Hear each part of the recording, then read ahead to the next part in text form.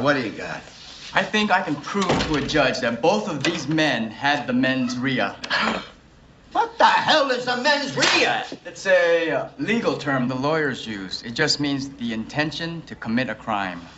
Okay, come on, let's go. Mens rea? Put the cuffs on him. How could we have gotten mens rea? We take blood? Can you do it without taking blood? We both use condoms. How is this possible? I want to see a doctor. Can I have an independent blood test? Money! I feel sick. What are you doing? Mens rea! Oh! Oh! My God! We are mediocre, and all mediocre people can do is get drunk and forget. Hey, bro, come on, let's get drunk. I get drunk. Real drunk. I want to get drunk. I mean, sure, when you get drunk, you're awful disgusting. You smell, too. Drunk and stay drunk. Let's get drunk and pass out. Did you get drunk, dance in your underwear and sing sea shanties? I got a hell of a good idea. Let's get drunk. All we want is to pass out and get drunk. And a little peace. So, we get drunk, and we're left like hell, and then we die. And the pipe dream vanish. They deserve to unwind and get drunk. We have to get drunk immediately. Are you gonna get drunk tonight, Daddy? Damn. Well, I say we get drunk because I'm all out of ideas. I'm having my Korean panic attack. How you doing? Good morning, good afternoon, good evening, good night, wherever you are, whatever you're doing, whoever you're doing it with, and however good it feels. It's me, Legal Vices. Welcome to the channel.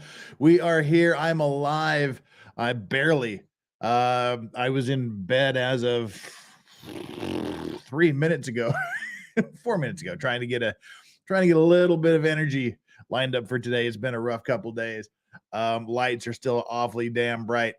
Puffy eyes, swollen. I've had 4 hours sleep in the last 24, 40, 72 hours, except for the hour and a half I just got. So all told, we've had about 5.5 hours sleep in the last 72 hours. So we're doing okay. Today's cocktail. Let's jump right into today's cocktail. It's a classic cocktail, the Lime Ricky. Lime Ricky is a great, amazing, fresh summer cocktail. You can enjoy it all summer long, or if you're me, if you enjoy your Legal Vices, you can enjoy it all year long. First thing you want to do is, and again, I say any cocktail worth drinking is worth drinking double, but let's do the double recipe. Half it if you don't like it. You want the juice of 1 lime, which is about an ounce and a half of fresh squeezed lime juice. And to that, you're going to want to add 4 ounces of bourbon, because why not? Again, use half a lime and 2 ounces if you don't want to double it. But why would you not want to double it? Take that. That's 2 ounces. Boom. Drop it in the glass.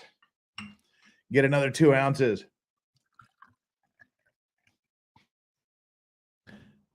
Drop that in the glass. Well, maybe that's why you don't want to do it, because it fills the glass up too much.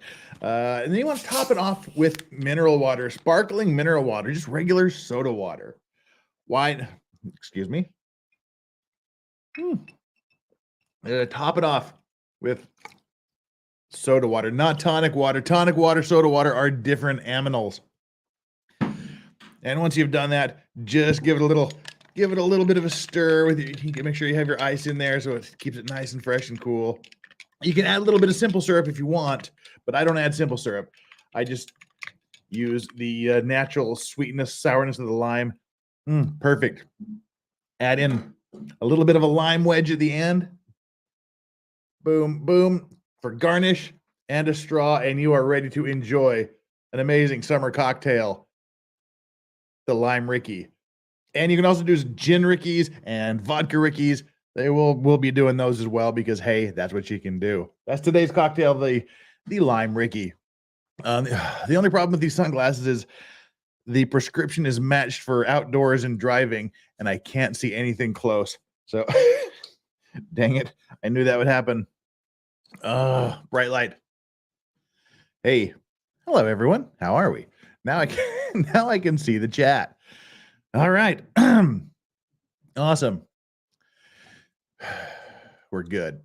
We are extraordinarily good.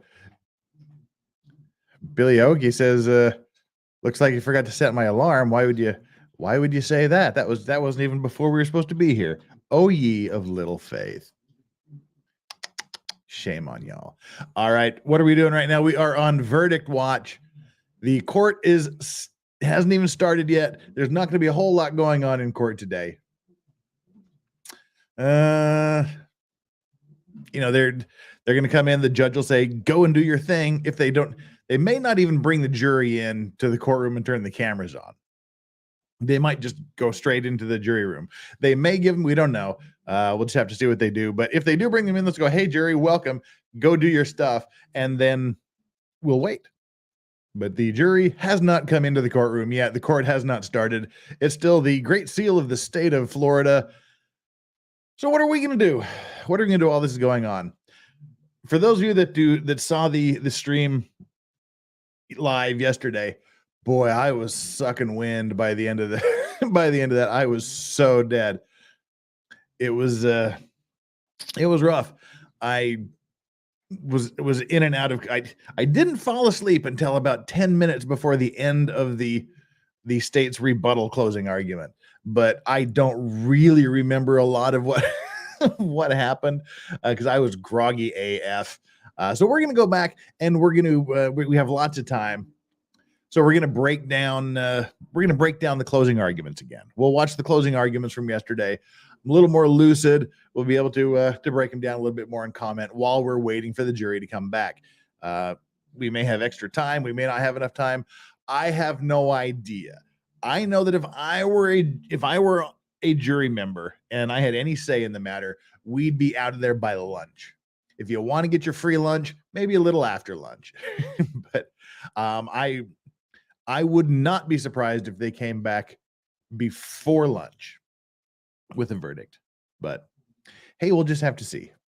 We'll have to see how we're gonna play this because I'm not gonna sit here all night.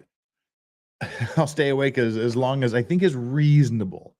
Looking for maybe 5 hours, and then we'll work on it somehow. So let's get started here, shall we? We've got our like and subscribe poll here. 629 concurrent viewers, 337 likes.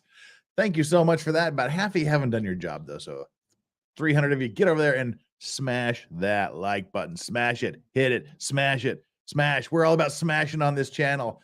Smash Brothers. Get it down there. Smash the like button. Hit that subscribe button if you haven't already done. So we've got about 100 subscribers out of this trial. So that's really, really good. That really, really helps.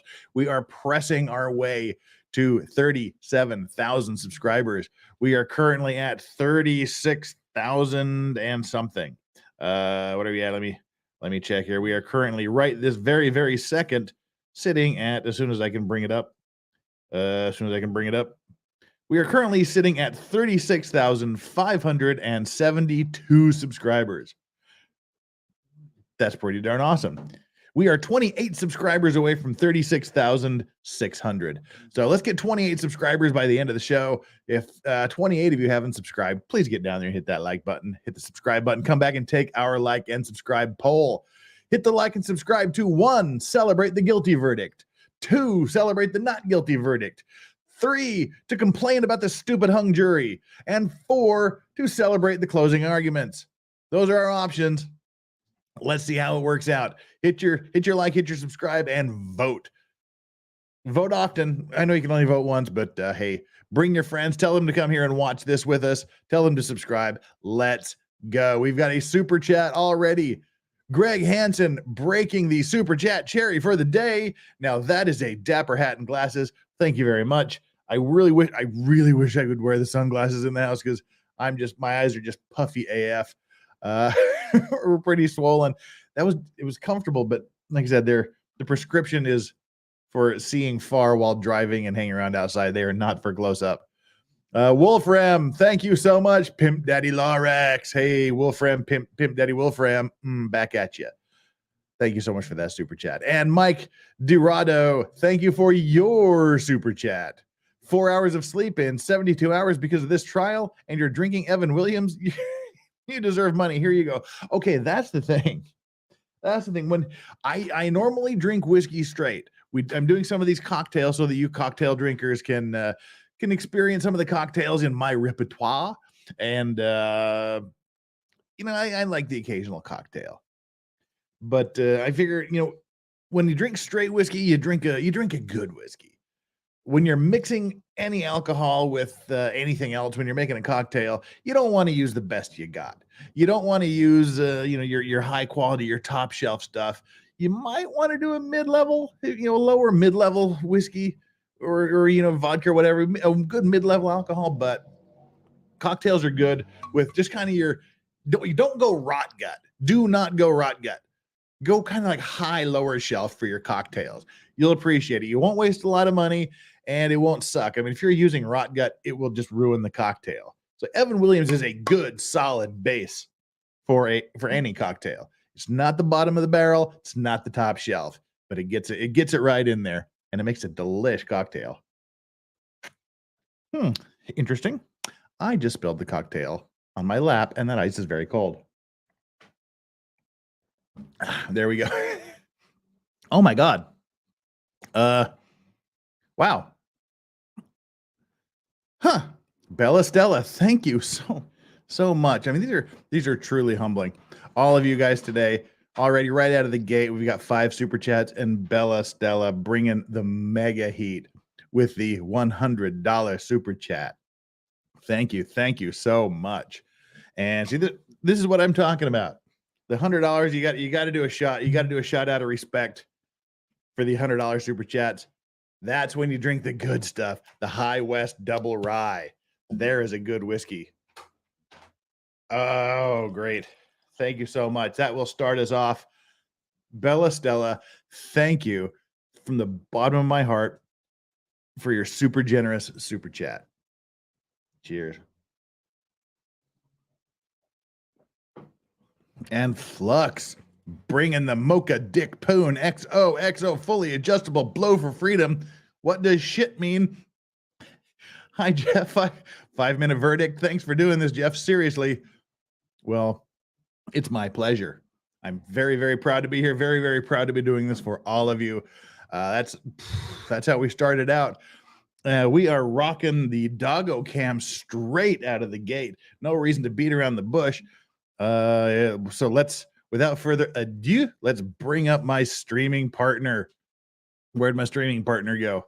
Today's streaming partner, I guess you have to add it to the stream first, is Strawberry.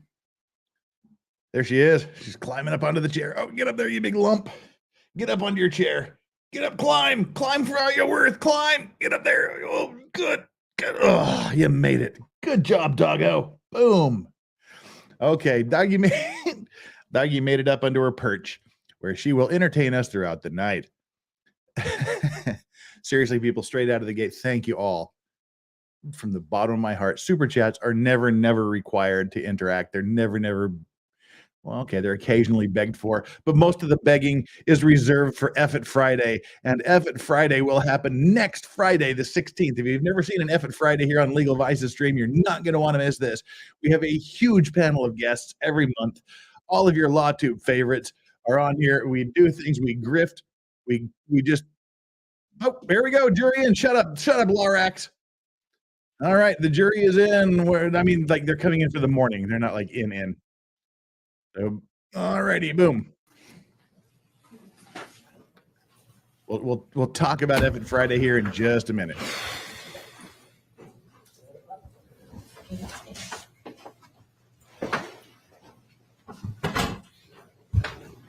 All right, everyone, take your seats, please. Once again, ladies and gentlemen of the jury, thank you for punctuality. It really helps a whole lot. Sorry I had to keep you waiting for a quarter hour. Nevertheless, we're all back here today. In just a few moments, you'll be taken to the jury room by the court deputy. The first thing you should do is to choose a foreperson who will preside over your deliberations. The foreperson should see to it that your discussions are carried on in an organized way and that everyone has a fair chance to be heard.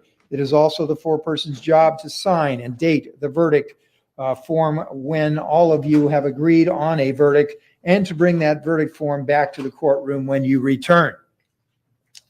During deliberations, jurors must communicate about the case only with one another and only when all jurors are present in the jury room. If a juror goes to the restroom, the deliberations should stop until the juror returns. You are not to communicate with any person outside the jury about this case. Until you have reached a verdict, you must not talk about this case in person or through the telephone, writing, or electronic communication such as a blog, Twitter, I guess that should be tweet, email, text message, or any other means. Do not contact anyone to assist you during deliberations. These communications rules apply until I discharge you at the end of the case. If you become aware of any violation of these instructions or any other instruction I have given in this case, you must tell me by giving a note to the court deputy. Of course, I have previously ordered all of you to relinquish cell phones, tablets, laptops, or other electronic devices to the deputy so that you do not have any such device here in the courtroom. Likewise, the rules do not allow you to bring your phones or any of those other types of electronic communication devices into the jury room. Leave them in your trunk. Your just devices like will, Travis of course, and be his returned to you friends after did. you complete your Travis's deliberations. friends If you need to allegedly communicate with left me, their send a note phones to in the the court trunk. deputy. If you have voted, do not disclose the actual vote in the note. I will tell you that has happened before. It creates a real serious issue. Please don't fail in that. If you have a question, put it in writing and give it to the deputy, who will give it to me. I will talk with the lawyers before I answer, so it may take some time before I address it with you. You may continue your deliberations while you wait for my answer. I will answer any question, if I can, in writing or orally here in open court. During the trial, items were received into evidence as exhibits. You may examine whatever exhibits you think will help you in your deliberations. The exhibits, with the exception of firearms, ammunition, or other weapons, or videos, will be sent to the jury room with you when you begin to deliberate. In closing, let me remind you that it is important that you follow the law spelled out in these instructions in deciding your verdict. There are no other laws that apply to this case. Even if you do not like the laws that must be applied, you must use them. For more than 2 centuries, since 1790, we have lived by the Constitution and the law. No juror has the right to violate those rules that we all share. Ladies and gentlemen, we've reached the point in this trial that always invariably makes me a little sad. It's making me nervous is what it makes me. In It makes me nervous Florida, as hell. in this type of case, there are 12 members to a jury, because all of you have been very punctual and have come back every day for the jury trial in this case. 2 of you, as you might guess, are alternates. The 2 alternates for this trial are Ms. White and Mr. Colon. I appreciate the fact that you 2 have spent all of your, I think it's been 13, 14 days, something like that, of your lives being ready, willing, and able to sit as jurors in this case, and in fact, sitting through the 14 days of trial in this case. So I appreciate your time very much. You're being handed a letter signed by me. That letter is essentially a transmittal letter, which provides 2 things. First, it gives you each a signed certificate that is suitable for framing or posting on your refrigerator or filing as you see necessary or fit. But also, there is a questionnaire on there. It's a very simple questionnaire. I encourage you to fill that out and send it back to me in the postage paid pre-addressed envelope, because I have made self-addressed changes in That's how I easy. conduct jury trials based on those questionnaires and responses, I should say, to the questionnaires by jurors who have come before you in the years before you, and even relatively recently before you. So I do pay attention to those things. Like I said, I've made changes in what I do based on the responses to those. So I thank you very much. You 2 are excused on the summons that brought you in, these many days ago. Thank you for your time. I appreciate it very, very much. Thank you both. You'll be escorted out. For the rest of you, because he is closest to me, I will hand this to juror number 7. This is the verdict form. If you would please give that to juror number 7.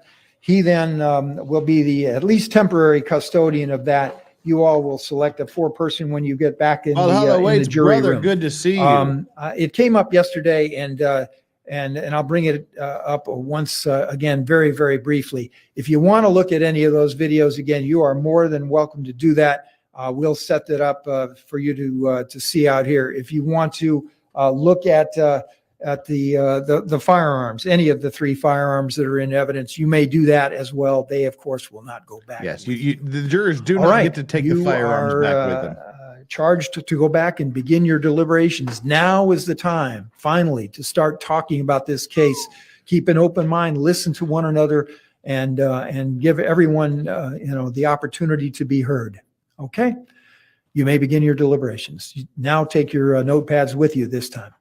And you can keep your jury instructions, as I said.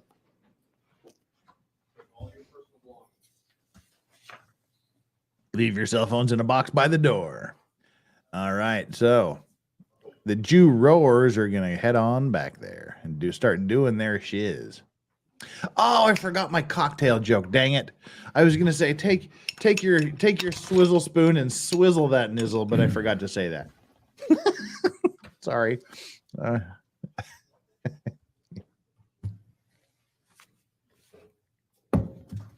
right, is the judge going to give us any more words of wisdom before he leaves?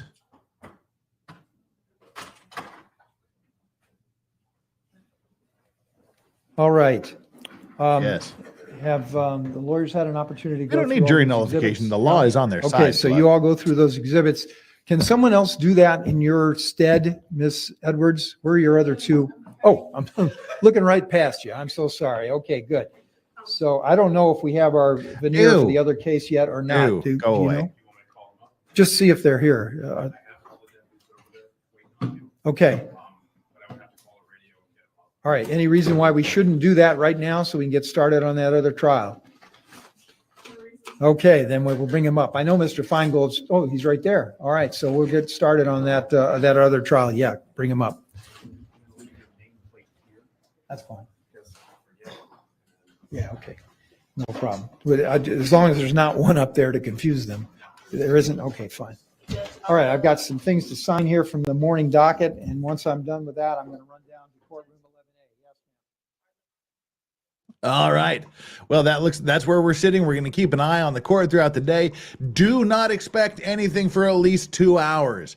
They have to at least pretend that they can go in right now and say this dude is guilty AF. Let's just vote guilty and get out. Or they can go and do the opposite and say, hey, this guy is innocent. He's not guilty AF. Let's just get out. But they at least have to give some time to pretend they went through the jury instructions. And then the judge will usually schedule 1 hour or 30 minutes after they get the announcement the jury has the verdict. So you're looking at least 2 hours. I'm guessing somewhere around the 4 to 5 range. I could be completely wrong. They could come back 10 minutes from now. They could come back in 10 days.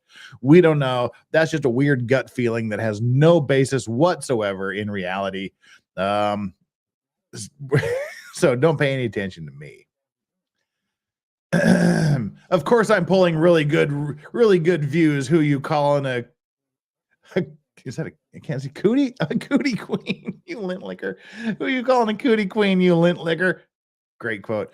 Dang, Jeff, you're pulling. Of course, I'm pulling in really good views because you are all awesome. There's 929 of you here right now. You can be watching Lon Cuck putting up with their weirdly sane chat these days. They're kind of on board weirdly for this case. I have my reasons for thinking why they might be supporting the defendant in this case, but I'll just keep it to my damn little self. But yeah, so 920 of you could be watching anybody else that's streaming this, but you chose to be here, so I love all of you for that. The Vice Racks chat, the Vice Squad is the best chat on the YouTube, so I appreciate all of you for being here. That is awesome that you're here. We're going to read some of the chats, some of the super chats I have tagged, and then just some that caught my eye as I quickly scrolled through listening to this. And then we'll have our first guest of the day. We'll Buddha Berries, love you, girl. We'll get to your quote here, and we'll get your chat here in just a minute. Guessing not today, says Vodka Blood. Yeah, you sound like a person after my own heart. Vodka Blood. Bourbon blood. I mean, it is possible. We'll just have to see. No idea. All right, I'm caught up just scrolling through the chat to see who's here. Love all you guys. You guys are absolutely awesome. And just starting straight out of the gate, and we'll redo this. We'll redo the Hujima What's It, the poll. We'll redo the poll every hour and a half or so, just to get a fresh view. Because I know some of you are incompetent and you hit the you hit the wrong choices. Make sure you read carefully, and some of you may change, and we'll get a turnover in people as well. Average viewers for these kind of things are about 1 hour, so about every hour we kind of have we have a statistical changeover of people. So we'll get into these. Currently, 5% of you think the dude is guilty. 78% of you think he's not guilty. 8% of you say hung jury, and 9% of you just say, let's celebrate the closing arguments. You're like the people that chose the celebrate the closing arguments choice. You're just the fence sitter of the fence sitters. You don't even want to speculate they might have a hung jury. We'll get later. Hey, Strawberry, what's up, girl? Why are you licking the chair? All right. Greg Hansen. Now that is a dapper hat and glasses. This is my favorite hat. I got this hat, which is it's a replica of the Clint Eastwood Pale Rider hat, which has ties to Utah history going back to the 1860s. I can give you the hat history someday, but this is basically the replica of Clint Eastwood's hat in Pale Rider. And the sunglasses are just bitchin' sunglasses. I lost my other ones paddle boarding. They're at the bottom of the Pacific Ocean out here across the street from my house somewhere. So I got these on sale. But thank you so much for that. So thank Yoda for eating my other hat, which required me to buy a new hat. Pimp Daddy Lorax, hey. Love you, Wolfram. You are the man. And Michael Dorado, again, we've read all these. We're just going to read them again because, hey, you deserve it. 4 hours of sleep and 72 hours because of this trial, and you're drinking Evan Williams. You deserve more money here. And this is for the doggos. I can't watch much today because of work, but I'll be listening. John Gordon, don't do your work. Pay attention to me. That's what we're here for. We are here to pay attention to the Lorax. I'm so drunk I can barely see, but it helps me get through another game. Anyway, Bella Stella, again, thank you so much for that. We'll get you.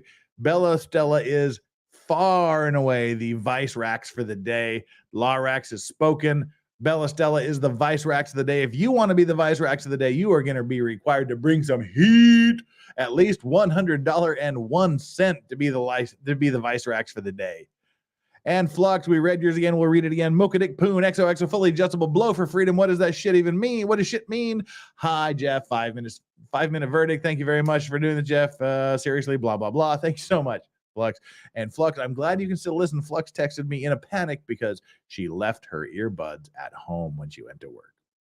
Clearly, you found another way to deal with that problem. Mary Rigsby bringing the $5 super chat. The celebration of life for the young man who died is interesting. It's on YouTube. Hey, look, at the end of the day, they're stupid. FAFO, F around, find out. But at the end of the day, a human life was lost because of this ghetto trash biatch who is sending people to shoot his shit up. Dead man walking, all those texts, because of this ridiculous woman, because of this horrific, horrendous, despicable human being, this money grubbing grifter chick whose BBL cash daddy didn't want to go to Canada with her, or whatever the hell the reason was. Because of her and her shenanigans, a human being did lose his life.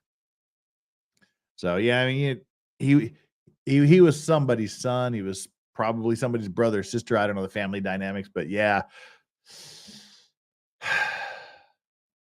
that sucks. And every day, regardless of the verdict, Travis Rudolph has to live his life knowing he shot someone to death. Dominic, she has to go through her life every day knowing that her stupid text to her brother caused a human boy to lose his life. Taylor, who brought his gun, one of the people who allegedly brought his gun to the scene, he has to know that his actions led to the death of his best friend, his brother from another mother. This is a sad case, but, actions have consequences. The Lonely Kakapo, thank you so much for your super chat with the New Zealand dollars. The only good thing I have to say about the state's rebuttal is that I could actually hear Captain Comeover because he was shouting so much. We'll get into Captain Comeover as this goes on. All right, that's everybody here. 909 of you here currently. We're watching. We're waiting for the jury verdict, what we're going to be doing. I got a few more chats to go through here, and then we're going to go into the closing arguments again. By the time we got to closing arguments yesterday, I was pretty damn groggy. The grog was real, and so I didn't pay much attention to a lot of what happened, especially the rebuttal by Captain Comeover.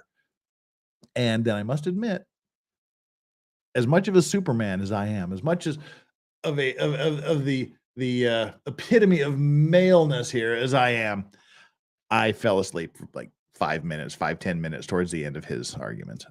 So we'll do that today. Hugh Jess says, that looks like Jack. Is Jack really bourbon? No, it is not Jack. I do not own a bottle of Jack Daniels in my house. Not that I wouldn't. It's just that I don't have it. Jack Daniels is ridiculously expensive here in Korea because it's a name brand here. A normal bottle of Jack Daniels runs about $50 in Korea. And there is no way I can justify spending $50 on a base level bottle of Jack Daniels. Evan Williams is solid. Is Jack Daniels really bourbon? Of course it is. I will fight anybody to the physical and legal death on that. Just hands down. Don't even start. Don't even bring it in chat. Jack Daniels is bourbon. And the fact that we have arguments based on, no, it's not bourbon, it's Tennessee whiskey. Let me just say, all bourbon is whiskey. All whiskey is not bourbon. Tennessee whiskey is a subset of bourbon. That's all you need to know. Jack Daniels is bourbon. If you look at their FEC filings, all of their filings they need to do, their legal filings to market their labels and whatnot, they are labeled as a straight bourbon whiskey. That's what they're labeled as. They admit it. The master distiller before the current master distiller, there's a you can go to YouTube and search it. He said, yes, we are bourbon. We just don't like to admit it. He flat out said it. Jack Daniels is bourbon. No question. Don't even argue with me about it because you're wrong. I am the Vice Racks. I am the Law Racks. I am the Legal Vices. I am on Instagram, Whiskey Guy Korea. I know whereof I speak. Legally, Jack Daniels is a bourbon. They just don't like to talk about it. They just don't like to admit it. They like to say because they go through the Tennessee filtration system, they are bourbon plus.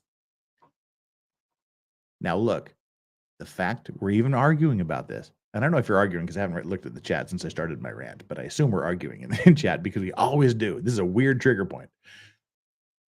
Think of the free advertising they're getting by saying we do not identify as bourbon. Just think of it that way.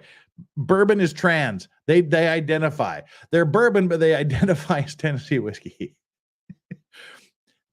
Look at the free advertising they're getting out of this. Everybody has this argument. Bonus to you, Jack Daniels. All right, enough of that. You didn't care about that. That's my weakness. I'm the Law Racks. I'm the Vice Racks. I am the Legal Vices. I'm the whiskey guy Korea on Instagram. I care about whiskey. My local bar, I have my own little whiskey glass. The bar, the owner, well, not a bar, it's a restaurant, the steakhouse, but it has a nice bar. The owner, he gives all the VIP customers their own glasses with nicknames. He has nicknamed me the whiskey slut. I know what I'm talking about. Jeff, were you a bartender or just enjoy mixology? I don't even really enjoy mixology. I enjoy whiskey. I enjoy alcohol. Whiskey mainly. I'm starting to kind of get into a little bit like wines and cognacs, maybe a little bit of rums, but mostly whiskey. I'm a whiskey guy. I just make cocktails because they're fun to make occasionally and they're good in the summer. Silent Tip says, just picked up a bottle of a Redemption cheated bourbon. I'm assuming weeded bourbon is what you meant to say. Know what I'm having when I'm done with work for today. Redemption is a good solid bourbon. That would be a good bourbon. Vodka lime and sort of the vodka Ricky. Yeah, I was actually debating whether to do a vodka Ricky or the Strand Standard Lime Ricky today. You are not you are a simple gal, but not simple and basic are different. I like simple. Any cocktail that has more than 3 ingredients is just foo-foo. 3 ingredient cocktails are the best cocktails. Mr. K, legal vice is 4, maybe 5 hours, lol. Does your building have a net system? I don't know what a net system is. What is a net system? I don't know what a net system is. Sorry, Mr. K. But whatever it is, my building probably doesn't have it. I only drink tequila if I drink. I don't drink much. Nothing wrong with tequila. There is some amazing simple tequilas. Buddhaberries, I did not miss your last chat. We haven't got to it. You are 3 chats from now. Jenny B, Jeff should be drinking Patron. Yes, that was part of the testimony. She whacked this dude over the head with a Patron bottle like whack-a-mole at the carnival. She was acting full-on carny goer by whacking him over the head. I actually thought about drinking some Patron today. I must admit. Then I realized, oh, I don't have Patron. I thought I had a bottle of Patron because I'm not a big tequila guy. But there are some tequilas I like. I thought I had a bottle of Patron, but I went and checked. It's a bottle of Don Julio. So, I mean, same general basic, shape, but Patron is Patron. So, yeah. Couldn't do the Patron today. Sovereign Bosman missed most of this case. Why is the judge so angry? He's not really angry. He got a bit grumpy because they were taking so long. And he was supposed to have started another trial last Friday. So he wants to move this thing along. And you may have heard him just a minute ago talking about, okay, we can start the other trial. He is doing 2 trials now. While this is on jury verdict watch, he is doing jury selection in another case.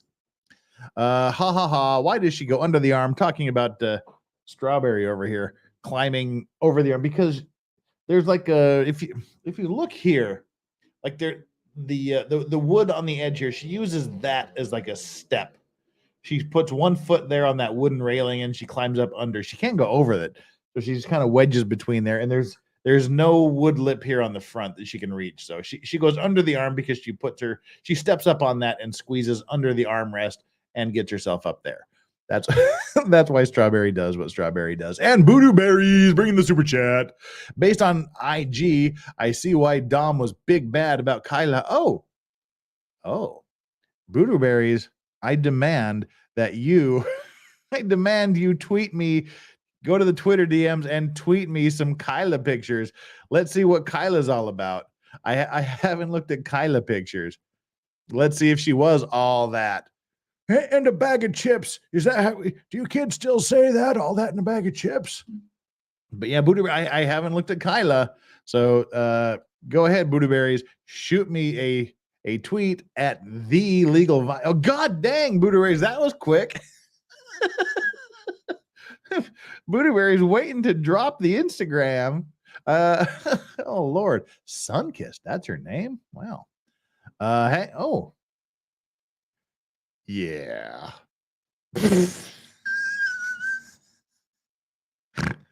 Yeah, okay.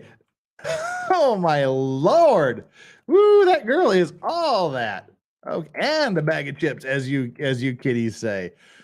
Holy Lord. All right. So Big Kai. Big Kai is her Instagram name. All right, everybody. This is, as you will recall, this whole thing started because he was in Florida for a month, getting ready, doing some rehab, doing some practice, getting ready to go to the CFL, the Canadian Football League. And when he got back home, his woman, Dominique, who someone in chat said they make frog cookies by smashing her face into dough. She had his phone password, so she was looking at his password and she saw in his phone and saw that he was talking to some woman named Kyla. And then they got in a big shouting match, and part of that was him going, "Yeah, well, she's got a better body than you." Yeah. For those of you that are wondering what Kyla looks like, I really wasn't, but now I'm glad that Bootyberry sent that. Here is Kyla. This is the woman we've all seen Dominic, or Dominic as people call her, whatever you want to call her. But yeah. This is reportedly the Kyla Mm-hmm. Yeah. Oh, Lordy. There goes the monetization. Woohoo! If you're going to get demonetized, Kyla's the one to do it, baby. All right. So, Buddha berries, I must say, I understand. Big Kai, Florida, the ATL, CEO of Kyla Cosmetics.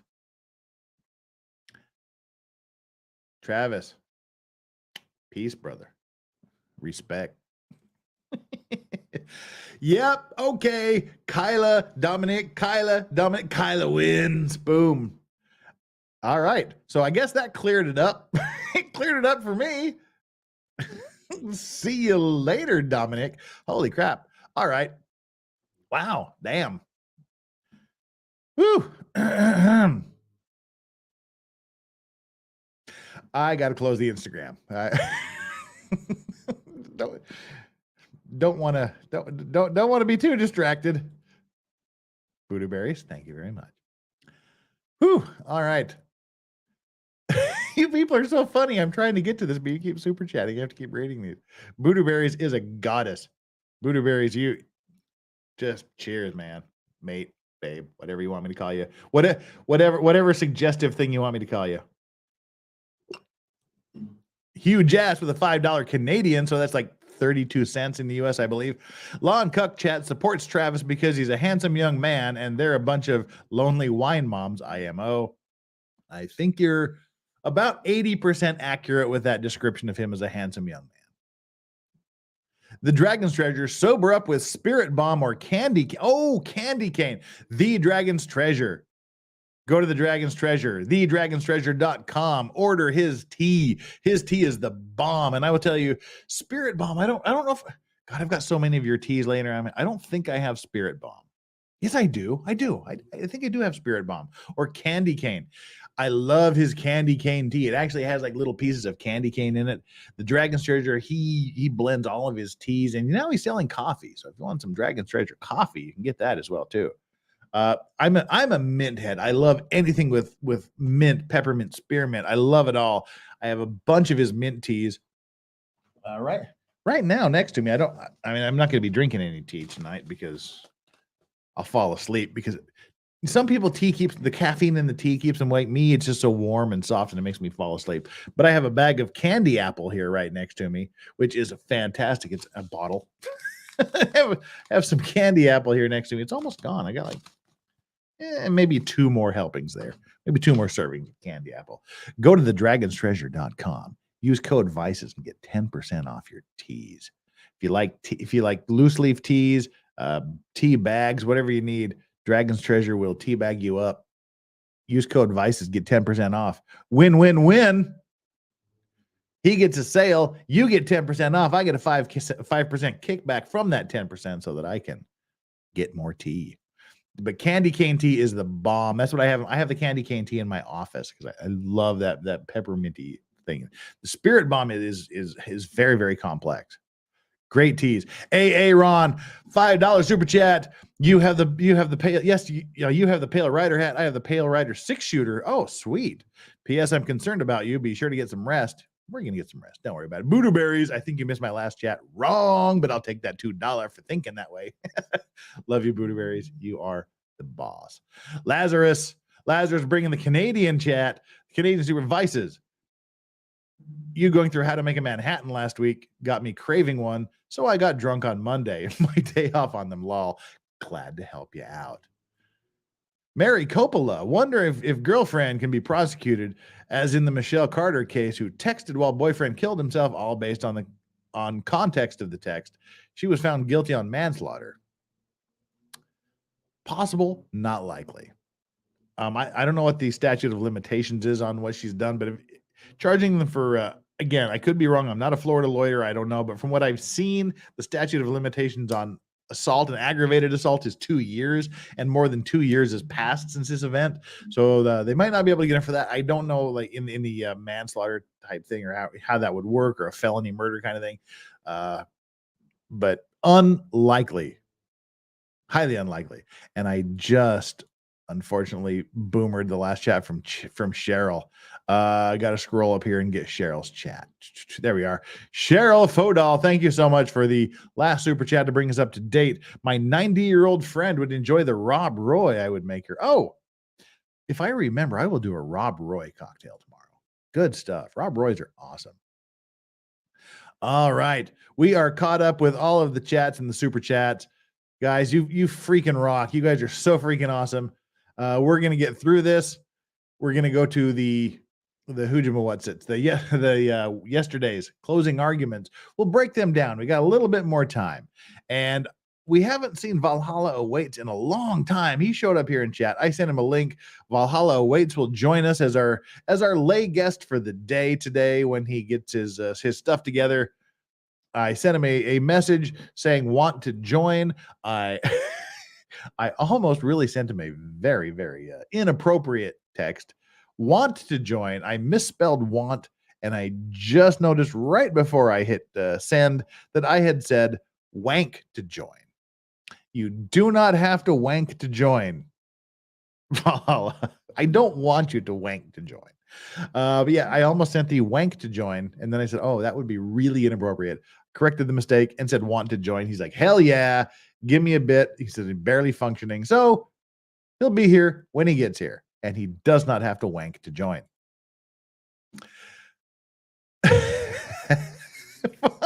It's too late. Oh no, you are now uninvited. All right. We're locked and loaded here. Oh, that's funny. Right. Jury watch is on. Here is the beginning of the closing argument. We're going to rank these from best to worst. We have lady prosecutor, we have defense guy, and we've got Captain Comeover for the prosecution. This is a lady prosecutor. I'm giving her the position of number 2. She was the second best. She was right in the middle. She wasn't the best. She wasn't the worst. But let me tell you, the difference between number 1 and number 2 is a chasm. It is a vast void of space. The level between 1 and 2 is ridiculously huge. She comes in a far distant. Pretend that the prosecutor is a transgender swimmer who beats the girl swimmers by 45 seconds to a minute, and then she comes in. She's that number 2 female swimmer. There you go. That's a good analogy for you. All right, let's start. Argument for the state. All right, go ahead, Ms. Edwards. We'll be starting and stopping as necessary to discuss this as we go along. Good afternoon. Good afternoon. I want to start by saying, no, don't do that. From all of us, I think I speak perhaps for Mr. Shiner as well, but also for the court and the family members and everybody who's been here. Thank you so much. I know we promised you a lot when we started this process about how quickly this was going to go, how many hours you'd have to wait each morning, how much you would have to put up with throughout the entirety of this. Oh, lady, and you have given of your time. You have listened. You've paid attention despite all the delays and everything that we've thrown at you. So literally from the bottom of our hearts, thank you. I want to start this conversation with you by talking about something that is obvious to all of us, but I want to make sure that we're on the same page.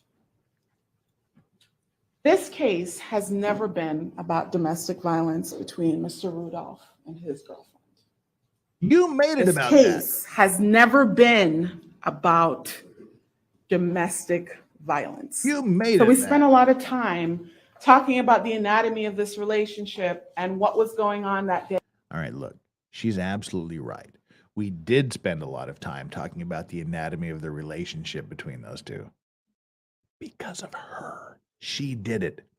She made us talk about that relationship.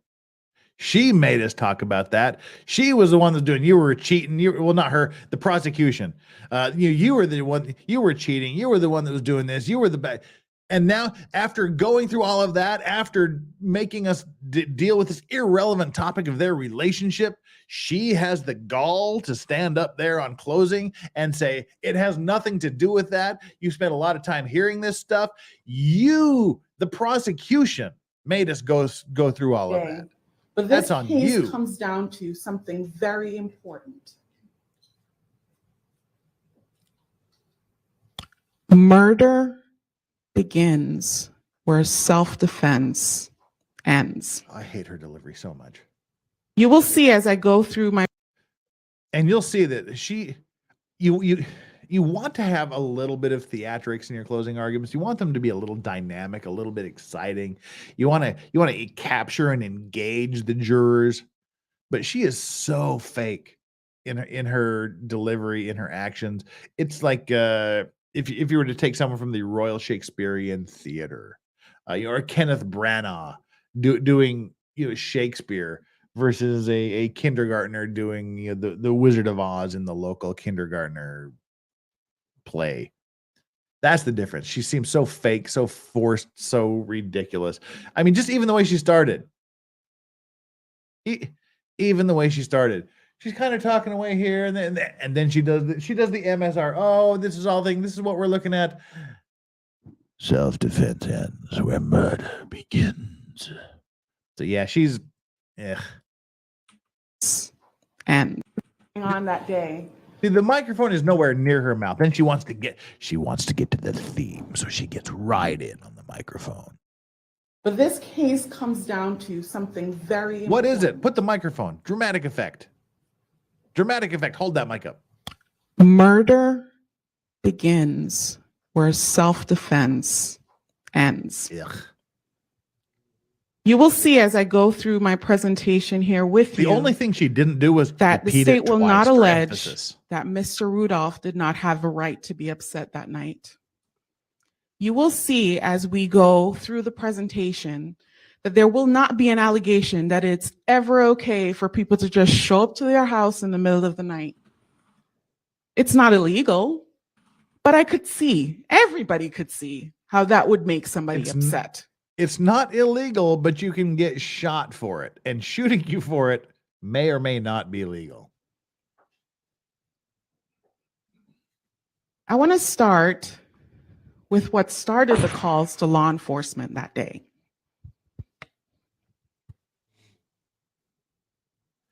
Now, this, I think, is misleading. And I mean, I probably would have tried to object.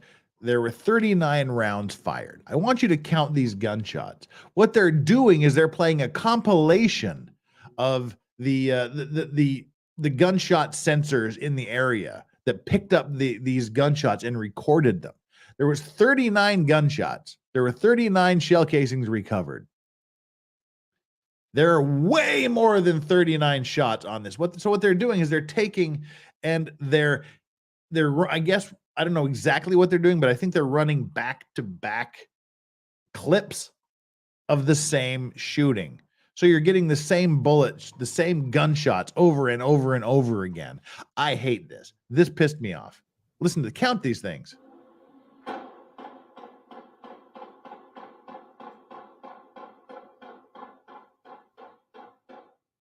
That's 21 by my count.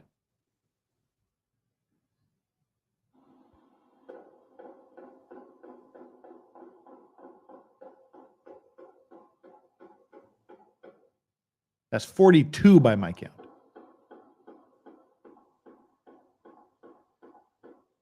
I've lost count. We're over 50.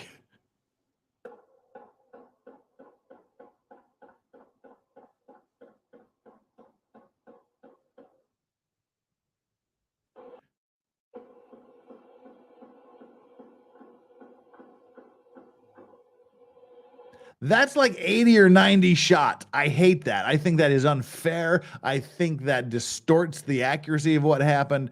I did not like that when they did it during their direct examination, and I certainly don't like it during the closing arguments. I thought that was shady AF, and I'm surprised somehow it wasn't objected to or explained, because that's not what they heard. That's what they heard from several different recording devices. Oh, there's more. That's over 100 shots. F you. F you, prosecution.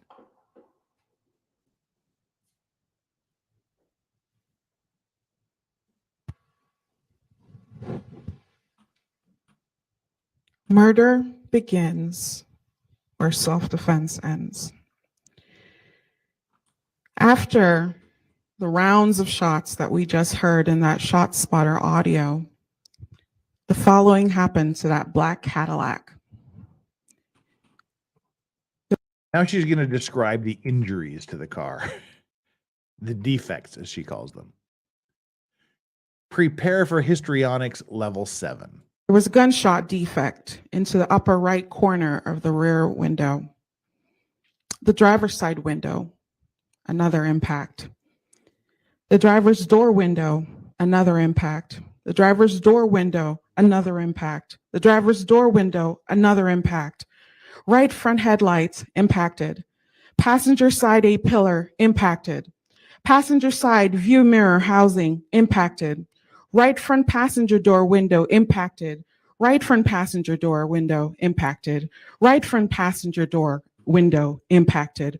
Right front passenger door window impacted. Right front passenger door impact. Right front passenger door window impacted. Right front passenger door. Right front passenger door.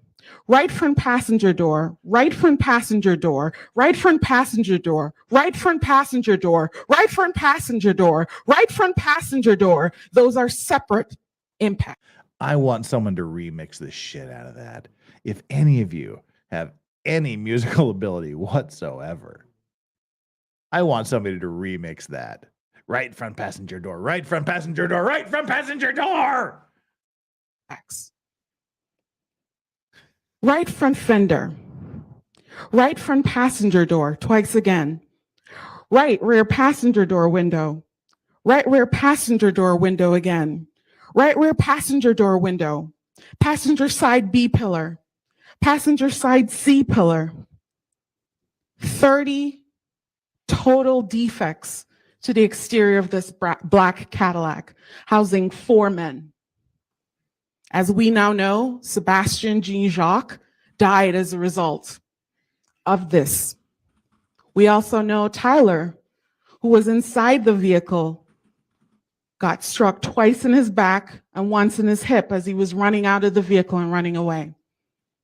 That's me. The other two, they don't have visible scars, but you saw them for yourself on the witness stand. You want to talk about dealing with trauma and being unable or unable to do things that day? Imagine trying to pull your friends away while that many shots are being fired at you. Imagine trying to navigate through a 3-point turn because of the way your vehicle was pointed. Now, I can't tell, and I'd be interested to hear what chat thinks, because here it sounds like she's like laughing at the absurdity of what happened, or she's trying to fake crying. This is how bad she is. I'm not sure what she's trying to do with this. I don't know if she's trying to like laugh and mock the defendant or if she's pretending to cry. I honest to God can't tell. Okay, chat seems to think that she's trying to cry. She's trying to get emotional and fake cry.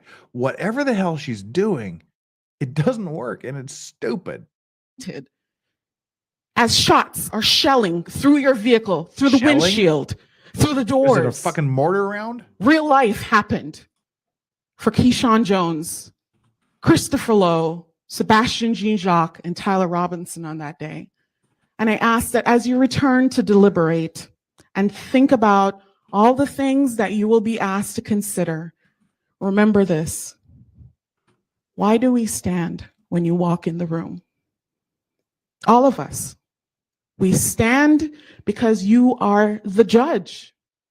It is a matter of respect. It is also a matter of honor to sit as jurors of peers and decide an issue.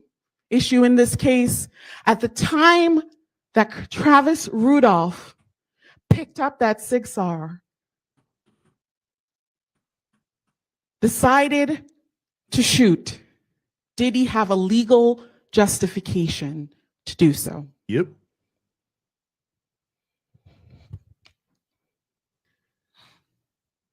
Next, I want to draw your attention to the 911 call.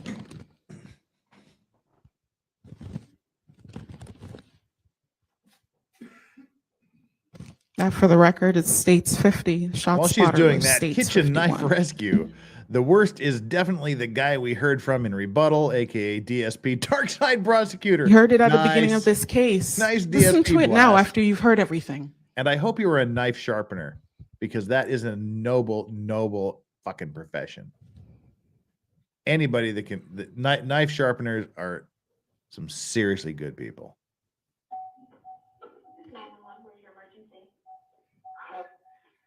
We need ambulance. Who are you? We're on 40th Street and I don't know, we're in North Lake, 40th Street and Broadway? Broadway, yeah, 40th Street, Broadway. What's going on? Now I'm going to break this down a little bit as they go, because I'm just going to tell you what. All right, let's just go through here and break this 911 call down a little bit. I've boosted the volume so that you can all hear it as much as possible. We have someone who's shot. He has a DSW. He's shot? He's not moving. Yes, he's not moving. All right, let me get the next line. One moment. Please hurry. Yeah. So you can hear this ding, ding, ding in the background. The car has stopped working. They were arguing, the prosecution was mentioning that they called the one of the witnesses was saying that it was Tyler. He was saying they called 911 before the car stopped moving. You can hear the car door open, ding, ding, ding. So that proves he was lying to me. I'm dropping it now.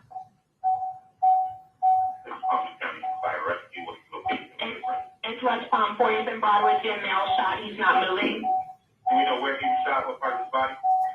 I'm not sure. I can't tell. But he's not moving. And he's the only one that's injured there? He's the only one that's shot. Yes, please. Okay. We have help on the way to you. We're sending police and paramedics. And you say you can't tell where on his body he was shot, right? I can't tell. All right. And he's laying in the road up there on 40th Street. 40th and Broadway, there's a gas station, a van auto park, something.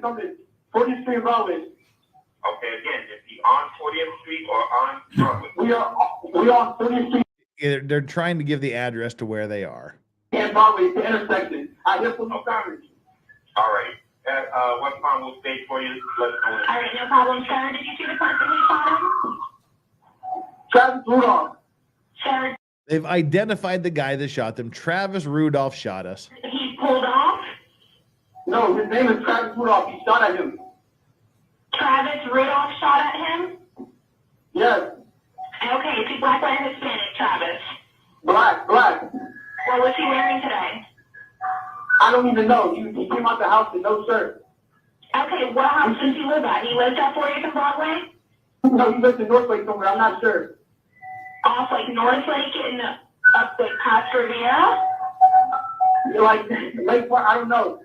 Please, I think I understand they're going to come help and the medics are around as well, but you're saying Travis Rudolph shot him here, so was he in a car?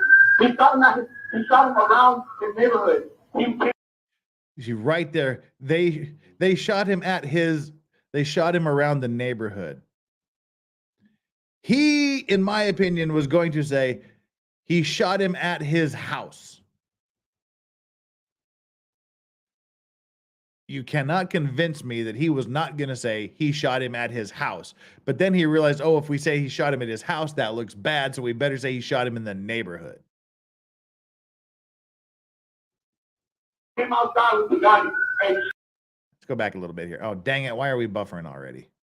Don't buffer on me like this. Don't buffer on me, bro. He shot him around his neighborhood. He came outside with the gun and shot at him. He came out of his house with a gun and shot at him. Tyler here on the 911 call forgot to mention they rolled up on his house after midnight. 4 guys got him out of the house, sucker punched him, started beating him and his brother in a 2-to-1 fight against each of them. And he finally managed to get free, go back in his house to grab a firearm to protect him and his family from the guys that were assaulting him and his brother. Yeah, they forgot to mention that when they called 911. They just said he came out of his house with a gun and started shooting him. But this the lead detective, she couldn't be bothered to investigate this shit. She could only bother to talk to them for 17 minutes total. Her talking to the witnesses, the alleged victims in this matter, for a total of 17 minutes brought her down to her conclusion that Travis Rudolph was the aggressor. Yeah, he forgot to mention some really important freaking facts when making that 911 call. Okay, but where did that happen? You guys drove to this location? Yes, we were trying to get to the hospital, and we came down the street, and the car stopped working. Yes. See, that right there. Did you drive to that location? The dispatcher was talking about, did you go to his house and get shot up? But they were saying that no, we drove here. He sort of changed the subject. Okay, Northwood. Are you shot as well, sir? I don't think I'm shot. I'm not shot. It's true. Okay, do you know Travis's address? No, I'm not sure. He doesn't know the address. Bullshit. You all got text messages how did you get to his house if you didn't know where the address was? You all got a text message saying where his address was. Come on. Okay, so you guys were hanging out at his house. He came outside, shot at you guys, and you drove to this location? We came to talk to him. He came outside trying to fight. He came outside trying to fight. Bullshit. He came outside to figure out what the hell people were doing on his doorstep after midnight, and you sucker punched him and started the fight because his ex-girlfriend got pissed off because that hottie there on Instagram was slipping into his phone conversations. She got upset, sent her brother a message saying, go shoot up his shit. His brother sends a reply. Her brother sends a reply saying, he's a walking dead man. He's a dead man walking. He got his friends. You all rolled up on his house. Don't say he came out of the house looking for a fight. You started the fight. You brought the fight to him. You brought the fight to his front porch where his mama and his brother and him are living. Into the car, and he went back into the house, got a gun, came outside. We were in the car driving away, and he started to shoot at us. He came outside, we got in our cars, and we tried to drive away, and he started shooting at us. Fuck off. Just fuck off with that explanation. Okay, Mel. How many other people are with you right now? 2, and my friend who was with us, I don't know where he's at. We drove away as soon as he started shooting. Yes, 3. Okay, this wasn't Tyler on the phone, I guess. This was... Sorry, I've been misleading you, chat. This wasn't Tyler. Tyler was the one that's missing. He ran off with his gun that he forgot he fucking had in his pocket. This is the brother, I believe, of the ex not girlfriend. Sorry, I misspoke. 3. Okay, you see the police? Yes, we see the police. All right, go ahead and flag them down, okay? We flag them down. Please. Right here. He's in the passenger. Please. Oh my God. Oh my God. I love you, bro. I love you.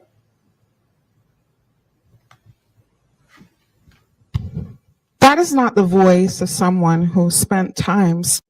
Hang on there. Let me pull her volume back down to normal human levels. All right, that's the misleading super chat. I don't know why I just said super chat. That's the misleading 911 call. Flux, it's like half of Canada is on fire. Seriously, in all seriousness, people in Canada, thoughts are with you. That you got a lot of fires to deal with up there. Hope things get taken care of soon. As little issues as possible. Thank you for that, Flux. And Joe Pottinger. Surely, if Sebastian was shooting from the car, it's entirely possible that any casings could remain in the car, then disposed of before dialing 911. Well, that's what the state was saying. They were saying that Sebastian died with a gun in his hand. That's why his hand was in the rigor mortis position of holding a weapon. And that's why they didn't call 911, because they were busy disposing of weapons until the car broke down and they got safely away. But we will never know because the investigator didn't investigate anything. And Kitchen Knife Rescue said, Legal Vice says, yep, I sharpen knives. It's what I do. Mad respect to anybody that sharpens knives for a living. You keep my kitchen functioning. Anyone that can. Okay, I have to admit, I rabbit hole some weird things on YouTube, but two of my favorite things to rabbit hole are Japanese knife sharpening videos and farrier videos, hoof hoof treatments, animal hoof treatments. I enjoy watching cow and horse hoof trimming and treatment videos. I can't stand those freaking pimple popping videos. They make me sick and want to vomit. But relieve some good pressure from an abscessed horse hoof or cow hoof. That's cool. I'm all over that.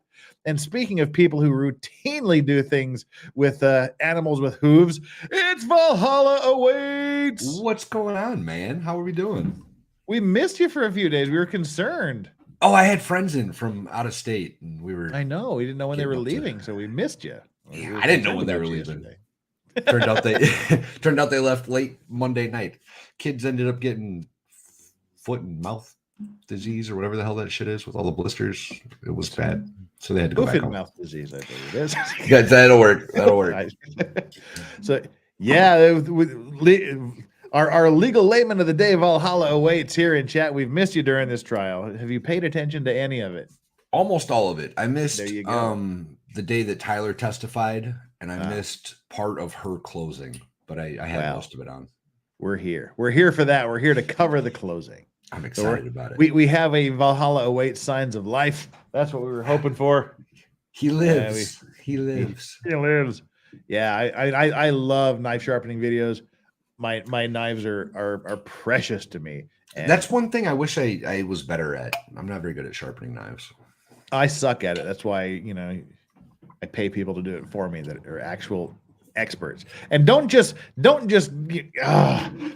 those kitchen things with like the dual ceramic V shaping. You just drag your knife across those. Holy Christ, don't do that to your knives. And never put knives in a dishwasher, people. The dishwasher will F up your knives in a hurry. Those are abrasive, horrific things. Find people like Kitchen Knife Rescue in your neighborhood. There's going to be professional knife sharpeners out there. Keep that magic razor sharp edge on your blade. Make those knives last a long, long time. I just learned that you shouldn't put them in the dishwasher recently. Yeah, do not do that. Dishwashers will brutalize the hell out of a knife. And AP says, Lamau, Jeff missed saying she slid into his DMs is funny. I believe I said she slid into his messages, and they were a thing because they had the messages going back and forth on the phone. They were smashing. We all know that. We all know they were smashing, which caused this whole thing. I don't know that I blame them though. Kitchen Knife Rescue is not the pull through, anything but a pull through. Exactly. I go. Oh man, was good at sharpening. I just go buy a new set at IKEA. Okay, that. All right, whatever. You do you. I'm just like a weird thing. I have my one cleaver. Cleavers are awesome. I love my cleavers, and I have one shun knife, which. You spend way too much on a Japanese shun knife, and it's precious. It's precious, precious, precious steel. All right, we don't care about my knife collection. Congratulations to the 992 of you that have found us. We're working our way here through the closing arguments while we wait for the jury to come back with a verdict. We have our good friend Valhalla Awaits here. Go to his channel, Valhalla Awaits. He's got a goat on his icon because he raises goats. He has some beautiful farmland behind his house. He's got some baby goats. He's got lots of baby goat videos. We love the baby goat videos. He is there. Subscribe to his channel. He's a LawTube adjacent person who somehow has managed to weasel his way into the community, and we love him for it. I get that. We love you, man. We're happy you're okay. We were kind of starting to get concerned because we hadn't heard from you. Oh, we were just having a lot of fun. I'm still recovering. Swan Lake Lady asked June or Beaver Cleaver. Oh, definitely the June cleaver. We're definitely the June cleaver. We don't, or well, could be the Beaver Cleaver or June's Beaver Cleaver. No How comment. about both? Yeah. June's beaver cleaver. That's what it is. That's what I'm gonna start calling him a junk now. June's beaver cleaver. This sounds dirty. It is. So before that goes too far, let's go. Let's get back to this. Stopping to throw away firearms as not the voice of Of course, it doesn't sound like someone who stopped to throw away firearms because they were already thrown away. Right. He'd already driven past a hospital before they made the call about please help us get to a hospital. They didn't call 911 and say help us because they thought they could get to the hospital faster. As someone who didn't care about getting his friend to a hospital. That's the voice of a man who is terrified about what he just experienced and that his best friend who's sitting right next to him is now dead.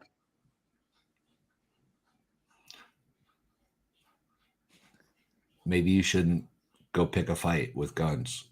Yeah. What does murder begins where self-defense ends mean? It is unlawful to use or continue to use deadly force when the attacker or intruder is no longer an imminent threat. Correct. I'm with you so far. In Florida, self-defense instruction is called the justifiable use of deadly force. It has both an objective and a subjective component, and we'll talk about that. Justifiable use of deadly force is the instruction that you will likely spend a lot of time on. So I'll talk to you about it here. All right. It reads, Travis Rudolph was justified in using deadly force if he reasonably believed that such force was necessary to prevent imminent death or great bodily harm to himself or another, or the imminent commission of attempted murder, aggravated battery, aggravated assault against himself or another. And then it defines what deadly force is, which you probably didn't need.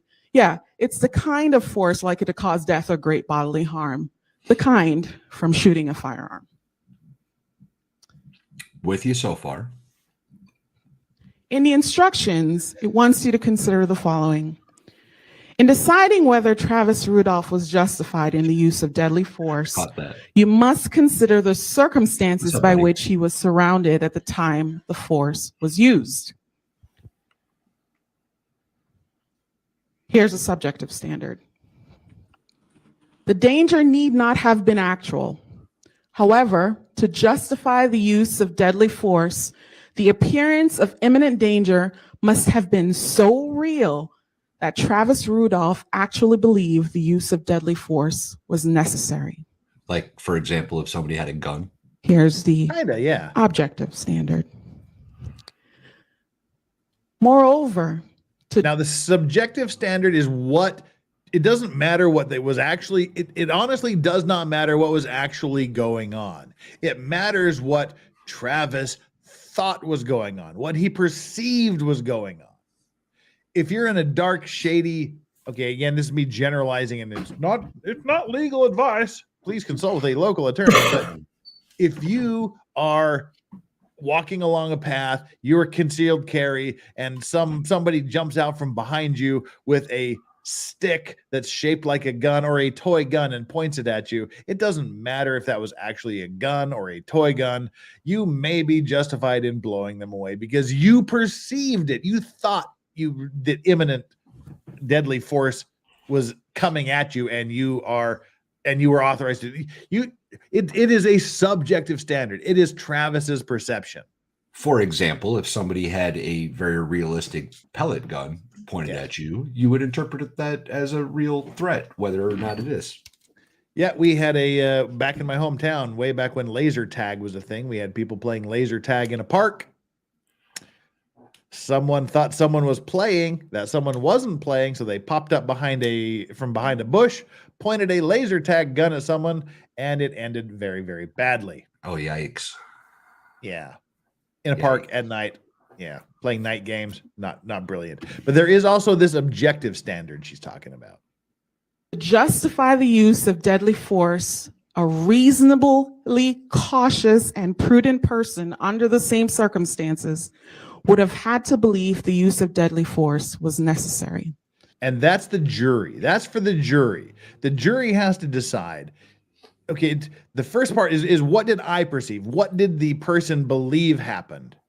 And then the jury will decide, is that reasonable? Would a reasonably prudent person believe that the actions of this person were necessary? So that's the jury putting themselves in the mind of the person. You don't put yourself in the mind of someone like, imagine if you were doing this. You say, imagine if I was that person. Is that a reasonable assumption? Was Travis's assumption that there was a gun pointed at him? Is that would a reasonably prudent person agree that that's what happened? And the action was necessary to prevent whatever bodily harm he perceived was coming at him. So it's not just about what Mr. Rudolph was thinking. It is also about what a reasonable, objective person thought was reasonable and necessary under the circumstances. Yep. Initial aggressor. Don't do that, y'all. Don't Why do is the this prank important? stuff. That's Well, it's such a bad please. idea. If a person in the state of Florida Get rid starts of a fight, starts an issue with someone, and then that person simply reacts to it, that potentially could be self-defense. Like in a However, Yep. if the initial aggressor, the person who started it all, clearly shows an intent to remove themselves from the violence, but the person who the force was used against first decides they're not done and would like to continue the violence, that's where we have the problem. Well, I mean, again, not being a Florida lawyer, I would disagree with her. It's not whether they intended to remove themselves from the situation, whether they did remove themselves from the situation is what I would. And of course, I don't know what the actual legal standard is because I couldn't follow the 29 pages of jury instructions we got yesterday. It was a lot. But intending to do something and doing something are different. In my opinion. Could be wrong. Just my opinion. And Wolfram says, okay, then I should not be using a pull through or a dishwasher on my swords. Oh, Wolfram. If it's a sword, according to what I know from movies, you should just be using a rock to sharpen your sword.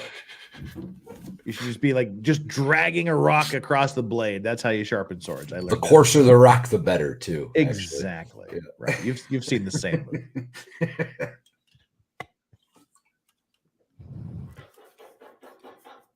Do or do not. There is no try. Is this aggression? There is no try. Only do or do not. Is it? Exactly. That will be the question before you.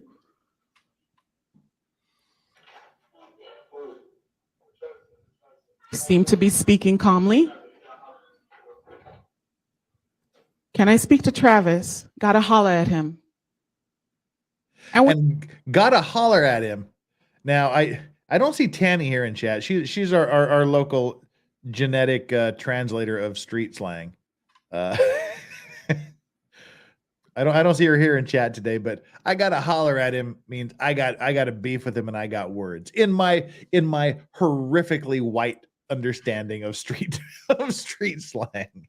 Sounds good to me. So just the fact that someone says I gotta holler at him means I got words, I got beef.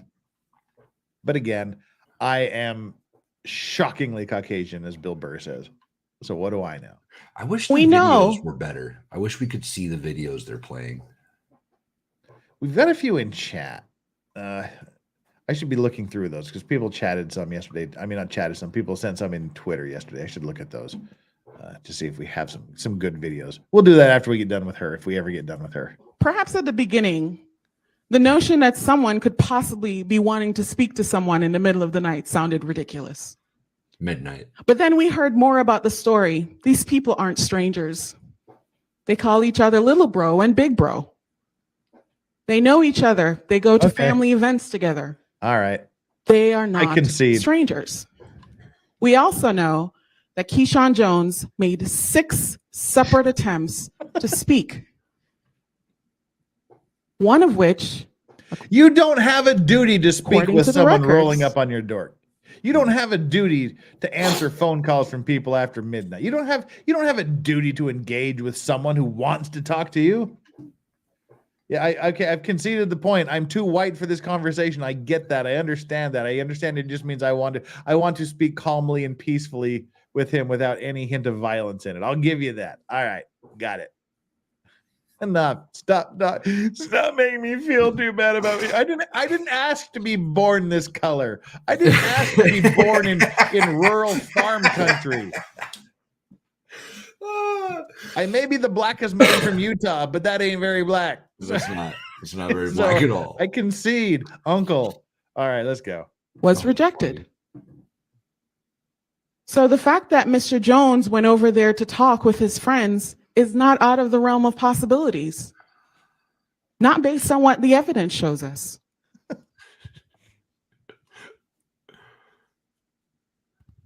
We also know a fight happened outside where no weapon 1988. is used. Give me a break. How do we know that? I know you heard differently, so you're like, tell me, Miss State Lady. Let's look at lady. I'm okay again. Tanny girls in the house. We have all of our ghetto street talk translation needs met. I'm present, listening in the background and pretending to work. You've passed the black basics course. Thank you so much. Thank you so much, my sister. Oh, that's good. Yeah, and for those of you, I mean, that was the stories. I play like Appalachian blues, like Mississippi John Hurt, Reverend Gary Davis, Blind Lemon Jefferson. That's the kind of blues I play on the guitar. And I was playing that in a park one day, and a black gentleman came up to me and dubbed me the blackest man from Utah for playing those blues. That's where it ends. But so I've passed the black basics course. Thank you very much, Tanny Sims. I appreciate that. I've worked hard. I've worked hard. I love you, girl. You're awesome. All right.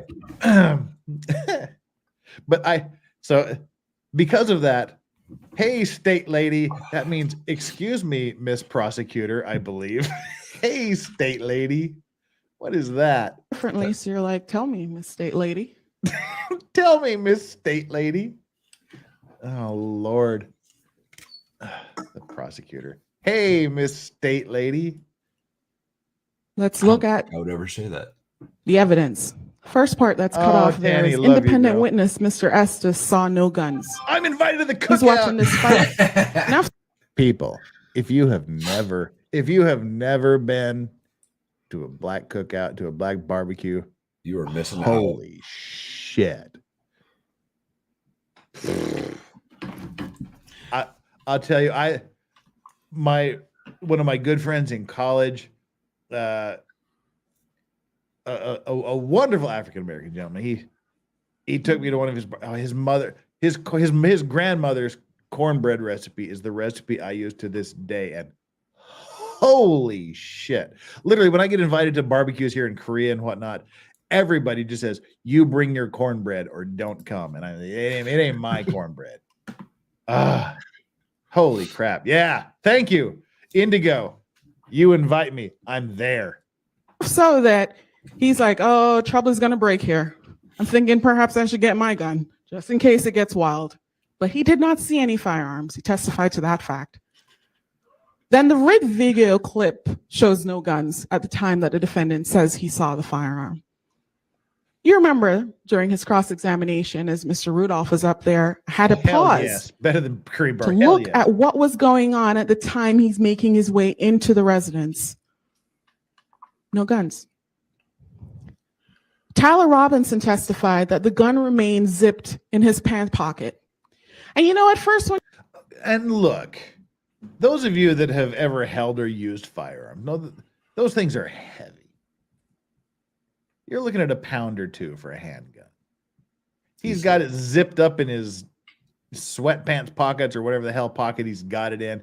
And he forgets, especially when he's running away, this big piece of metal slapping against his leg. I'm not believing he forgot that for a damn second. No, I'm not buying that.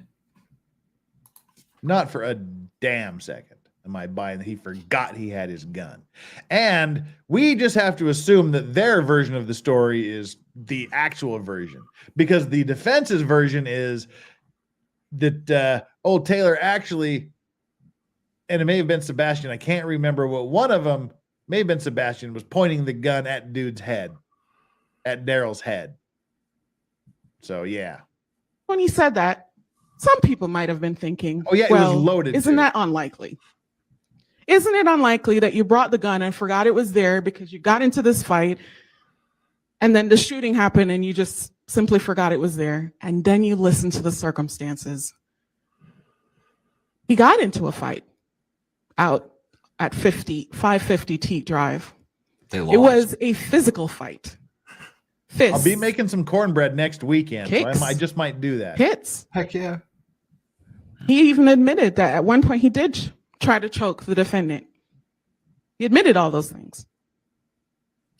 And he said his gun remained in the zipper pocket because he didn't go there with the intention to try to shoot anybody. And why he didn't want fuck to. did you bring a gun if you had no intention of using? And you know, you can believe a lot of things or disbelieve a lot of things, but then you have to look at what actually takes place after. Mr. Robinson never shoots back. This is the person that they claimed is sent over there to shoot his shit up and actually kill him. He never, even when shots are that are coming through the windshield, instead he lays on top of his friend and gets the bullets into him. Perhaps he's a hero. How dare you, woman? Bitch, please. Perhaps he's the hero. The guy that rolled up on another dude's house and interjected him in another man's relationship with his woman, rolls up on them, sucker punches him in the head, 2-to-1s him on the grass, runs away to get the car, definitely not to get the guns in the trunk or whatever the hell was going on. And then, gee, let me just hypothesize. Perhaps the reason he didn't shoot at Travis was because Travis was faster. Just a hypothesis. Just a hypothesis. If I can say this, if 4 dudes showed up at my house at midnight with guns and started fighting with me on my front door, there'd be more than just Sebastian getting carried away. You know what I mean? Yeah. Well, I think Ashton's got a point here. Travis also had plenty of opportunities to shoot and didn't. And that's one thing the defense was harping on and highlighting. And I agree with that. He didn't just come out of his house blazing with guns ablazing. Right. He didn't run in the house and pull out a gun as soon as he got sucker punched. They had a little tussle on the lawn, however long it lasted. And eventually when they ran off to or whatever, and he runs back in the house to get the gun, to get his weapon, because his brother is still being 2-to-1 on the lawn or down the street or wherever the hell this happened. He didn't shoot him then. He didn't say, "Hey, you 2 on my brother." Bang, bang. He didn't do that. He didn't do it as they were going towards the car. He didn't do that. Something happened around that vehicle to make him pull the trigger when he had so many opportunities to pull that trigger before they got to that point, and he did not. Something happened at or around that vehicle to make him dump 39 rounds into or at that vehicle. I got a pretty good idea what it was. Gee, what's your speculation there? What's your speculation? Well, if I was a gambling man, I would probably put all of my money on the fact that somebody pulled a gun. That'd be my guess. I'm not an educated man. I just got a little bit of common sense, and that seems to be the most likely scenario, if you ask me. Yes, sir. I would concur. I can't believe they brought charges against this dude. I can't believe they didn't bring charges against the 5 people that set this up and executed this action. It doesn't make sense. Yep. Because he managed to stay cool to keep that firearm in his pocket. He managed to put his body over another person so they wouldn't be struck. Oh, Jesus. Keyshawn Jones and Christopher Lowe also testified there were no guns. It was a fist fight. But they lied. Even Linda Rudolph, she didn't see any guns because there were no guns out there. She was in the house. Darren Rudolph also didn't see the guns out there. Except for the time he testified that someone had a gun pointed at his head. Just saying. Just saying. There are no guns involved in this fist fight out front.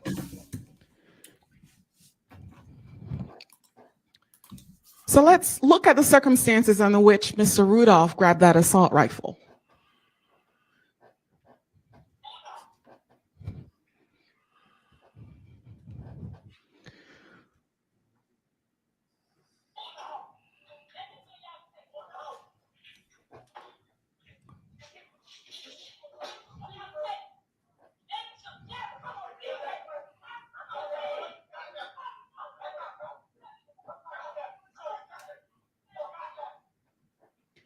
Travis, no. Come on, please. Travis, no. Please, please. Travis, no. That's his mother. And this actually, to me, lends credibility to the defense's argument. No mother wants to see her son shoot somebody. No mother wants to see this. And she testified, she just wanted the kids to go home. She didn't go all world star. Be like, yeah, shoot them motherfuckers, shoot them, bitch. You get them bitches, get him, shoot him. She wasn't doing that. She was trying to be the peacemaker. Trying to de-escalate. Yeah. I see that. And all she had to do, all the mother had to do on her testimony was say, yeah, I saw them pointing. They whipped out their guns and pointed them at my babies. But she didn't say that. I missed her testimony. Oh, her testimony was gold. She's a golden mother. Just a gem of a mom. And all she had to do was just say yes. She said she testified she didn't see any firearms while she was there on scene. At midnight in pitch black. Yeah, all she had to do was say, yeah, they were pointing guns at my baby's head, but she didn't say that. So that lends a huge amount of credibility to her. And the fact she's trying to be the peacemaker and not have people killed. That lends credit. If she was egging them on, that would be a problem. Yeah. Yeah.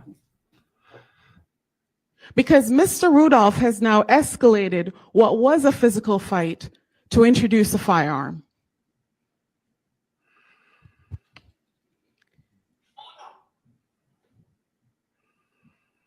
How does Daryl get down Redwood? It's an interesting question. Nice blazing saddles there. Blazing Saddles blast. It also forms the basis for another interesting question, which is, are you defending yourself or are you pursuing people that you think have wronged you? Are you? Or defending your brother. Yep. We already saw the map. This is where Mr. Rudolph lived and where the shooting scene occurred. On the map, you have it in evidence, states 1. Everybody else is indicating that that fight happened closer to the house up here, which makes sense, and I'll show you why in a little bit. So then how do they get all the way from up here to all the way down there if they weren't pursuing Bartemp, the you young think I men didn't as they send an ran invite away? to Drex? You think I didn't do that? What's this? This is all 7 individuals on camera. Keyshawn Jones with his hoodie, Daryl Rudolph with his white t-shirt. Then you see persons, so that's 1, 2, 3, 4, 5, 6, 7. There are 4 young men that came to that house. Then there's Daryl Rudolph, Mrs. Rudolph, and Travis Rudolph. All 7 accounted for. What point in the video is this? Mr. Rudolph is making his way into the house before he grabs the assault rifle. Now, this is an interesting thing. All throughout this testimony, there's been this mysterious 5th Beatle. Hacksaw. Hack, as they've been called. His name is Hackshaw. They call him Hacksaw or Hack. There's been this mysterious hack feller that was there who apparently, according to statements, didn't come along with them.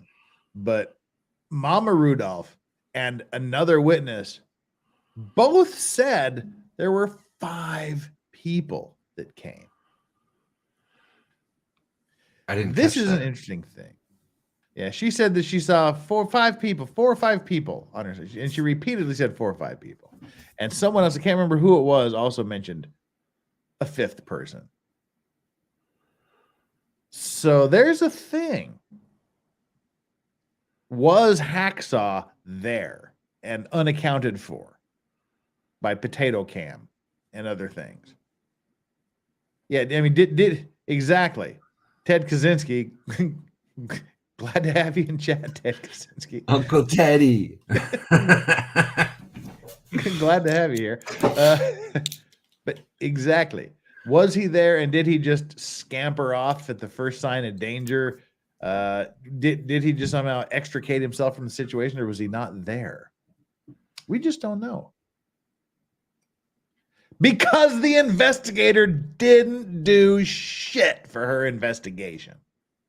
Shelley spent 10 minutes questioning the 17. There's no fight happening, ladies and gentlemen. It stopped. Everybody is calmed down. Calm down, maybe not, but He I will give her escalated it stopped. Did he escalate it? Did he escalate it? Did he escalate it? Did it stopped? Maybe. I'll This give you it now stopped. They get down to is the car Mr. and then Rudolph shit after happens he's again. exited the residence with the assault rifle and slips. Yeah, that's Why what does he she said. keep? It's not an assault White rifle. t-shirt. It's no such Daryl. thing. Didn't realize he was in that video, right? He's there. He's not down the street. He's right there at the corner of the front lot.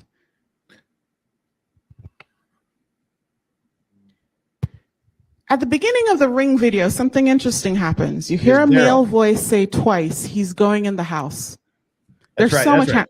Yeah, Daryl said that was not him. That was the mysterious 5th Beatle. Got it. Happening on that video. But listen again. Yeah, stop saying assault rifle.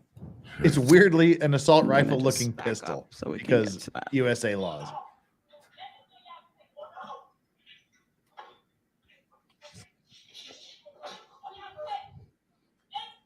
I'll let you.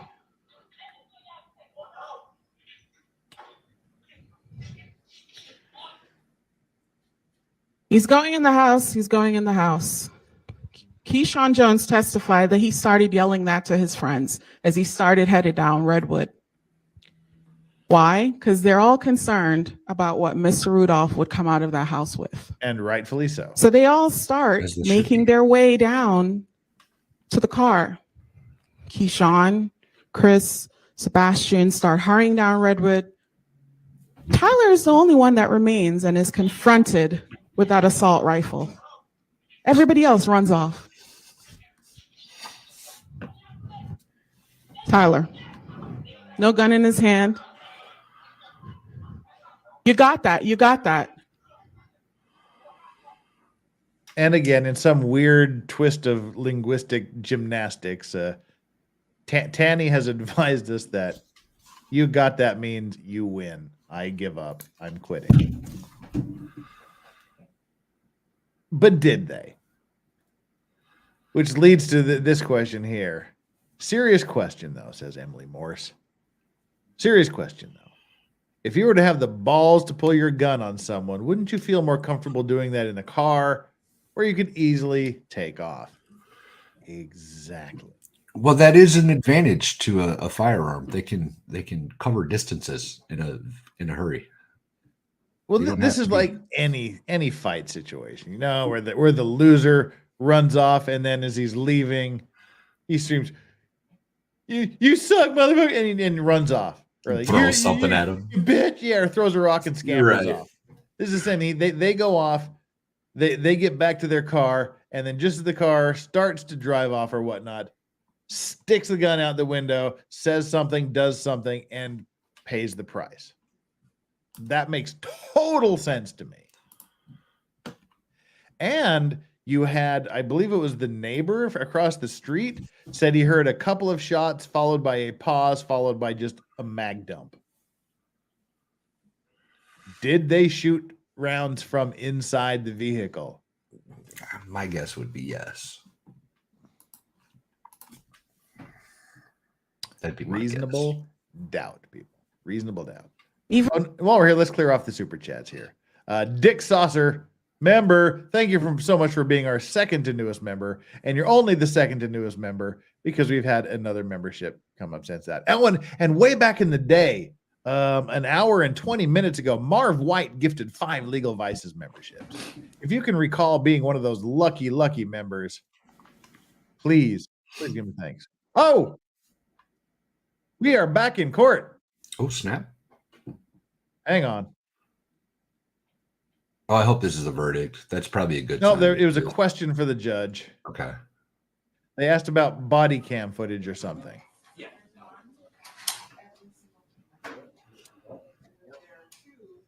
All right, what the hell's going on here?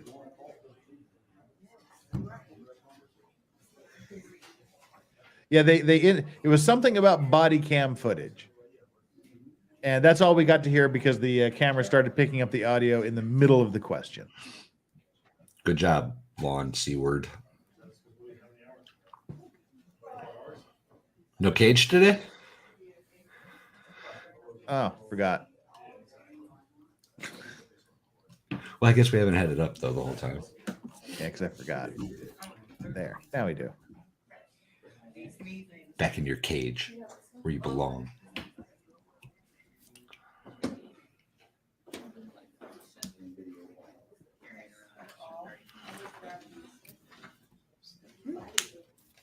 Here's the original. What's going on here?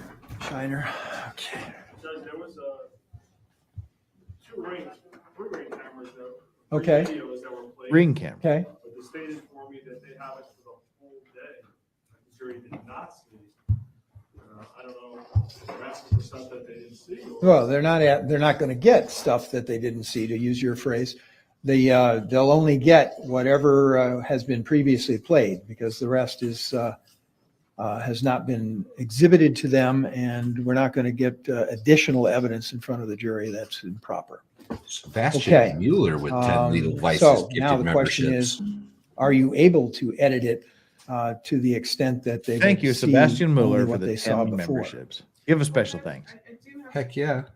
Question about what Your Honor is saying, Mhm. because the jury's entitled to see anything that was admitted, even if the state only played certain parts of different clips. How long is that video? The video that Mr. Shiner is talking about, the one that has everything from that day, is over 24 hours probably. I mean, it's not because it's clips, but it's a lengthy video. Can you be a little more specific? Precise. Probably a good 6 or 7 hours. Jesus. Holy crap. Let me hear argument from both sides as to the appropriateness of the jury seeing the entire 6 or 7 hours of that video. It's from a ring cam. The juror should see what was presented in evidence. Part of the day, Or just every single thing that happened. or what they have already seen. Yes, what they've already Defense? seen. That's fine, Judge. Just what they have already seen versus the entire thing? I'm asking they just what they've seen be Okay. shown, but if the court inquires, that's okay too. Okay. And then we have 3 body worn cameras. It's the very first officer that got there. I think the officer that got there second, Tavares, and then Etienne. They're, Okay. I think, at most, each one is maybe 9 or 10 minutes long. Okay. Lord of the All right. Rings. So are we ready? You ready? You got them queued up, so to speak? We have all of the ring videos that showed the relevant Okay. portions, I guess, during the trial. So we would play those, I guess, one by one. Okay. And then start with Officer Jose. Well, I will ask them, though, unless either side is opposed to my doing it this way, I'd like to ask them in a manner such as this, that the assumption is that you want to see the video that you have already seen. I said, holy crap. So far as the ring cameras go. There may be more. Well, if you do that, Judge, they Okay, that's why ask for the rest, and we'll be here for. I'll have to get another judge to come in here for that. What we could do, like, And there may be irrelevant portions and hearsay on those. That's why I didn't make any objections, because they weren't shown. Well, if both sides agree, then we'll show them only that which they have already seen, and that's which is what I think is the proper thing to do in any event. That's what the fence is asking for, Judge. And then, Judge, if their intent was to see more than these 13 clips, they can rewrite another question. At that Okay. point, right? There's 13? Yeah, but each one is like Okay. 18 seconds long, All right. something like that. Okay. All right. That's what, so then that's what I'm going to do. I'm going to tell them that, what? I'm sorry. That's It okay. No, go ahead. It also says city and other body cam. I don't know if they want to see the car in the city camera. City? It says, and city and other body cam. So Yes. it sounds like they want to see the video showing the car in its final resting spot and coming down Broadway. I don't know. Several city cams. Where did I miss that? Do we have the original? there? No, it says in any other body cam. Oh, I thought it was city. Sorry. No. I can't read either. To me, it looked like city. Okay. Yep, you're welcome. Okay, we ready to bring him in? Okay, thank you. All right, the jury's bring 'em coming in. Please. The questions are going to be answered here momentarily as to what the hell's going on. The jury has some questions. They want to see some camera footage. We'll find out exactly what's going on here in a minute. Seems like they want to see the body cams that have been entered into evidence. They're bringing them back into the courtroom to view the videos. They can give them the videos and let them take them back, or they can show them in court.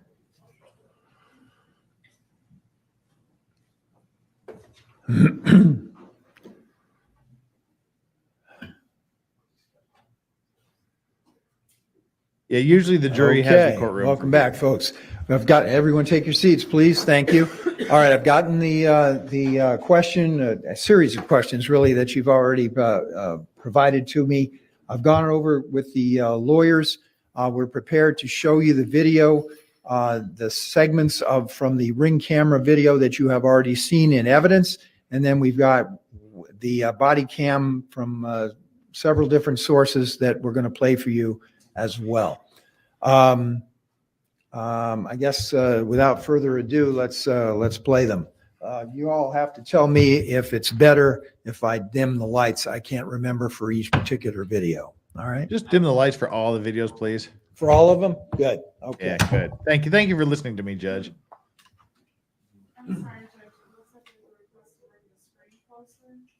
Okay. Slightly better angle. That's good. Can at least see what's going on. Oh, well, we could. Thanks. And while they're doing that, I'm making a quick run down the hall. Hang on.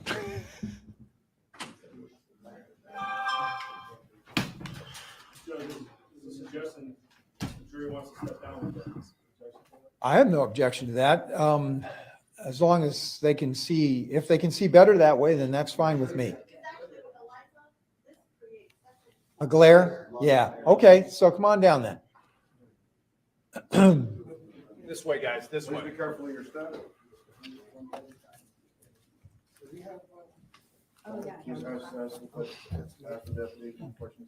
So it looks like he said we're going to play like 13 video clips that are all about 18 seconds long. I wonder if we'll play all of them.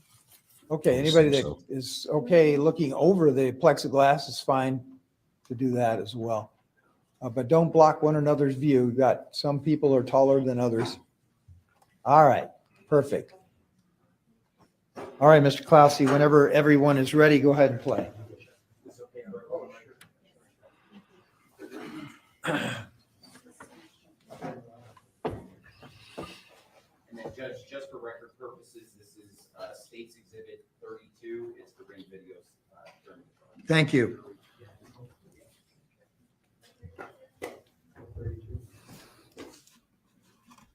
The jury wanted to view the ring cam and or body cam of the incident. So here we are. All right. Just in time. Oh, daytime shot.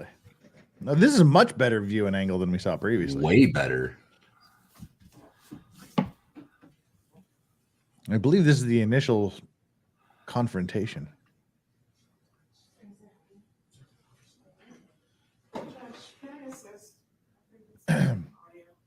Okay.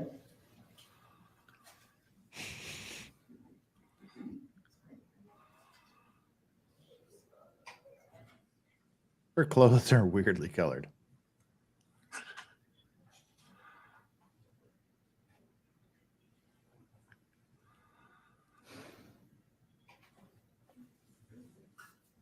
So if they admitted the 6-7 hour footage into evidence, why wouldn't they be allowed to view that? Why would they only be limited to the video that was viewed during the trial?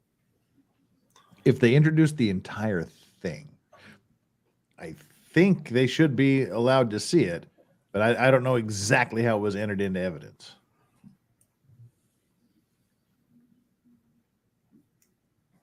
Because if only parts of it were introduced into evidence, that's what they should be able to see. I thought the prosecutor said that the 6-7 hour video, the whole thing had been admitted, but I could be wrong. I don't know. Yeah, go ahead.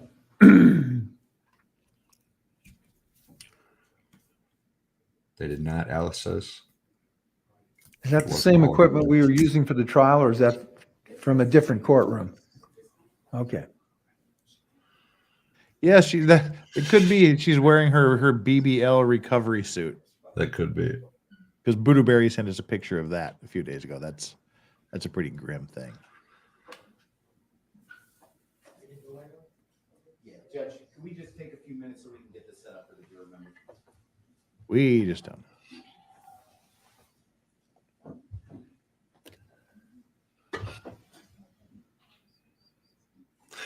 His middle name is Dana.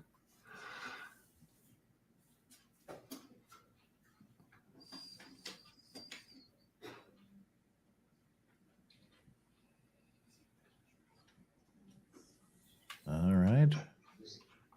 Waiting for the IT, waiting for the Geek Squad to come and save our lives.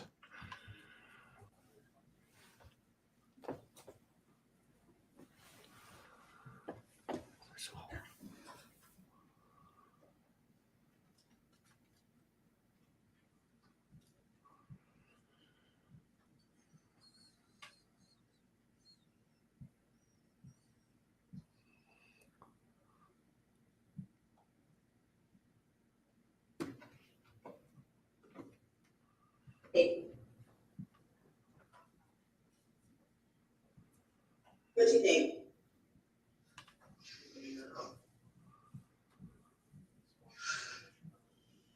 I know you're mad, but you're going to eventually have to talk, right?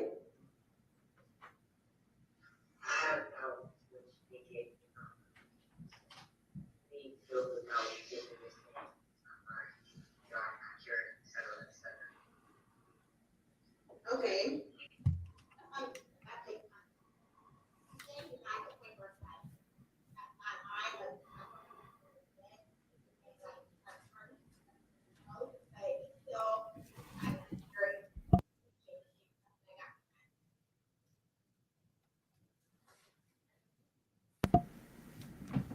Can't really make out what they're saying. He still wants to do shit. But she said yesterday. He told me yesterday he still wants to Let me boost the volume here to 600%. She's talking on the phone to somebody.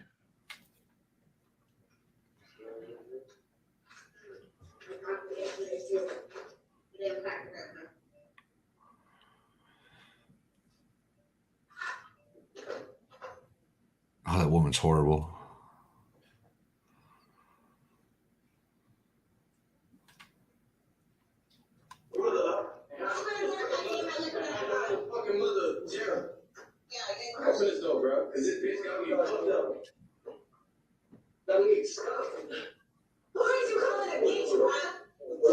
Well, there we have her being the aggressor. Yeah.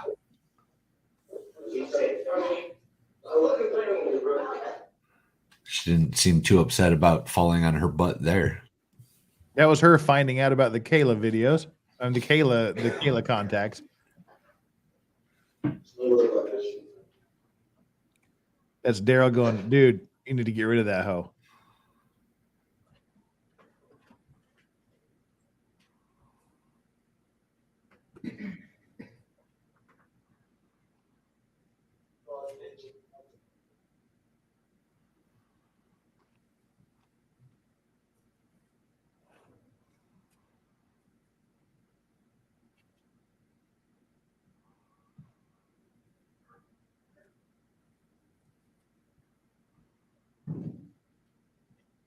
Yeah, and that blink and you missed it thing was her being picked up and slammed to the ground 2 times, as she said. I want to tell you right now, bro. Travis, I want to tell you right now, bro. Come on, bro. Fuck you, all. It's so wet, bro. Go do what you do, bro. Go do what you do, bro. You and your feelings. That's him saying she's crazy. Get rid of her. He's right, you know. Yep. Yeah. And now we get to see the physical side.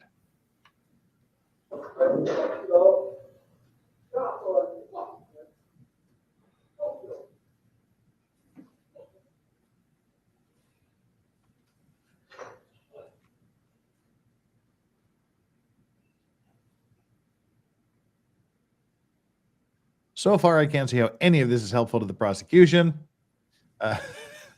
None of it so far. Yeah.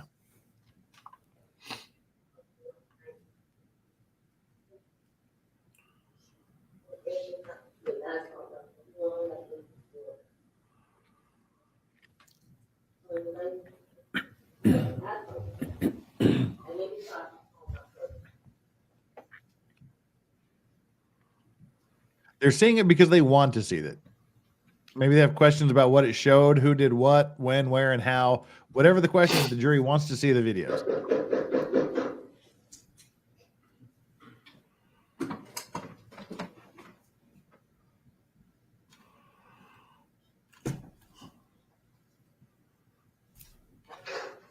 What is it?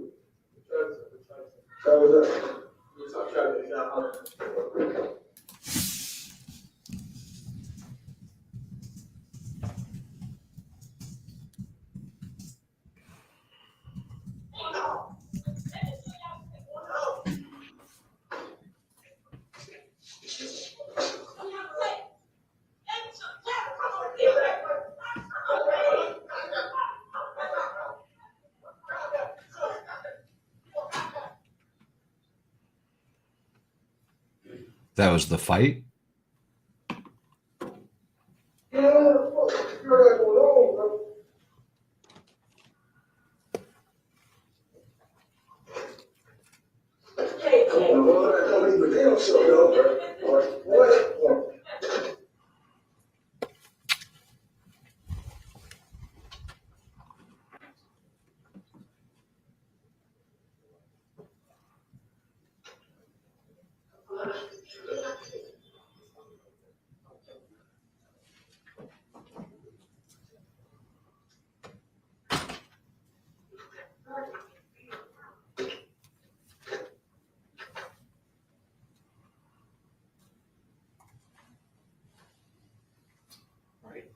That's the conclusion of the ring videos, Judge. Okay. I've got the other, Wow. what exhibit are the individual exhibits for the body cam? I can't remember. So those are all of the ring videos. Okay. None of which seem beneficial for the prosecution. Yep. 52.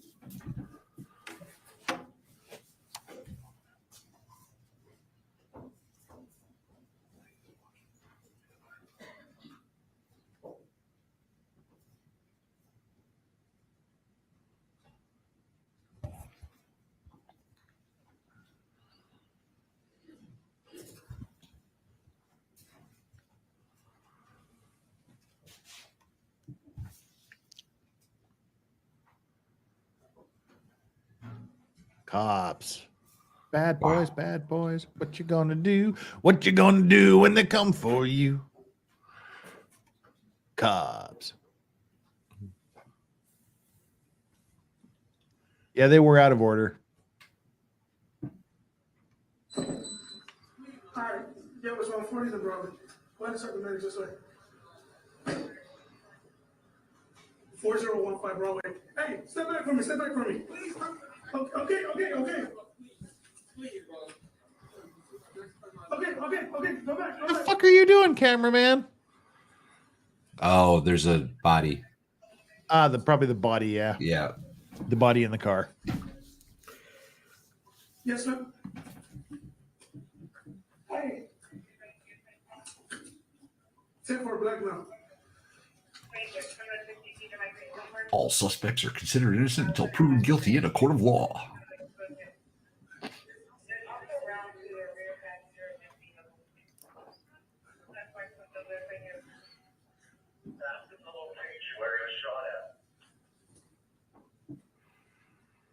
I'm for the post. Yeah. What's that? I don't know, bro.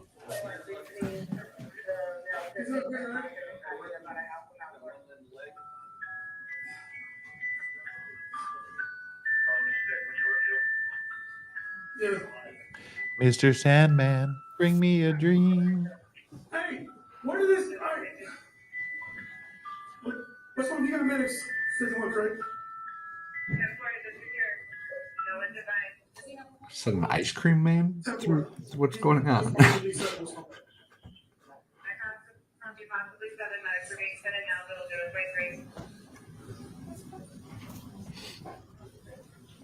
Oh yeah. I just heard something.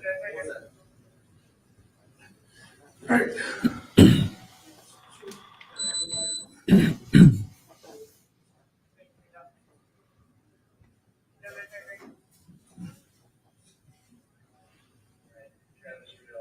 All right, hey, listen, try to take him out, bro. I don't know if it's me or him.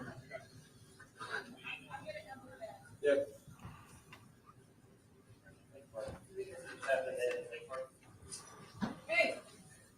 Yeah. Go. We're still not sure on all of that yet. Do you feel anything?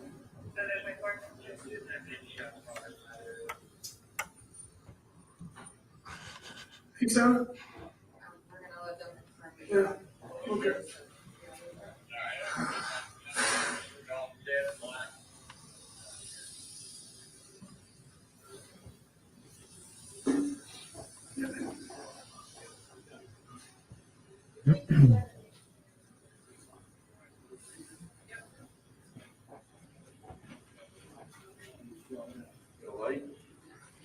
He has a in the shoulder.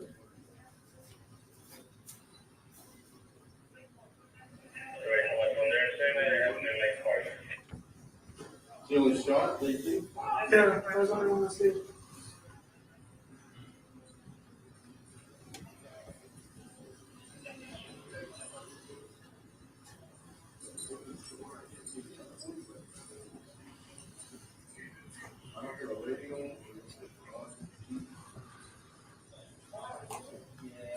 If the medics transport, I want you guys to go and the rest of the team to the scene.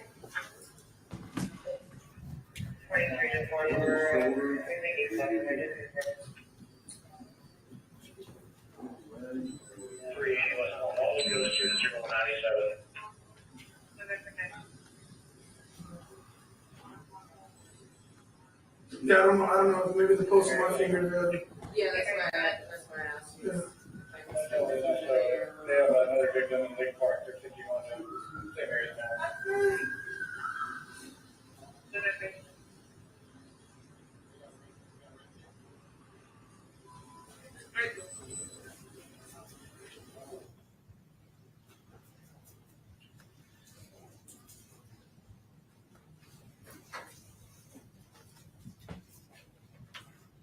All right, Judge, as I stated, that was 52. Okay. The next one is Officer Tavares's body worn camera, which is number 64. All right. And people are saying, like, if you know, you know, it says, why, what do they need to see this for? Like, how is this helpful? Others saying, hate to say, but this is not good for Rudolph. It's a Blandino effect. Normies watch an NFL replay and they're influenced by whomever explained whether.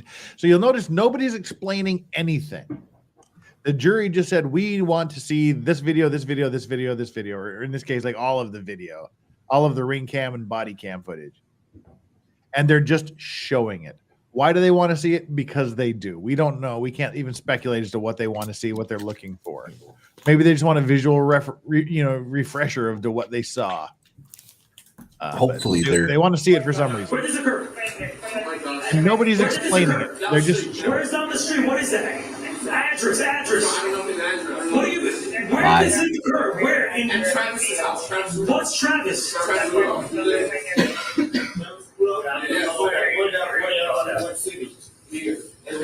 In this city, yes. Okay, but you know the address? No, I'm not sure. Travis Rudolph's house? Sarge says, ask where this happened. Yeah, we're still This getting. happened down the street, probably like half a mile, not even a mile. We're trying to get from there down here to the hospital. Bridge? So much shit's happening. We came like 5 minutes down the road. Bro, it's important for us to know where it happened. Where did this occur? No, I did not. I did not. Travis Rudolph's house. What is Travis Rudolph house? Who's that? That's his name.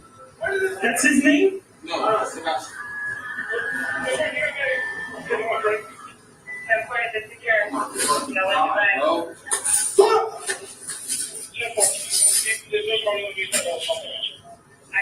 Oh my fucking god, bro.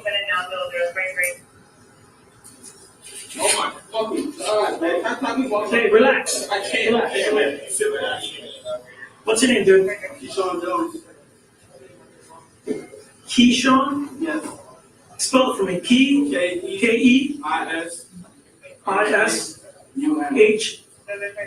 Spell it again? K-E-I-S-H-A-U-N.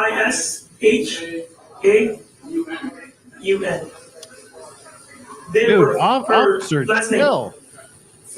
He's a little excited. Last name. Jones. Middle initial? J. Where you live at? I live in Delray. Address. 1505 Spring Harbor Drive. 1505 Spring Harbor Drive. Harbor Drive. Date of birth? Or Delray, right? Yes, Delray is usually 4 or 5. What's your phone number, man? 412? Huh? 412-297-1020. Doxed. All right, dude. You gotta understand, where did this happen? Did this happen here? Did it happen in Riviera Beach? Did it happen in Lake Park? Lake Park. Lake Park? Lake Park. Hey, it happened in Lake Park. Lake Park. What's the address? I don't know. Bro, I'm telling you, what's the address? So you don't know where this person lives at? I don't know where All right. This is Lake Park, my dude. Do you know streets at least? I'm not from here. I'm not from here. Dude, you had the address to drive there. Bullshit. And he was the driver, to the house right? if you don't know where it is?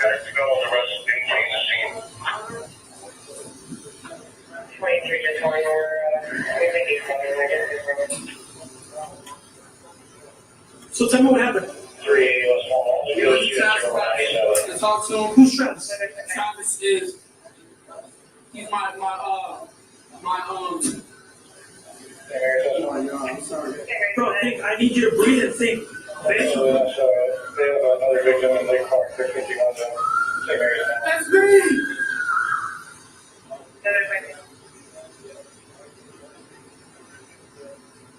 Okay, man.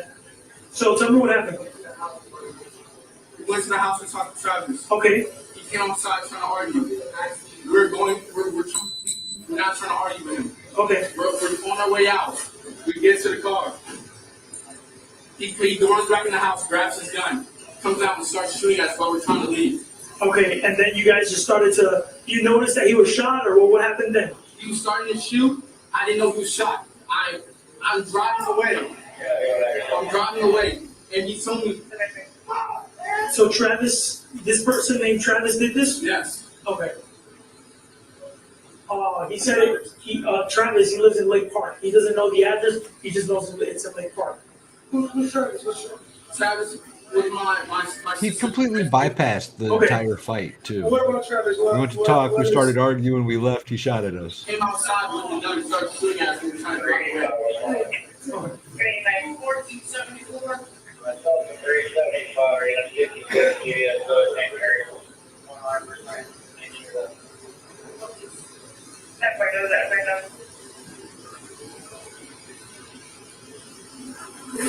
All right, man. So what else happened?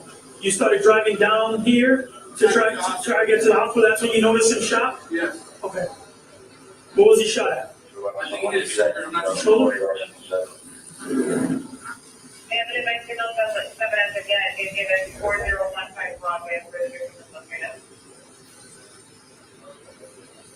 Was this the only vehicle they were shooting at? Yeah. Okay.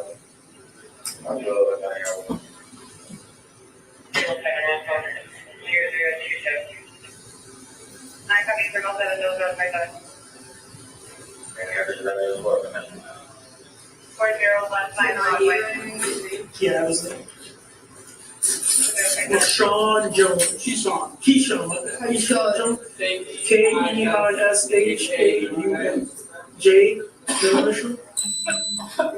Last name Jones. 10/15/99. And then he lived at 1505 Spring Harbor Drive. That's in Delray.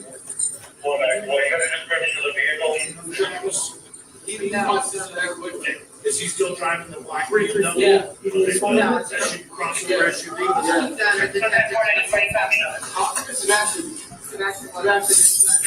Sebastian what? Jack. Jack? Yes. Yes. J.A.C.? It's like John Jack. John Jack? Do you know how old he is? He's 21.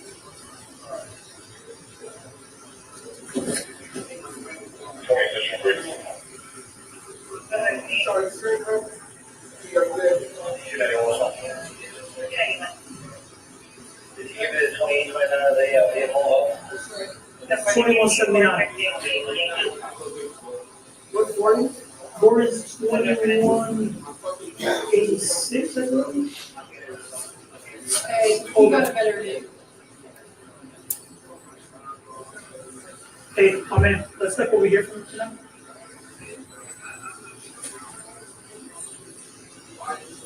Come over here. Sit down. Why is it still in the car, man? Why is it still in the car, man?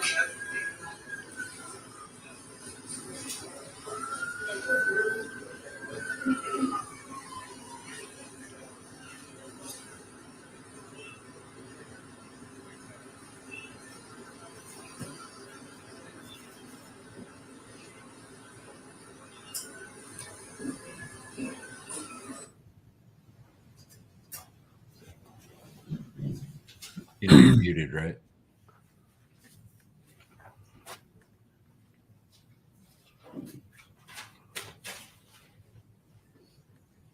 All right, one more video down. That was exhibit 64. And then the last one is state exhibit 69, which is the body worn camera of Detective Etienne. All right.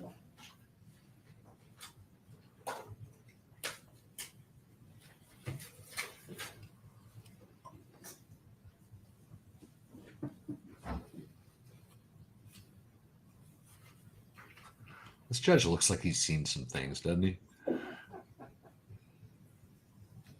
You're muted, bud. You're muted, Jeff. Hey, Jeff, what do you recommend for a good whiskey for my dad? One that's not going to kill my wallet, but is good. He loves whiskey, but is no expert. Basil Hayden or something from Elijah Craig is a good place to start. Is it in this Travis Rudolph? Where down the street? What city? In the city. Yes. Okay, but you don't know the address? Travis Rudolph's house? Sarge says, ask where this happened. Yeah. Yoda. That was probably like half a mile, not even a mile. You're trying to get from there to the hospital, to the hospital. Okay, did you pass the bridge? We don't know. I can't tell you. So much shit is happening. My boy. I came like 5 minutes down the road. Bro, it's important for us to know where it happened. You have that? Is that your phone? No, I did not, bro. I did not. Shooting at Northern Jackson. So this might be real. Hold on. Yeah, it's like a 21 round and a 17 round. All right, they're saying that it's happened at Travis Rudolph's house. Can you look up that name and see what address is on file for him?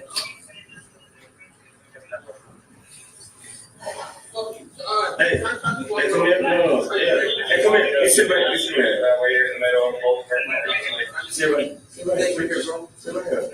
I just almost lost my life, bro. All right. So you was at somebody's house? Yes. We came into his house, we pulled up to talk to him.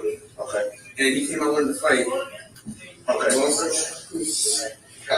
He came out trying to fight. We ended up running back to the car and started tearing up the car. We got the Guardians?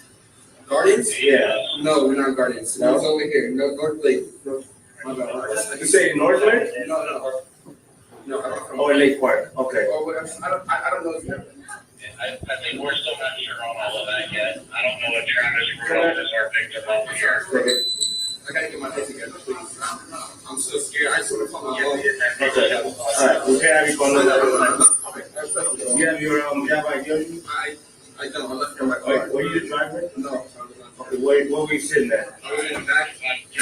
You're in the back right seat? Did Travis get hit too? Oh, huh? He's shooting. He was not. He was shooting? Yeah. Okay. So you definitely Travis? Yeah. Rudolph from the shooting? Yeah. And okay, so you guys were at Travis' house and he tried to fight you guys? He came in and talked to him. Okay, I went there to talk to him. Okay. Wait, what? They're saying that it happened in Lake Park. Okay, come here. One of them here is saying that the shooter is Travis Rudolph.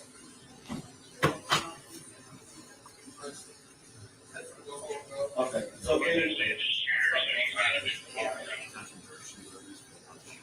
no, one of them saying that they went to his house and talked. We're almost done here. I'll go back. Okay, come here. I don't understand. So you guys went to Travis Rudolph's house to talk to him, right? Okay. The fucking down, bro. The fucking down. Okay. Listen, man. Thankfully you're here, bro. Thankfully you're here, and we're okay. We're glad that happened. Okay, but I need for us to figure all this out. I need to know what happened. Okay. So you guys went to Travis Rudolph's house to talk. Yes. And then what happened from there? He came out wanting to fight. Okay. Yes. He's already my son now. Okay. Then we came out and what happened? Altercation. Altercation happened between you guys? Yes. He's arguing verbally. Okay. Yeah. And then we just started shooting? When we went to the house, we already knew what time it was, so we ran to the car. Okay, and then by the time you guys are leaving, I'm in the back seat, and I'm just like, this is some fucking movie. Alright, thank you, man. Just make sure you're not hit, you're not hurt, or anything. Let me just look at you, check you out. Make sure you're not hit, because you know, adrenaline and stuff. I'm good, I swear. Okay. Yo, come here.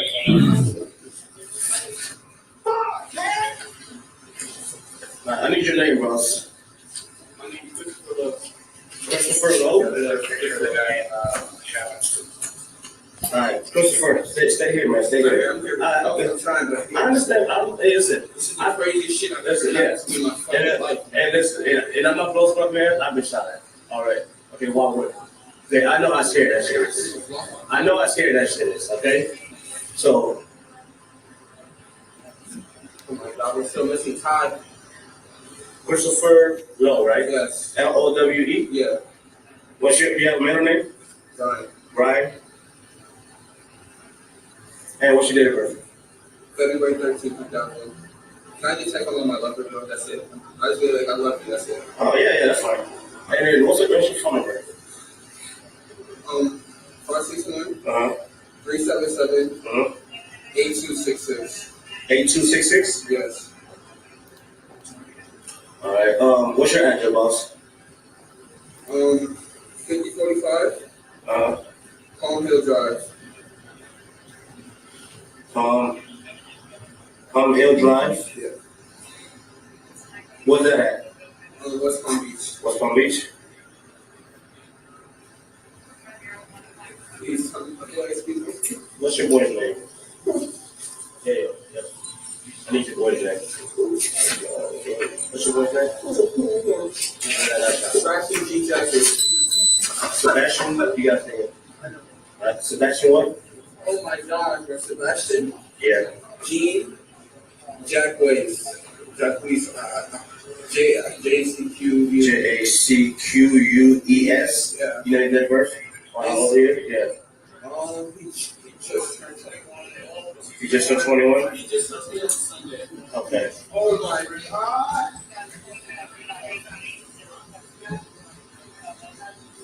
Oh my fucking God. Oh. Yo.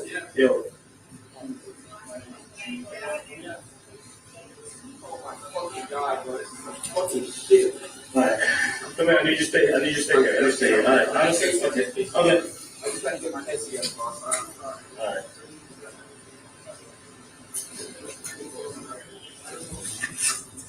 You got what?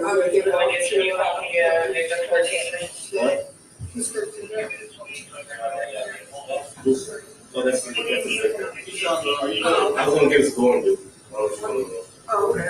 Yeah, just give it to Gordon, dude. My fucking ears are still fucking ringing. I need you. I can't have you talking. I can't have you. Yeah. I just can't have you talking. Oh my God, bro. Right.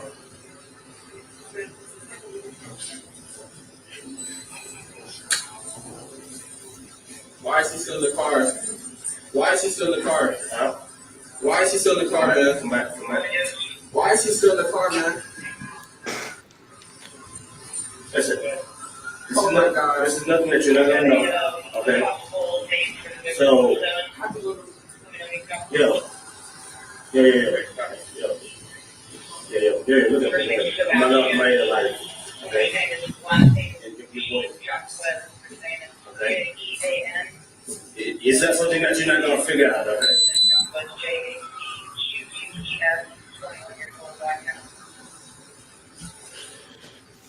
That's good. All right, isn't that something that you're not gonna know?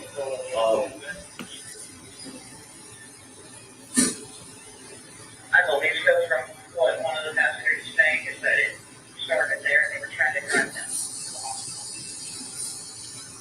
And why do you guys go to the hospital? I'm just asking. Why don't you guys go to St. Mary's Hospital? The car stopped working. The car stopped working? And they did it like part of the year and didn't get really very much sure of it. Oh my God, bro. Oh my God.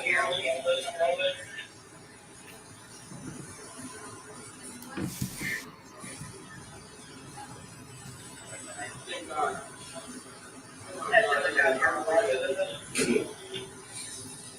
Did I see the car or something, bro? That I don't even see. One of our cars? Alright. Yeah, that's fine. You can say my car. Well, after Cadillac,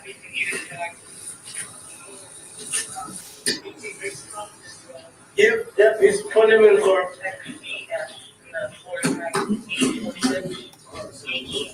Alright, let me shoot out anything on you, okay?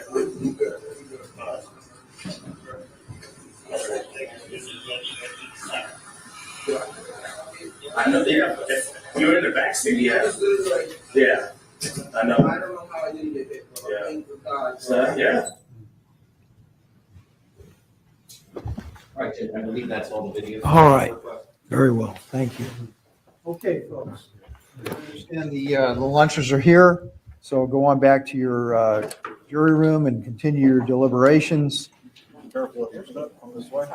Yep. Jesus. So where are you going, please?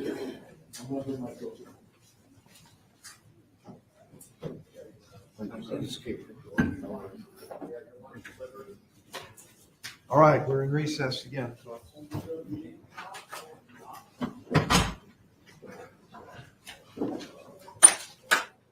You know, I heard something or read something in chat, and they were right. I did notice that nobody mentioned Tyler at all. You're muted. At the very beginning, they said that he ran off somewhere. They didn't know where he was. Just like one sentence, one throwaway sentence at the beginning. Was all they ever mentioned about him. Welcome, David. How are you? Good, good. I've been watching it a little bit in the background while I've been doing my own thing with this tie on today. Look at you. Yeah. Somebody pointed out, though, that they talked about their ears ringing. Yes. Was it John, I think? That's Yeah, interesting. my ears That's are an still interesting little ringing. off the cuff remark that seems to indicate the gun was a lot closer.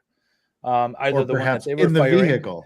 Yeah. I can attest that if a gun goes off in a vehicle, it's loud. It's very loud. Because they were saying anywhere from 30 feet to 30 yards away when he started shooting. That's not gonna make your ears ring all that bad. No, and but if if someone happens to be inside an enclosed vehicle shooting, that your ears are gonna ring like a mother effer. Yes, they will. Yes, they will. I've never anyway, shot inside of a car, but I have shot from like Because they you're have those smart. enclosures at the gun range. Those things are really loud. That's why we wear ear protection. Yes. But we have David Hell from MLS Law Show here. You want to make sure you get over to MLS Law Show and subscribe to him and like all of his videos, especially the one I was involved in. And Valhalla waits. We have a chat for you. Why don't you have a goat cam? Because I'm Valhalla. poor.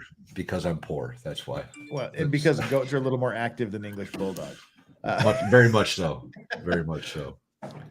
But so I mean that was an interesting. We got a lot of these comments. Why are they doing this? And people saying, "Oh, that doesn't show any guilt." They're not showing these video to try to find guilt. It's the jury has a question. Perhaps they just want to say, "Okay, I don't remember exactly what we saw the first time around. I want to see them again. I want to refresh their memory." Maybe they're looking for a specific thing. We just don't know. But they're not looking at the videos to try to prove him guilty. No, they have a specific question, and also I will say I'm pro defense in this case because of all the shenanigans that went on. But at the end of the day, it's a very close call, and I could see how a reasonable analysis of this could lead to a guilty verdict. So I think the jury's doing what they should be doing. Yeah, I didn't see anything in those videos that I felt helped the prosecution, though. Nothing. I didn't see anything. Not in those saw that lots of- were streamed. You mean just now? Yeah. Yeah. I saw lots of lies. Lots of them. He came out of the house looking to fight. He came out of the house shooting. Like we were just sitting there, we were just driving by, and you just came out and started randomly shooting at us. That kind of attitude. We were going to the hospital that we passed already. And I would like to think that the jury is noticing these inconsistencies in the story as well. I would think they have to, right? Yeah, I mean, unless they're just complete morons, but we don't know. I mean, the real big things as I see it, it'd be interesting for the layman perspective and the lawyer perspective as well. The way I see it, you have the question, did the fight end at some point? Which seems to be the case from both sides. That they all said, okay, we're done, and then they walked away. But what happened is he didn't shoot when he came out of the house. He didn't shoot when his brother was being tag teamed by the other two guys. He didn't shoot while they were standing on the line. He didn't shoot while they were walking towards the vehicle. Something happened at that vehicle to make him decide to start shooting again, or start shooting, not again. So was there a weapon pointed at him? Is going to be a huge issue. Could a reasonable person conclude, and has the state proved beyond a reasonable doubt, that there was not a weapon pointed at him? I think it's going to be the crucial issue, regardless of whether or not the fight ended. Right. I think that is the fundamental issue, and that's not clear in the videos, in any of the videos. And so you come down to the witness credibility. And on one side, you have the thug wannabes, and on the other side, you have a fairly respectable family and defendant. Well, and the 5 people on the one side, shall we say, none of their stories even matched up. Like none of their testimony coincided. They're all, we just had a conversation and decided that we weren't going to bring guns, and then lo and behold, they find guns. Shocking. Yeah. Well, and I think their stories are incredible enough to the point where it calls into doubt whether or not any of them are particularly telling the truth, as opposed to, say, the defendant's mother, who testified and said, "I didn't see guns." That's credible still, even though the defendant and the brother can both testify and say, "We did." So the stories don't have to line up. It's the way that they don't line up. Yeah. Right. To say, shoot his, how far are you into it? 2.5 hours. Shoot his shit up. Well, that's what was said on the stand, right? Shoot his shit up. Well, that meant they were just going to talk. That's all that meant. Really, that's a bit of a stretch. X to doubt. We got a few more super chats here to go through, and then we'll talk a little bit more about this and get back to the closing arguments. Trent Thorough, thank you so much for the super chat. Those 4 were wannabe thugs. The reason they didn't shoot back is because when shit got real, they chickened out and panicked. Or, as I said, perhaps Travis was just a little faster on the trigger and they couldn't shoot back because one was Swiss cheesed and the other was permanently Swiss cheesed. That could be another explanation. You don't have to shoot in order for someone to shoot you. It's not like, oh, they didn't shoot first. You don't have to stand there and let someone go all John Wick 4 on you and try to shoot at you first before you're allowed to shoot back. Ken Crom, new member. Thank you so much, sir. Emily Moore, serious question though. If you were to have the ball, okay, we did it. No, we didn't. Okay, yeah, we read this one already. We did. Yeah, we did. Nick White, he shot the two people who had guns, self-defense. Well, we know at least one of the people that was shot had a gun, although he said he completely forgot. He had nearly 2 pounds of steel in his pocket running around. He forgot until he fled the car and dumped it. That he couldn't figure out why his pants were falling down as he was running and climbing over fences because he's got 2 pounds of steel and he forgot about it. So at least one of the people that got shot did have a weapon. And there is a strong suspicion that the deceased person also had a weapon. So yeah, if that would be kind of neat. I guess it's neat is a really bad word to use, but I can't think of anything else to just of all the people that got shot, it was the two that may or may not have had weapons. That's some Rittenhouse level shooting there if that's the case. But this was not an expert marksman. This was a guy who was opening a vehicle on allegedly a perceived threat. Flux, bringing the $5 super chat. I want to watch Father Goose. Talk about a great movie. I love when Gary Grant slaps Leslie Caron. Lol, Travis needs to learn from Gary. Oh no. Flux. I thought we had some audio in the court, but we didn't. Just someone talking in the background in the courtroom. Mary Rigsby, where's the missing ring video? Deleted? Which missing ring video? The defense brought up the fact that there was part of a ring video that should have existed, and the state says it doesn't exist. And he's like, well, where did it go? Why doesn't it exist? Do they actually have it? We don't know. He said that part of his closing. Okay, I thought that was talking about the Night Owl video they had. Well, maybe I'm mistaken. Anyway, there was allegations that some video should have been there, and Travis's mother mentioned in her testimony that she doesn't know why that video wasn't there. I'm not sure if it was the ring or the Night Owl, but yeah, there was some allegation of missing video somewhere. Let's see, and we have Steven. Fucking watch it, Crowder. Watch it, fucking watch it, Crowder. I don't see the relevance of admitting ring cameras. Well, they show us what happened. They were eyewitnesses. It was that shows you what went down before and during and after. Yeah. Why would it not be relevant? Yeah. I don't know. Video Is he of the being event in facetious? question? Maybe, I don't know. But anyway, Steven Crowder's funny. Mac 1968 with $1 super sticker. Thank you so much. Appreciate it. Dory K, $2. My dog insists that she get to be on TV like yours. There you go. Just let her see herself. Give him some Inception level dog stuff here. And Kyle Davis. I got a bad feeling about what the verdict is going to be. It seems like if there is any possibility that you're guilty, that's the way the jury goes. Some do, but some don't. Juries are fickle beasts. Yeah, and you can never know. You'd think that 12 people in a room could come to a reasonable conclusion, but I mean, the power dynamics in the room are real. There's going to be the leaders. There's going to be the followers. They're going to be I think this person knows more than me. There's going to be the people that think they know more than other people. And watching those videos could very easily have been that one person that was, sort of a holdout one way or the other. And the rest of them are like, all right, well, let's go watch the videos. And they watched them all. And now they're going back there and are like, see, we told you. You have no idea what's going on. And that's kind of the frustrating part, I think, of jury. We literally have no idea what goes on in that room, what they're thinking, what they're talking about, what they're discussing, what they're agreeing with, disagreeing with, unless someone comes forward later and talks about it. What I like is the questions during the trial, when the jury gets to ask questions during the trial, because then you get at least a kind of a hint. And if you're in the room, you can see sometimes who is actually asking the questions of the jury, and you get sort of a little more of a preview. Not that it determines, I guess, the end result, but What you at was the least kind trial of recently where they did that? Letitia Stout. Yeah. That was the one that I covered where they did that. Yeah, because I've never seen that before in my No, life. me That was either. That was the really, first really one. interesting. Nick and I are watching Jodi Arias. There's jury questions in Jodi Arias. Was That's there really? 2012. Really? I don't Yeah. remember that. Huh. I don't either. Apparently, though, someone in my chat said that there were, because she took the stand and testified for like 13 days. The jury had like 200 some questions for her. Holy crap. When they were done, yeah. Because in Korea, the court, the judges, it's usually a panel of 3 judges. The judges will ask a lot of questions. Yeah. But I mean, there's really, I mean, there is a jury system here, but nobody uses it. It's usually always the judges, a panel of 3 judges doing the criminal cases. And the judges will ask a lot of questions.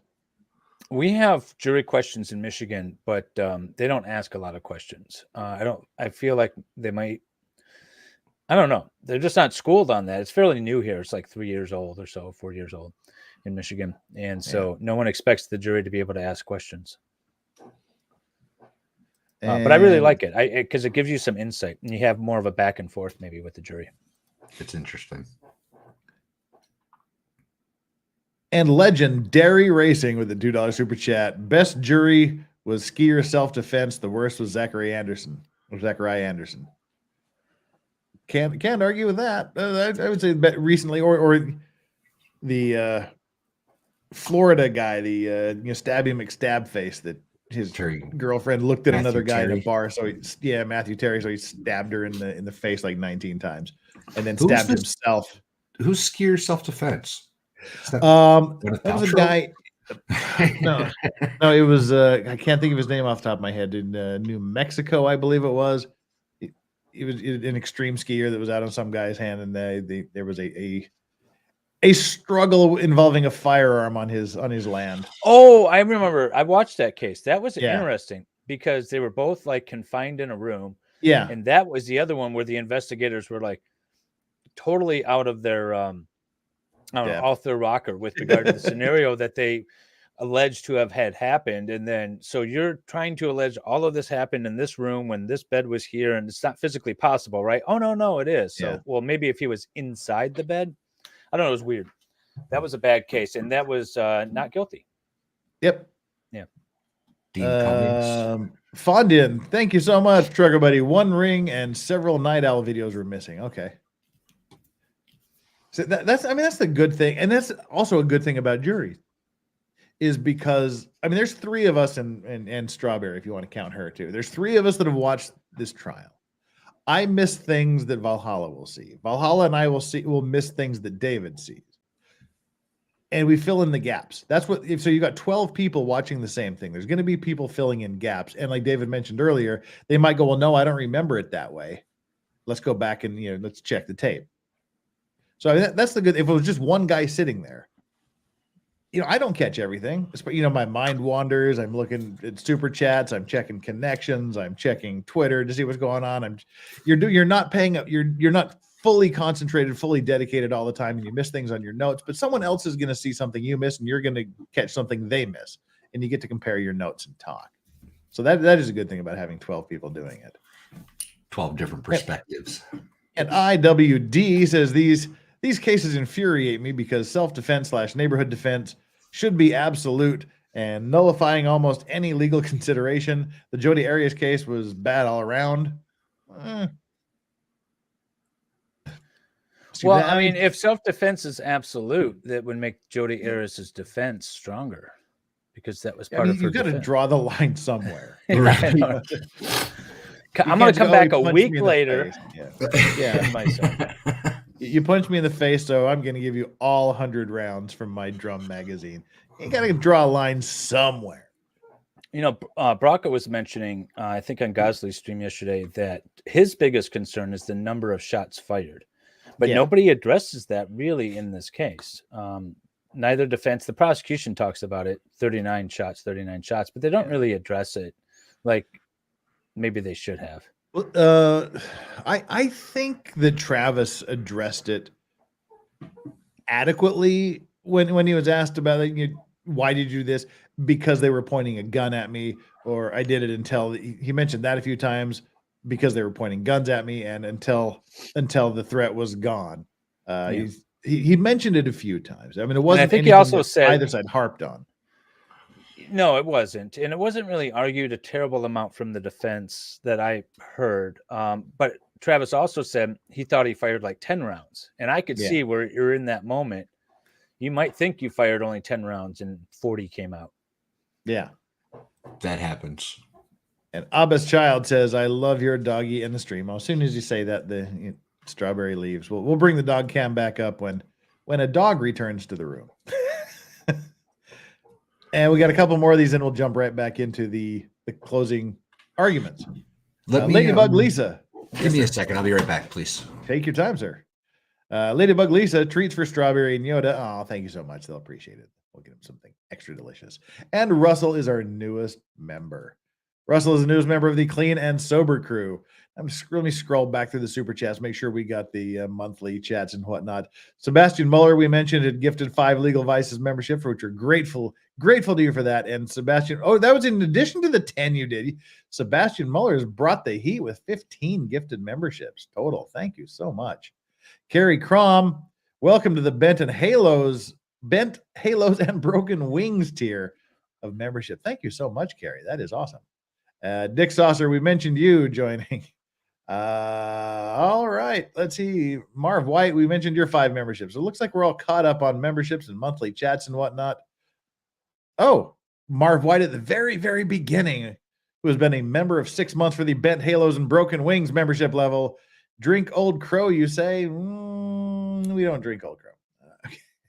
All right, that catches up. David, you've been watching this as well, as much of it as you can anyway. Most of it. Did you get to grading at all the closing arguments, or where are you in that? We're a little bit into the I'm trying to think of what we called her. The we nicknamed her preacher's something. daughter. I said she's like on Sunday morning, in church service, and I expect a choir to show up from behind the screen there. Yeah, preacher's daughter is a good one. It was better than whatever mine was so awesome I can't even remember what it was. But yeah, preacher's daughter. We've ranked her number 2. She wasn't the best. She wasn't the worst. But there is a huge gap between first and second place there, and not such a big gap between second and third place. But we're doing her. She's second place. Obviously, the defense was far and away number 1 in their close. Are you through with her yet? Have you made it through? You're still in the middle of her? Nope, we're still kind of towards the beginning of her. Oh, I'm just game for watching it again. It was amazing. It was amazing. Yeah, we've just horrible. been stopping and breaking it down and ranting and raving at some of the dumb things she says. And some of the theatrics that go a little bit. Yes. I loved at the beginning, though, where she was like talking softly and then she pulls the mic up to be really dramatic. I don't think she pulled it off the way she thought she did. Yeah. Was it bullet hole to the door? Bullet hole to the door. Yeah. Settle down there. Does the defense have to sit here until they reach a verdict? They don't have to sit there at the table. I mean, but you sort of generally have to be in the area. It's not like you're going to go, I'm going to, go watch a movie or something. You just need to be there when they say, get back in court within a few minutes. I guess, at least that's, I mean, how far have you ever wandered in any of your cases waiting for jury verdicts? Not far. Let's see. I'm trying to think. I was you exit the courthouse and there's a restaurant next door. That's about as far as I've gone. And you hang out there and you camp out, you get some coffee and whatever. Yeah, and he is out on bail, so it's not like he's being detained while they're doing this. He's not being forced to sit in one of the defendant or witness rooms. There's these little cubicles off to the court. He's free to come and go as he pleases. I usually, if I'm stuck in one of those, I'm bringing movies and stuff, and I'm just kicking back and I'll bring a blanket. I'm trying to be comfortable in those things. They're horrible. They're it's like being in the principal's office. You're just waiting for the principal to come in those little rooms. I try to avoid those when possible. Let's see here. Russell with a $5 super chat. Thank you, MLS, for asking about closing. I missed the rebuttal. Jeff, what were your thoughts? I know Preacher's daughter killed it. Hallelujah. Sarcasm. See, I was so punch drunk, loopy, sleepy by the time the rebuttal came around that I remember very little other than lots of black women head shaking and some screaming from him as well. But I had pretty much checked out completely. That's kind of part of the reason we're doing this, because I by then I was so tired. So we just want to kind of refresh my memory as well as yours. And misbehaving. New subscriber. Thank you for subscribing. Praying for not guilty. Self-defense. I am with you. And thank you so much for parting with your hard-earned cash so early on in your subscriber journey. I hope you'll stick around. This is what we do here. And while you're at it, check out our guests as well. MLS Law Show. Yes, MLS right there. Right there. Somewhere. And I Valhalla can't do it. Waits. They've got some great channels. Check them out. And you consider don't consider, just do it. Just subscribe to them. Just subscribe. It's cool. And like their video. Thank you so much for being our new subscriber. We love having you here misbehaving and hope to see a lot more of you in chat, because the Vice Squad chat is the best chat. There's just no question about that. So, all right. So rebuttal, someone mentioned rebuttal. Rebuttal was comb over, right? He did the rebuttal. Yes. Okay. Yeah. Come. I like how independently we all come up with like some of the same nicknames for people, because some of them are just so obvious. They write themselves. They do. I mean, we identified him early on as Larry David, but then we didn't want to shame Larry David, so I went with just comb over. Yeah, he's always been Captain Comb Over from the beginning for us. Or Captain Comb Over. I like that. You get put the captain in front. But he started out as being 1970s lawyer for a while because of his suit and the hair, and he was rocking the 70s vibe for a while. Very much so. And then he got so nervous with the microphone. It was like, what was that? That was so weird. That was so weird.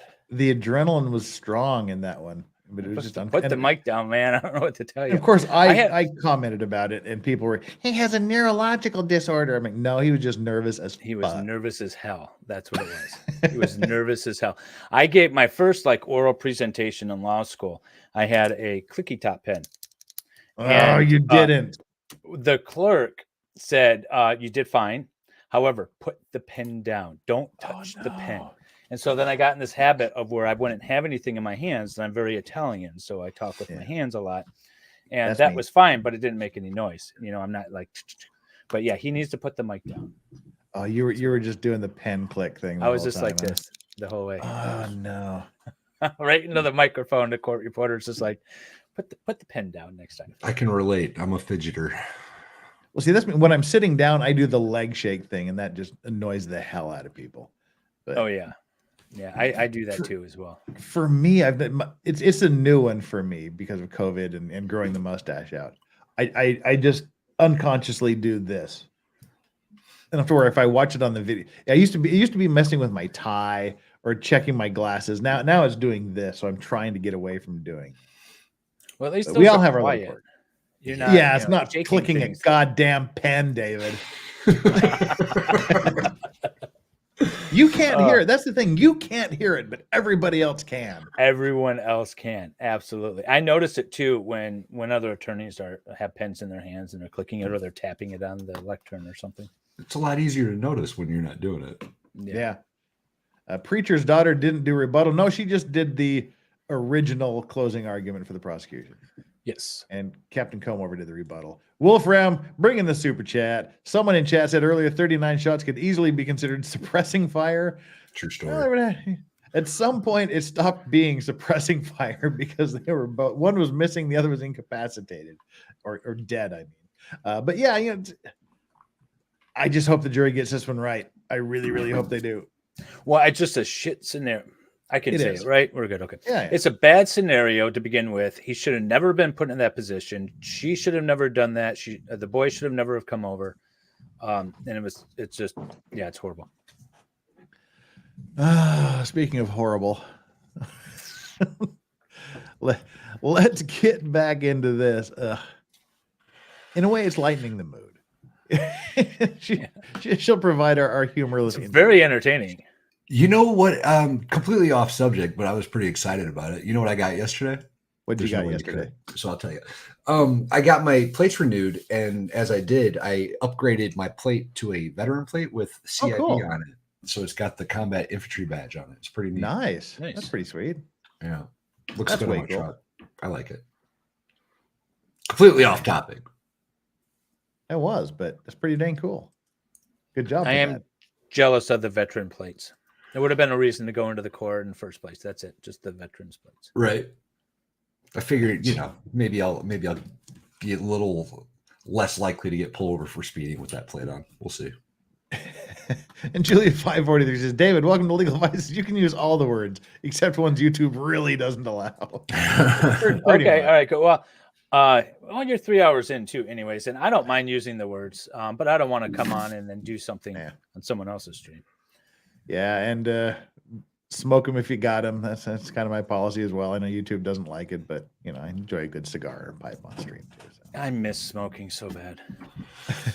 I miss it every day, especially cigars. It's been about 30 seconds. I don't miss it all that much.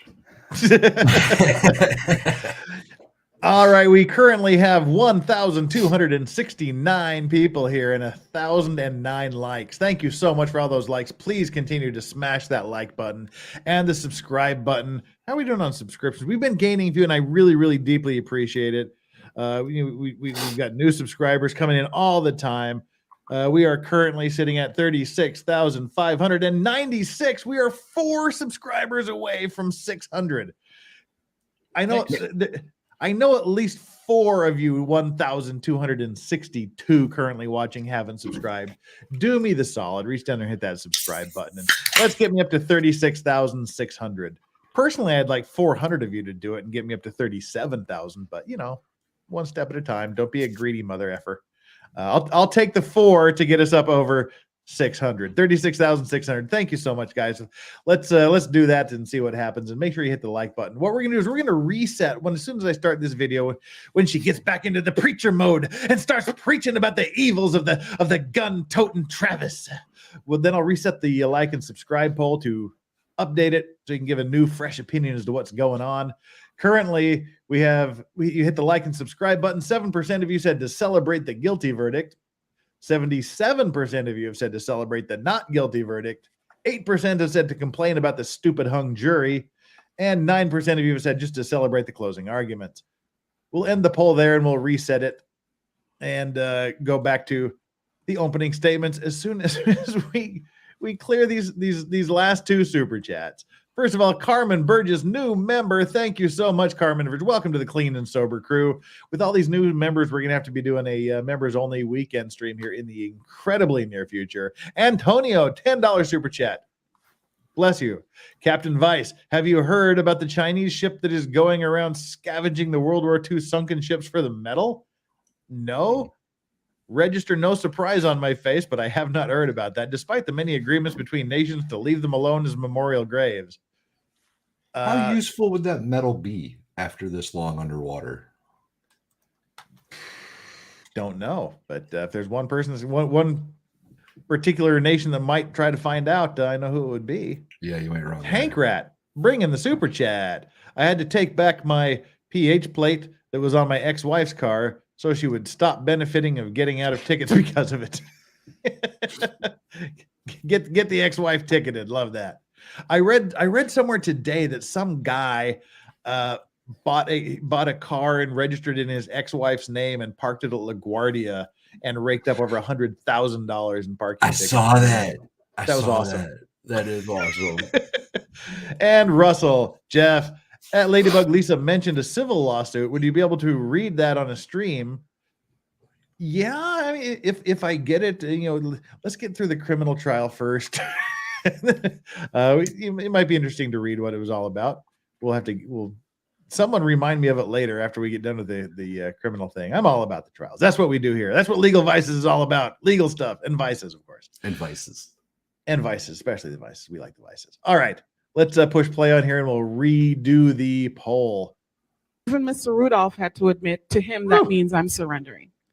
Oh yeah, that was the you got this or whatever the hell that was. Yeah.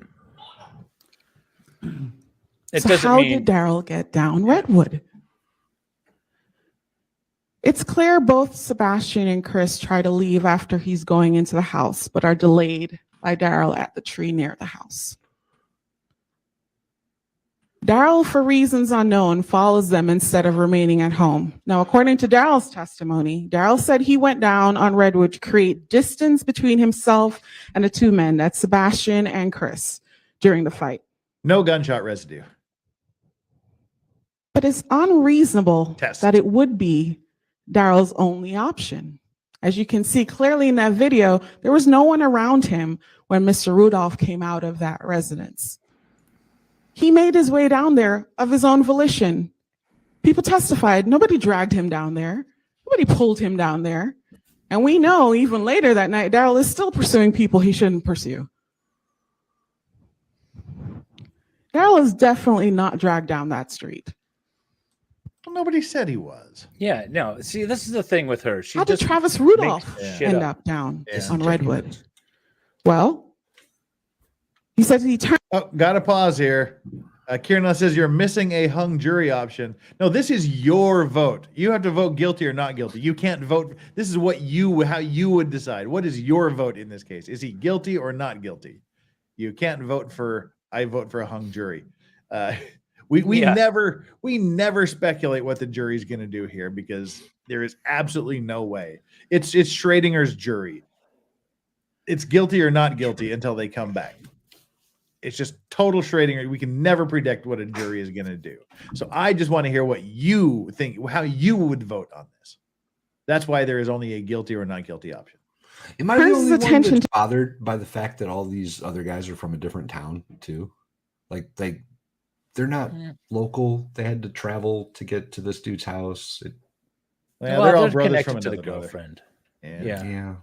I'm not concerned about that. I just not the fact like that they're they coming showed from up at foreign midnight countries. with guns, shirts off, banging on the door just to chat. That bothers me more. Yeah. To Daryl after Tyler runs to the car. So basically, after the ring video we just watched, you got this, Tyler books it and starts running back to the car. Oh, books it. Mr. Listen to Rudolph's her. own testimony is that Tyler keeps running. He even passes where Miss Daryl State is Lady. and runs to the car. Then Travis Rudolph says he sees his brother. And before he can even reach him, ladies and gentlemen, this is his own testimony. 40 to 50 feet before he even reaches Daryl, he realizes that all the men that were fighting with Daryl run off back to the car. He hasn't even gotten to wherever Daryl has ended up. So how does he get all the way to being in front of the car that he sees firearms? Legally. It's because he followed legally them. walks down there. Sorry. Yeah. He legally allowed to have a gun and be on the street and walk down the street. Completely legal. Not a damn thing wrong with it. And if I he's think doing it because he wants to make sure that these guys that just beat up him and his brother and threatened him and all that stuff are leaving, then that's completely legal too. that is exactly right there. The one thing that I wish the defense had mentioned, had pointed out that even if he walked straight up to that car door with his weapon, he did nothing wrong. Yep. I wish they would have mentioned that. If they mentioned it, I didn't hear it. I was If on they the did golf mention it- course when defense was giving theirs, and so I wasn't listening particularly closely, but I didn't hear it either. Yeah, that I did think of that yesterday and thought I wish they would have mentioned that. Metal they are stealing is pre-nuclear age. The Chinese scrappers. Yeah. Oh, the scrappers. But I mean, if they want rust, different. Yeah, there's going to be lots of rust, but you can get things like brass. If there's maybe some brass would be okay and things, but it's I'm just asking because I don't know. I mean, it has nothing to do with but is pre-nuclear age metal different? maybe there's I would imagine that he's talking about. I imagine it would be worse quality. I imagine because it was old. I imagine anyway. it'd be pretty rusted by now. Yeah. We can talk about this some other time. Fair. He pursued them. In the state of Florida, you are allowed to stand your ground. In the state of Florida, you do not have a duty to retreat if somebody is coming at you in a place you have a right to be. But you do not, ladies and gentlemen, get to pursue people and then claim self-defense. Well, Yes, you kinda do. though. Yeah. If you pursue Especially if somebody and then they pull a gun on you, it's still self-defense. Yeah. Jeff, I want you Let's to pay take a look at particular this attention. video. She All right. responds. Oh, sorry. Shit. Hang on. Wait. I didn't remove you. What the hell? Oh, okay. I clicked the wrong view. Sorry about that. Oh, good. Well, thank you. I was pausing and someone's like, I just want to say bye. Pay particular attention to me leaving. That's what. Exactly. As you were saying before, you were so rudely interrupted by this dumbass over here. At some points, watch this woman's face, and she giggles and laughs. I believe she is feeding off of some sort of reaction from the jury, which concerns me. That's what I wanted to point out. As she's carrying on here for the rest of this second half, I feel like she's responding to something. She might be getting some sort of positive feedback from the jury. That's all I wanted to say. I was thinking it was more like that socially awkward, look at me, I'm being clever kind of thing. I'll pay attention. All right. But you know what I'm talking about, right? Yeah. I thought maybe she was getting feedback from the jury. Okay, well, I'll watch it from your perspective and see, because I was thinking it was like this, the person that makes the awkward joke that doesn't get a reaction, so they do Laughs this, at their own joke, hoping that Yeah. others join along.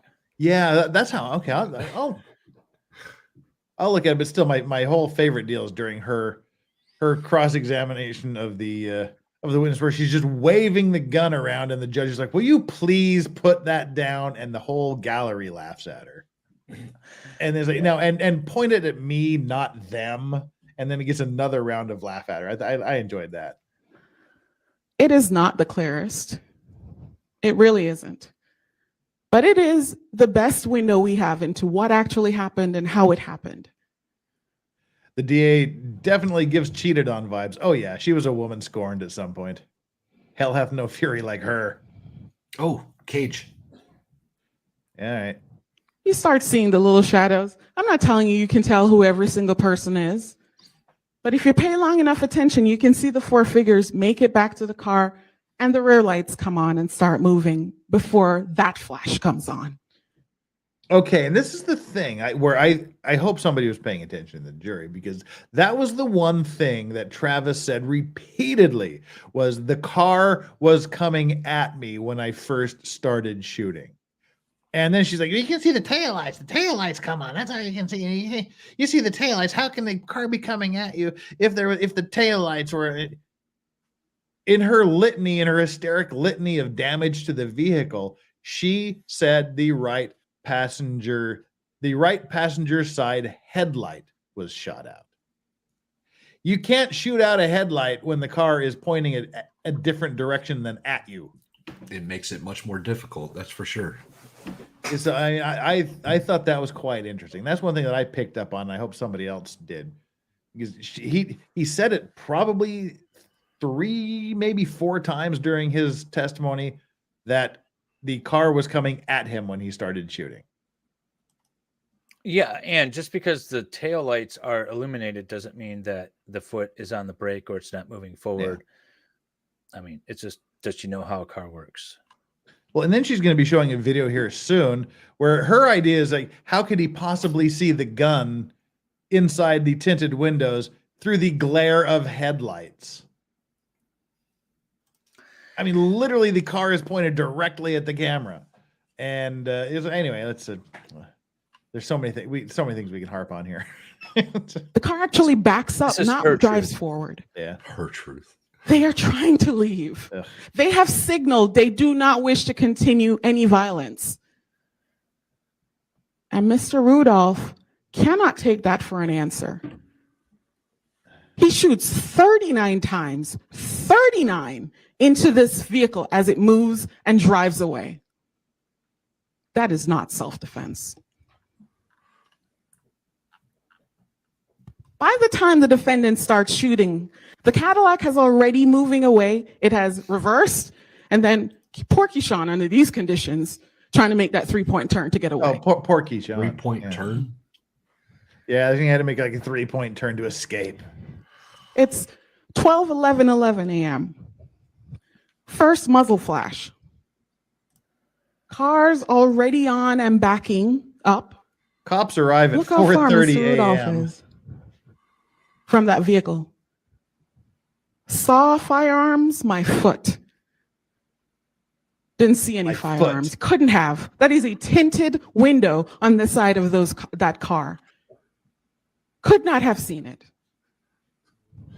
Why is he even down there, ladies and gentlemen? Why is he down there? The windows were tinted, or how much they were tinted. Nothing with regard to how much. There were photos of tinted windows. So let's talk about what Mr. Rudolph could or couldn't have seen, based on just common sense things that we know about the area, the dark video we were looking at, and the circumstances of the lighting. This area of Redwood is dark enough. There's some street lights, I'll give you that, but they're not so bright that they're illuminating everything that we can see every single person. The interior light of the Cadillac is clearly not on. Cadillac has tinted windows. We heard that testified to by the person that was driving it, but also by the CSI, and we see for ourselves on the pictures.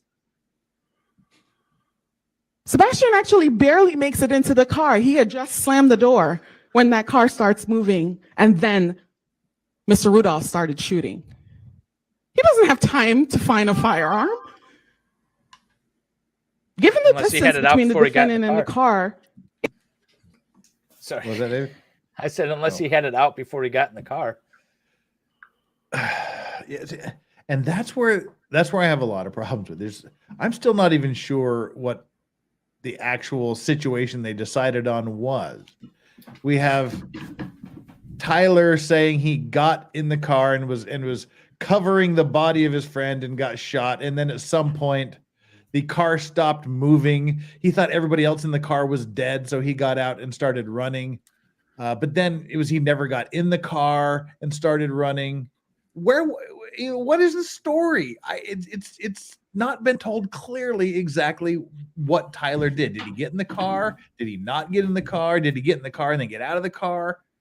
Well, that happens a lot when you're lying and making shit up.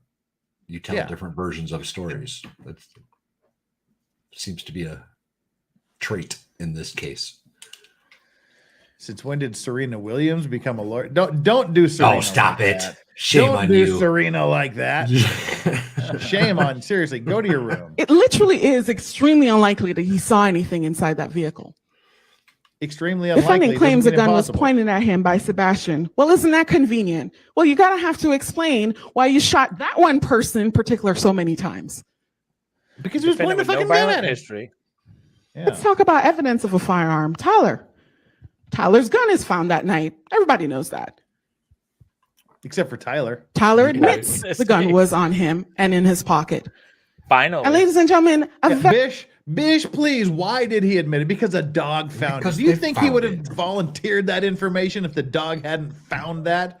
He Come didn't on. until it was found, right? He didn't come up with that information before they found it. That gun with the extended magazine loaded with hollow points. Oh yeah, that gun. Very important fact that I think goes amiss in the conversation about do you have to wait for someone to shoot you to shoot back? No, you don't have to wait. But if somebody else has a gun out, ready to go, they're gonna fire back after that 39 shots being fired at them. Unless it just makes it defies logic, honestly. No, it doesn't. Unless they were shot. Sebastian's hands. Was he holding a firearm? Bulges in the pockets. Sure Talk looked about like it.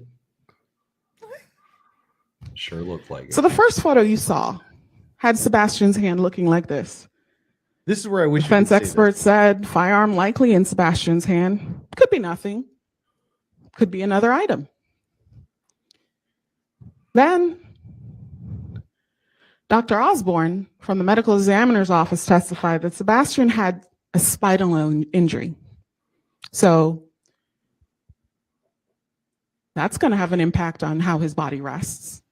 Then Sebastian not in full rigor mortis. So if an item was in fact taken from his hand, according to Dr. Osborne, it would just lay in whatever natural state it was in.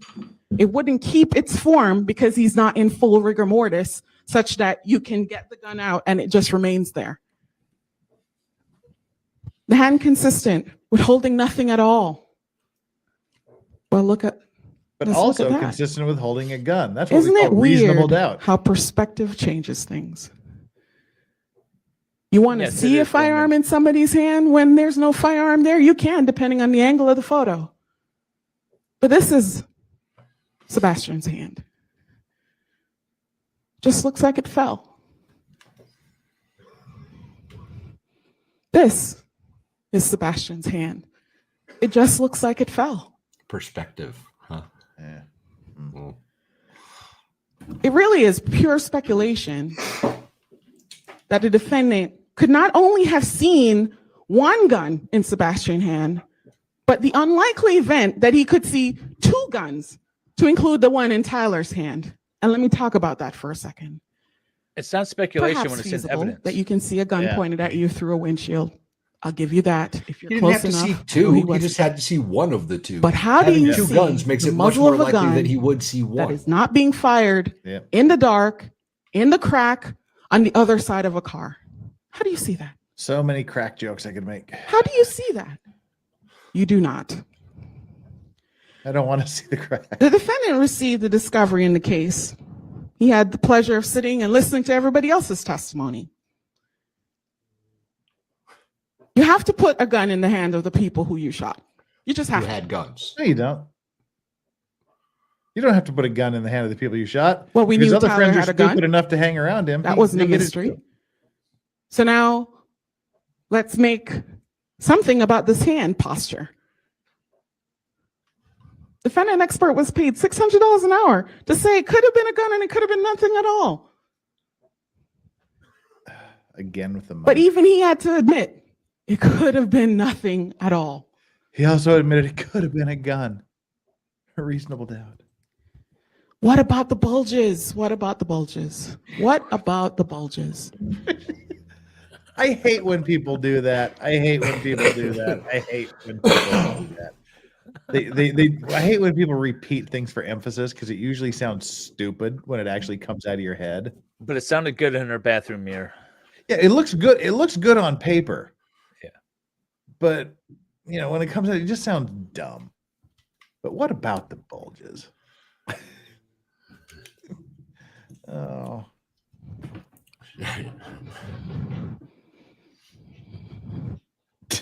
Bulge here? Stop it, Jonathan. That's Chris Lowe. He said, I had my phone in my pocket. Why should you believe him? Well, we know he had a phone in his pocket. That's the phone that was used to make that 911 call we listened to. Or it was in the door, the driver's side door panel. Sebastian's over here, but he also had some type of bulge in the front pocket. And we know, Tyler, you can't even see a bulge in his pocket, and he actually does have a gun. How is she just like brushing past that? Chris testified that the bulge was his phone. Just forget about And we that. know Just it's the move right same by. phone he Don't worry used about to that make gun. that 911 call, which is completely no part in consistent with this. the rest of the evidence in the case. That he would have had it on his person so that after the shooting, he can reach for it to be able to call 911. So he expected there to be a Sebastian shooting? Is that had what you're two sets of keys that were found in his front right pocket. There was no evidence found in his pocket or anywhere near him that it was a firearm. What is reasonable doubt? Reasonable doubt is not a mere possible doubt. It is not speculative. It is not imaginary, and it certainly is not forced doubt. Such a doubt should not, must not influence you to return a verdict of not guilty if you have an abiding conviction of guilt. I want to talk about a very important instruction. Justifiable use of deadly force. This is another part of it. The use or threatened use of deadly force is not justified if you find that Travis Rudolph used force or the threat of force to initially provoke the threatened use of force against him. So earlier I was talking about initial aggressors. Clearly, we're not there anymore because that's not. In other words, if you start it, you can't argue self-defense. Yeah, and it would be hard pressed for anyone to say that he started it when they showed up at his door at midnight, right? So there has to be a break in the action. The prosecutor needs that stopping point. That has to happen for a conviction. Otherwise, if it's just continuation, the defense is a solid case. Brazilian girl says, I love me some bulges. Go to your room. Go to my room. Shut up. The DA, Russell, the DA definitely gives us cheated on vibes. Yeah, we discussed that a little bit earlier. And Ladybug Lisa, my little ladybugs. Notice how often prosecutor says could have been and highly unlikely. Seems weak when her job is to prove beyond a reasonable doubt. Exactly, and that's what I said, and that's what I harped on repeatedly in the Zachariah Anderson case. If you say maybe, that means maybe not. If you say could have, that means might not have. The prosecutor's job is to say this is what happened, and here's the evidence to show it. Not say this could have happened, that might have happened, this possibly could have been the situation. That's not their job. That's the defense's job to say possibly that didn't happen. What do you think about that, David? No, I agree exactly. And I was just daydreaming about 10 years ago. Do you think these charges would have ever been brought? Nope. No, I don't think so. No. Why? Because that's how they presented their cases. The prosecutors were, this is definitively what happened. Right. They locked themselves into that box. But when you have the prosecutors out there, like I've seen in a lot of these cases recently, well, it could have been this, we think that. It's how do you argue against that when the jury's already kind of siding with them a lot of the times, and they themselves are creating the reasonable doubt. That's why I will never stop saying there needs to be a 1-day buffer between seating a jury and starting the trial, during which a jury is given specific training and instruction on what reasonable doubt means. I like that idea. I like that idea. Yeah. I think there just needs to be, say, this is the burden of proof. And you have to say what I harp on all the time. You must walk into this trial thinking that a man is being wrongfully accused. You must presume that the prosecutor is pointing the finger at the wrong person. And the prosecutor must convince you that, no, your idea is wrong and they have the right guy. You know what? I want to run for judge now just so I can be chief judge and implement that. That sounds good. I think you should do that. Because I think there needs to be an explanation of what reasonable doubt means. You don't have to believe, okay, you know, the aliens came down and probed Tyler. That's not a reasonable doubt. But it doesn't mean no doubt whatsoever. You know, juries just need to be trained. These jury instructions that are so important.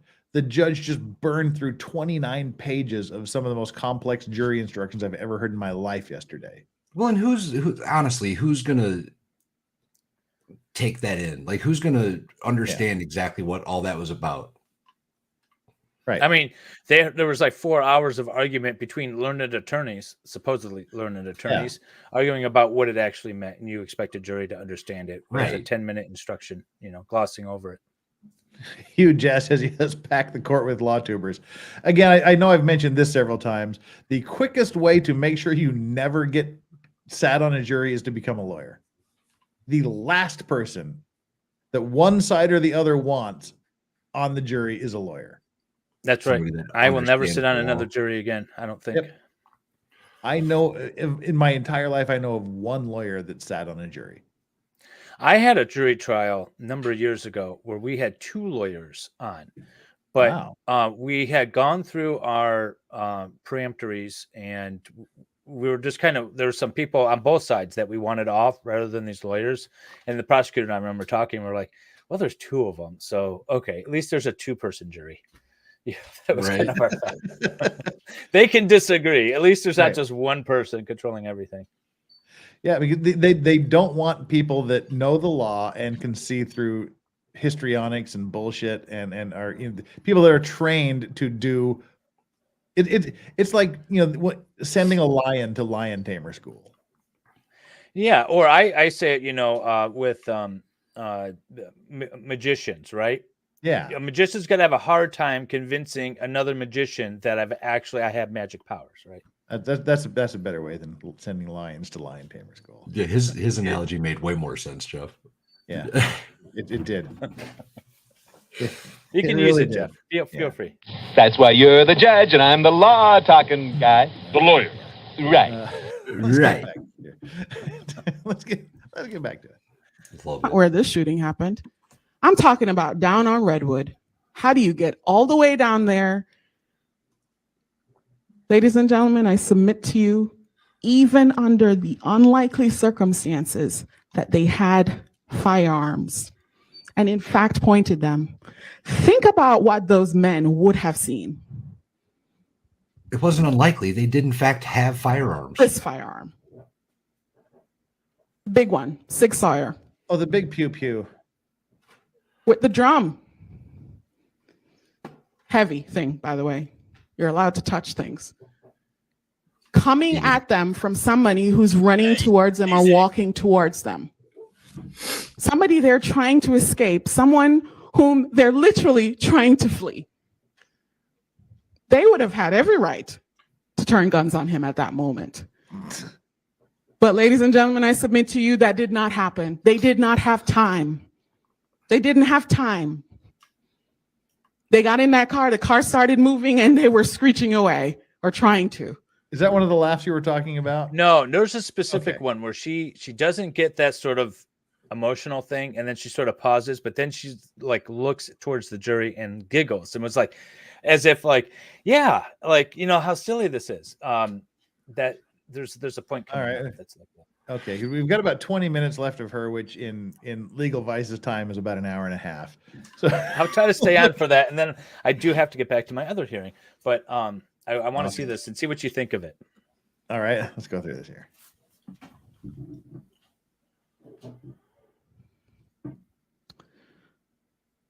It is not justifiable use of deadly force.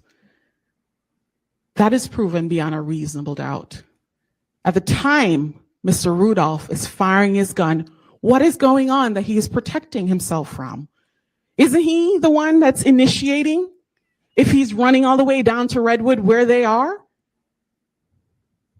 Isn't he the one that is pursuing and not, quote, defending? They are trying to run away. I want to talk to you now about the charges. I like how she's really First count, hysterical for one sentence and goes, now let's just first talk degree about something murder. completely different. The state must prove elements of first degree murder beyond a reasonable doubt. Here are the elements. The victim is dead. Well, we know Sebastian Jean-Jacques is dead, but we'll talk about that in a little bit. We can speed it up a little bit. The death was caused by the criminal act of the defendant. We know that because it's not justified. There was a premeditated killing of the victim, and I'll talk to you about the ways you can assess whether or not something is premeditated. Sebastian Jean-Jacques is dead. And by the way, ladies and gentlemen, I noticed it as we were going through the jury instructions as well. Sometimes Sebastian's name is spelled here with an IAN, like I have done here. His name is actually spelled with an IEN, and we'll have that corrected for the verdict form. But we all know who we're talking about, Sebastian Jean-Jacques. Sebastian's lifeless body is discovered at 40th and Broadway.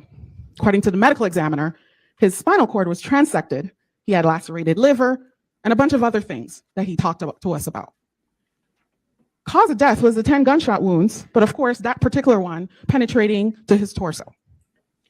It took Beyond a 10 reasonable rounds. doubt, That's pretty Sebastian good. Jean-Jacques is dead, Not bad. unfortunately. Element number 2. That only Sebastian leaves Jean-Jacques' 20 death for was the other caused by ones. the criminal act of Travis Rudolph. That has also been proven beyond a reasonable doubt.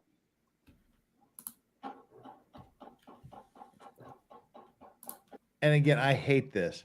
I hate this video because it's clearly a compilation of other video from these sound sensor things that record. Oh yeah, the gunshots, and then they triangulate it based on the sound. There is more than 100 rounds fired on this audio tape, and I hate that. Which isn't what actually happened. Yeah, it's they're The just defense showing does a good job though addressing it. I'd be like, you got to listen to this, and it sounds like it's, you know, she's gonna play it over and over and over and over for you. It doesn't matter. I thought the defense did a good job with that. I don't think it should have been allowed in this form from the beginning. Closings aren't evidence, though. No. But I mean, They played this it was during the trial. Yeah, it was entered into evidence. Oh, well, and I don't think there was clear enough saying this is a series of recordings. So anyway, I just hate this. I hate this audio, just personally. You can hear the car, and then you can hear the shooting. They are leaving. And I never are heard that. leaving. They said there was a car revving. I Let them never leave, once Mr. Rudolph. heard that, no matter how many times I've heard it. Revenge. To exact Revenge. punishment or wrongdoing, especially in a resentful or vindictive spirit. To take vengeance, to inflict punishment. avenge, the act of revenging, retaliation for injuries or wrongs. We need some Something done in revenge. A desire to retaliate. You've got to get some rewenge. He had lost a fight. I'll grant you this, it was not a fair fight. 4 men came over to his house and they were ready for whatever he wanted to do. And they fist fought outside. Tyler, like I said, admitted, yeah, at one point I choked him because I saw him on top of Keyshawn. They were fighting. And you saw his injuries. He had some cuts and scrapes and bruises.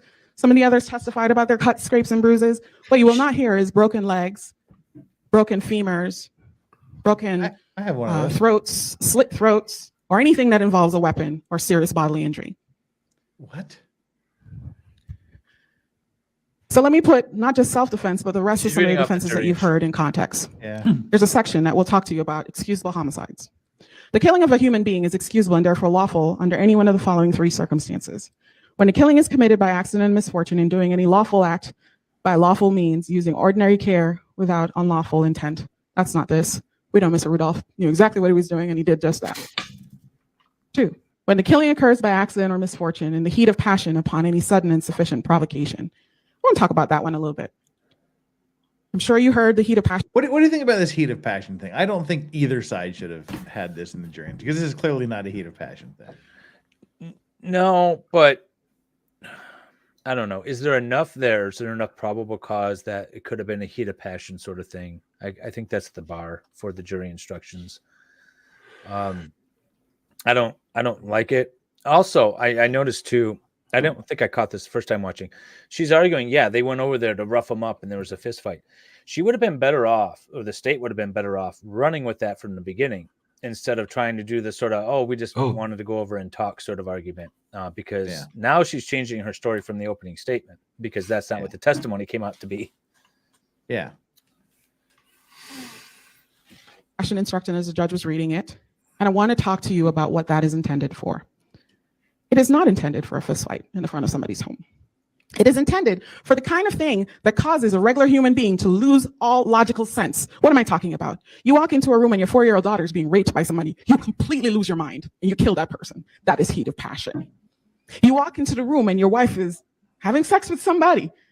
You completely lose your mind. That is heat of passion. That is heat of passion. Something that causes you to completely lose your senses. You're not making proper judgments about whether or not guns are being pointed or not being pointed. You're not making proper judgments about the distances between places and things. You have lost your mind because of the things you have experienced or seen. That is heat of passion. So if I killed someone after watching her give this closing argument, would that be heat of passion? I've completely lost my Based off of mind. her definition and mannerisms, I would say yes. You would fall into that category. I've completely lost my mind. How would seeing your brother getting beat on and possibly run over by a car not fall into that category? See, Well, the heat of passion thing is a lesser included. The reason why I don't like it is because it gives the jury a compromise vote, in my opinion. And so so that would knock it down to a homicide or to a manslaughter as opposed to the murder charge. And I don't like that idea in this particular case. And I think the defense was arguing to keep it out, but it got in anyways. Well, the defense wanted it in. Did they? Oh, maybe I was. That was what Ghazni that was was saying odd. yesterday. I think that It was that odd. was his thought process behind it. Yeah, I said it was odd. I think it weakens the case. I do too. I would not want a lesser included in this because right now we have a jury that clearly has not made up their minds, and they could very easily say, manslaughter. That's a good spot. Yeah, and especially when you say, okay, the punching stopped. He has time to go back into his house to get his weapon, come out, slip on the driveway, get up, walk down the street. That doesn't really seem heat of passion-y to me. No, it doesn't. Yeah, it doesn't when you frame it like that. Anyway, Too And late heat now. of passion has 5 parts. Every single one of them, like all the other elements, must exist for it to be so. We'll get to it later. Of course you will. When a killing is committed by accident, misfortune resulting from a sudden combat, if a dangerous weapon is not used, again, not the circumstances of this one. Heat of passion All 5 elements, A, B, C, D, and E, all end with an and then of course, last one. First one. An issue in this case, whether Travis Rudolph did or did not have a depraved mind, and also you'll see it there for the premeditation. Why? Because heat of passion is not a full defense. It is a partial defense. It's a defense against the intent requirement of crimes. And so its focus is not going to be manslaughter or some of the other types of charges. It's like first-degree murder that requires premeditation. It's like second-degree murder that requires depraved mind, you know? So it's focused on intent. So the instructions are very similar except for the language here, which either talks about premeditation or depraved mind. So we'll focus then on just the elements. There must have been a sudden event that would have suspended the exercise of judgment in an ordinary, reasonable person. The fight? I don't even know what you would use. I was trying to follow her, and now I'm getting nervous that what I saw yesterday doesn't actually materialize. We're just getting feedback from the jury, but I can't follow her logic. She's going through too many like little elements and not really making the connections for me. Yeah.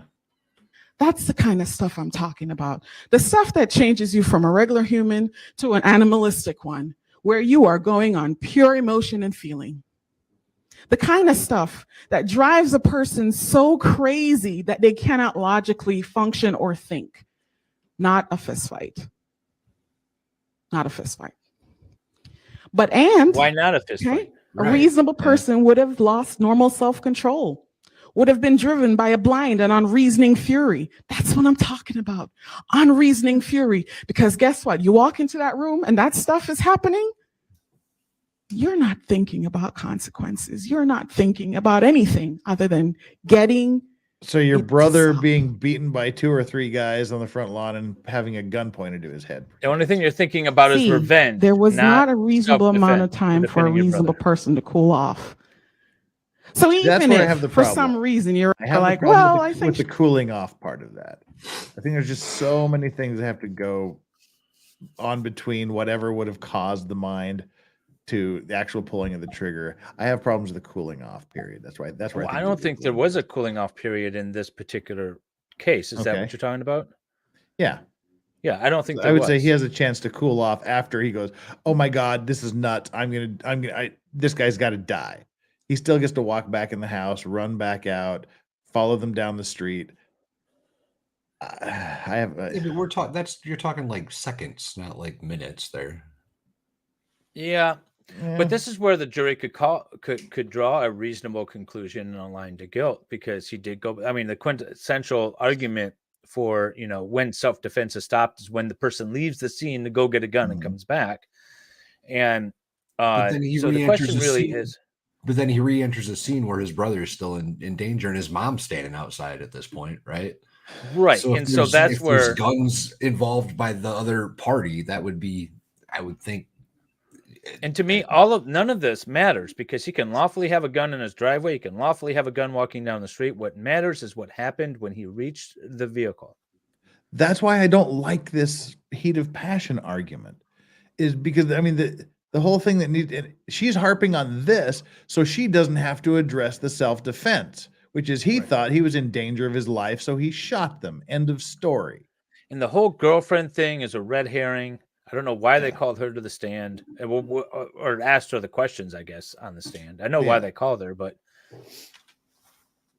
Yeah, so I think that giving her the opportunity to focus on this heat of passion really, really weakens the case, because she's spending all her time saying why it wasn't a heat of passion rather than why he wasn't justified shooting someone in the face because they pulled a gun on him. Yeah, I can't believe the defense asked for this jury instruction. And if I recall correctly, that was what it was. I'll rely on you off for memory. It's purely off my memory, and I could be remembering incorrectly, but I remember they were just going to do the self-defense, but they wanted that extra possibility that if they didn't buy the self-defense, they could possibly rely on the heat of passion argument. And it was 24 hours ago and I was sleep deprived. I may be remembering it wrong, but that's how I remember. I'm sure chat will tell me I'm stupid if I'm wrong. So. They're good at that. Anyway, it's here now, regardless of who wanted it People in. showing up to your house in the middle of the night could be this kind of thing, which I submit to you, ladies and gentlemen. It's not intended for that kind of combat. It's intended for the kind of thing that drives you out of your mind. But even if you thought it was, look at C. No time to cool off. It's done. Before he even goes into the house for the assault, they're running away back to the car. It's done. There is a reasonable amount of time for somebody to cool off and chill out. D, a reasonable person would not have cooled off. So this isn't just Rudolph now and how he's feeling. This is a reasonable person, objective standard portion of the heat of passion. Reasonable person under the same circumstances. Oh, thank God they're finally leaving. Let me go back in and call 911. E, Travis Rudolph was in fact so provoked and did not cool off before he committed. So all 5 would have had to be present. But you don't even start here because you don't have unreasoning fury, the kind of thing that causes a person to completely black out, lose their mind. Element number 2, Travis Rudolph pursued fleeing subjects. Victims got in their vehicle, I'm not losing reversed, my mind. Thanks, MG Law. and were then hit with a spray of gunfire. That has been proven beyond a reasonable doubt because that's not people just saying it, that's us seeing it with our own eyes in the video. Revenge is not self-defense. Travis Rudolph, like I said, had a right to be angry. Show up to anybody's house in the middle of the night, especially getting into their relationship and telling them what they can or can't do. You're a grown person. Absolutely, you have the right to be angry. You're weird, Mandy. Travis Rudolph also did not have to retreat. He's at his house. He doesn't have to run away back into his house at the time that he's opening that door. No, he could have stood there. He could have stepped outside and had a fight with them on his own lawn. Absolutely. He did not have a duty to run back inside at that point. However, Travis had no right to pursue fleeing subjects. Yeah, he did. The minute He you think that you can play judge, juror, and executioner, the minute that happens, therein lies the problem. People can really, really, really, really cause you to lose it. And you become angry enough that you think you have the right to do whatever you want. You but mean that like is heat of not the law in passion? the state of Florida. Right? If they are running away just from you, if described they have heat of signaled passion. that they wish to stop the violence by literally turning their backs, running and jumping in a car that's trying to get away, you can't keep shooting. You can't start shooting. Let's talk about premeditation. For 3 It's hours, element 21 number 3. minutes. And you'll see that I'm speaking primarily about Sebastian Jean-Jacques here as I talk about this element. But of course, premeditation also applies to the other charges because it's attempted first-degree murder as it relates to Tyler, Keyshawn, and Chris. Premeditation, what is it? Killing with premeditation is killing after consciously deciding to do so. You have made up your mind. I would like to kill this person, or I want to kill this person, or I need to kill this person, whatever your thoughts are. I need to eliminate this person. The decision must be present in the mind at the time of the killing. The law does not fix the exact period of time that must pass between the formation of the premeditated intent to kill and the killing. Why? Because some people do it for months. Some people do it for years. Some people do it for days. Some people do it for minutes. I do Some not like people green eggs do and it for ham. seconds. But the end result is the problem. Killing someone when you've decided that they should die. The period of time, however, must be long enough to allow reflection by the defendant. So it can't just be, oh, go shoot their shit up, but nothing's actually happening to make that happen. The person has to actually have a thought, I want to kill the person, and then go about making it happen and have that time to reflect. Like showing The up with premeditated guns. intent to kill must be formed before the killing. The question of premeditation is a question of fact to be determined by who? You. You're the judge of the fact.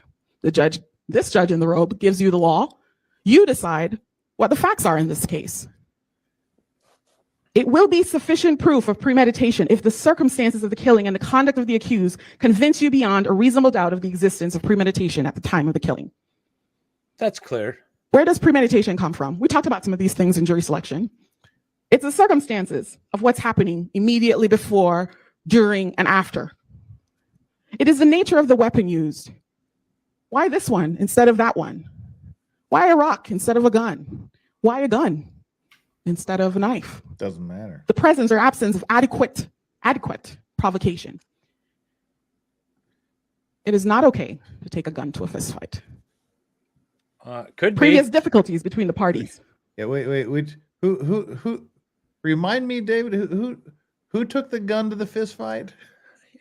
Yeah, I believe it was your witnesses, ma'am.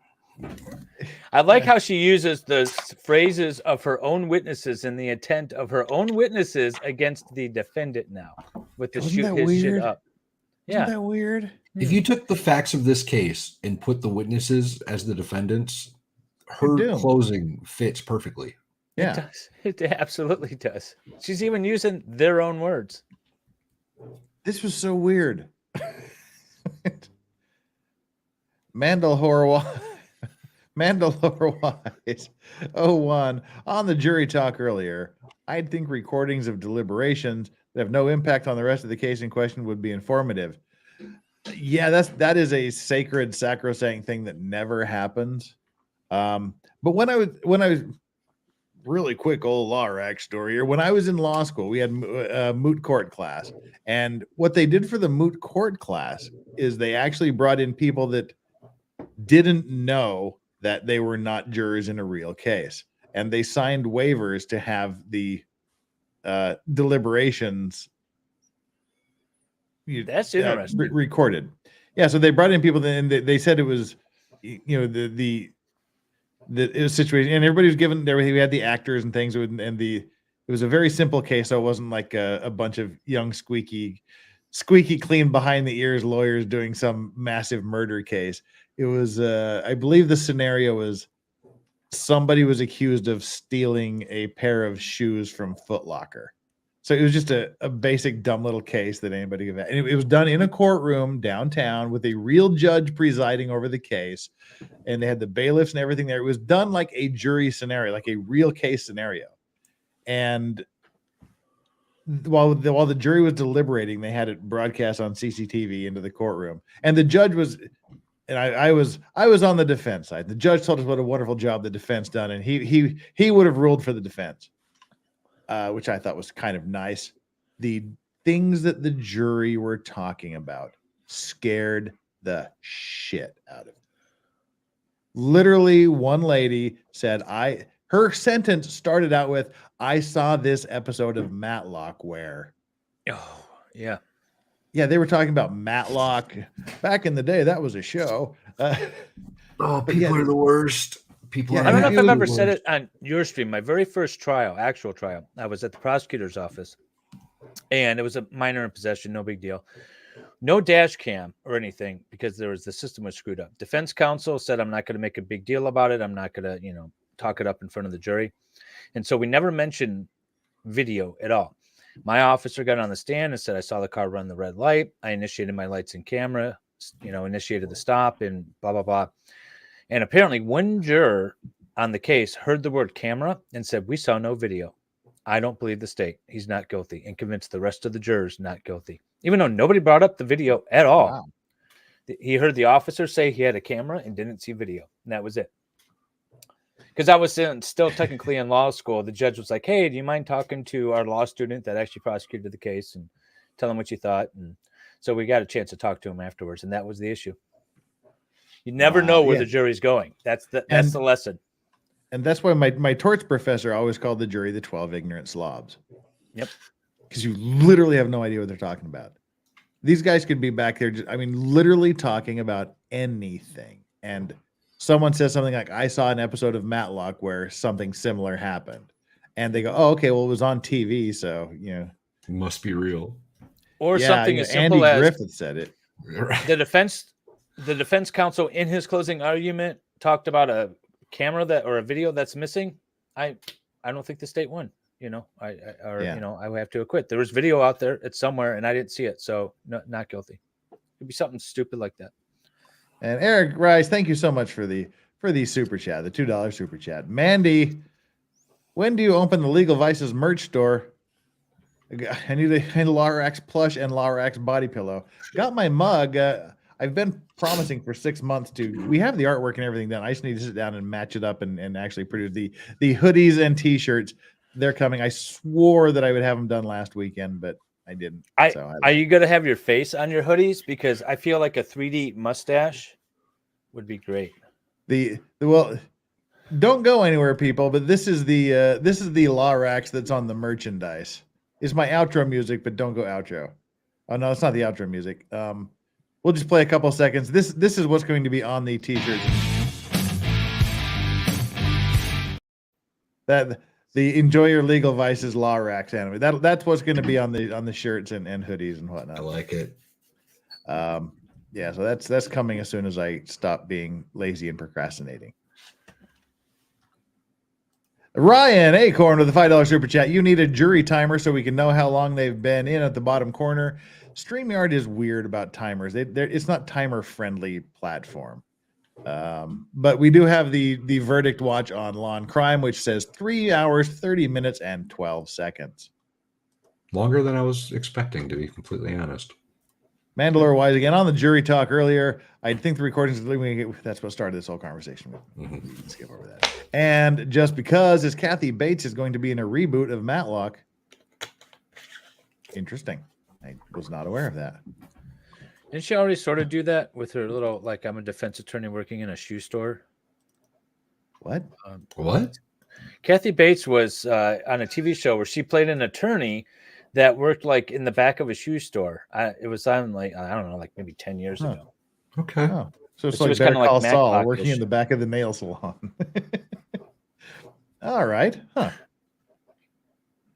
Righty. Well, let's continue. We gotta get through this because Harry's Law. We got that was it. A busy David.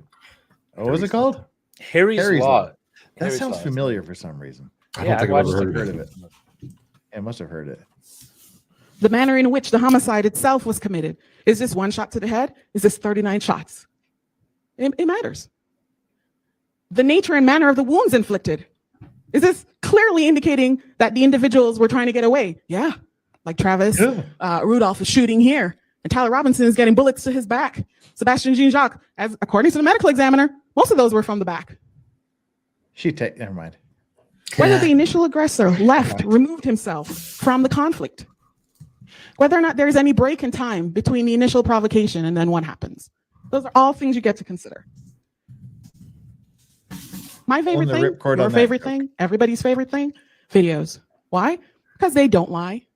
They are what they are in the moment they're capturing. The defendant claims he ran into the house to get his assault rifle because he saw Tyler pull out a gun. Video clearly disproves that. I ask him, show me, where? Where is he with the firearm? It's not possible. Video does not lie. Daryl and Travis Rudolph claim that they were further down on Redwood, but the evidence and other testimony disproves that. Daryl is still on video after Rudolph outside with the gun that I showed you, that image with him over on the corner of the front lawn. Tyler is the only person still visible, but he is further away, backing into the street. Nobody's preventing Daryl from coming back home. Video proves no reason for Daryl to go down that street. He pursued them as they were fleeing. Not illegal. Video does not lie. Before Travis Rudolph even gets to his brother, all the men have run back to the car door. The door then closes, and the vehicle immediately starts moving. Travis Rudolph isn't even in frame yet. He's not even close enough yet. And then you see him, and then he starts shooting. He's clearly the one moving forward as that vehicle is backing up. Clearly. Video doesn't lie. The video does not lie. The defendant starts shooting after the vehicle had started backing up and moving away. Why do I keep stressing this, ladies and gentlemen? Because it is important. How can you claim that there is a threat to you? You must do this. You must be judge, jury, and executioner if they are getting away from you. If they...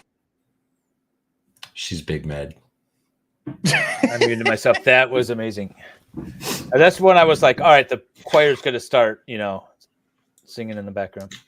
Oh, I touched it again, so now we got the buffering.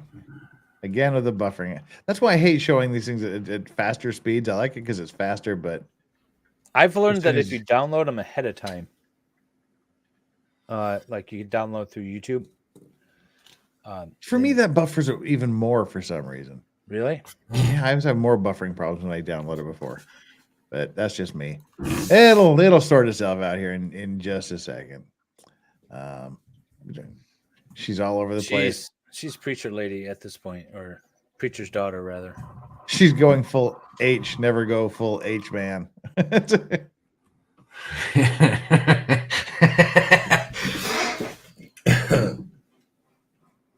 just had that clip in my head. Oh wow! Guess I did a number on this with the buffering. That's you do there. That's a bit exceptional. All right. And because it is important. How can you claim that there's a threat to you? You must do this. You must be judge, jury, and executioner if they are getting away from you. If they are moving away from you, how do you prove necessity? How do you say it absolutely is necessity? I had to do it. I had no choice. Reach down in the When bottom they of are the getting they're away down on the floor. Reach down to the floor to pick up that defendant evil. claims he Judge, thought jury, people was and coming executioner. at him. Well, the video disproves that possibility. It's clearly backing up. The video doesn't lie, ladies and gentlemen. The defendant claims he wanted the men to get away from him. It is literally what they are doing in the video. Hallelujah. The video and the testimony corroborate. They ran away. They got to the car. The car was leaving before the shooting even started. The video is damning on this issue. She's worked herself up into a sweat. Yes. She started in a sweat. I just want to see James Brown jumping around going, "Do you see the light?" And you get we need some Blues Brothers going here. All right, clearly I have too many windows open. It's rejecting me every time I touch it. Don't touch it. We should never touch it. That's the most frustrating thing. Like, I want to get a dedicated computer just to stream so that I don't have this issue. Yeah. All right. This is all my fault. I make everything worse. I'm done touching things. She said it was okay to touch things, but she was wrong. Can I get an amen? Yo, she did. That was weird. That was just kind of like, it's okay for you to touch things too. It was just like, no explanation. Just a random thought she had. Oh, me. Oh, yeah, there we go. Let's just go full. That's Go better full there. blank screen. That helps. I prefer this over her closing. Started. Oh, The there we video go. is damning on this issue. Oh, wait. We've got something going on in the courtroom here. Hang on. Shot spotter audio also doesn't lie. Shut up, woman. If it comes up, remind me to talk about that shot spotter thing briefly. Verdict. Hey, Rabbit. how Jury you sent doing, back man? to continue deliberations. We've got the defendant sitting at the table. Something's going on, and we have no clue what this is. So let's embiggen it.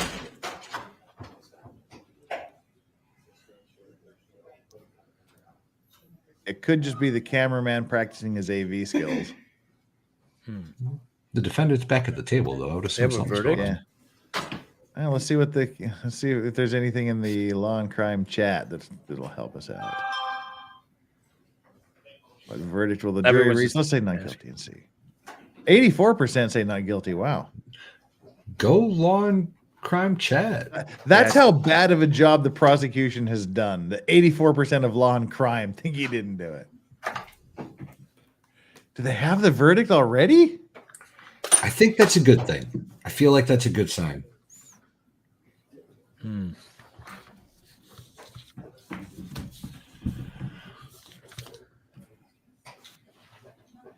See, I mean, if this is the verdict, it's to me it has to be a not guilty. That's what I'm saying.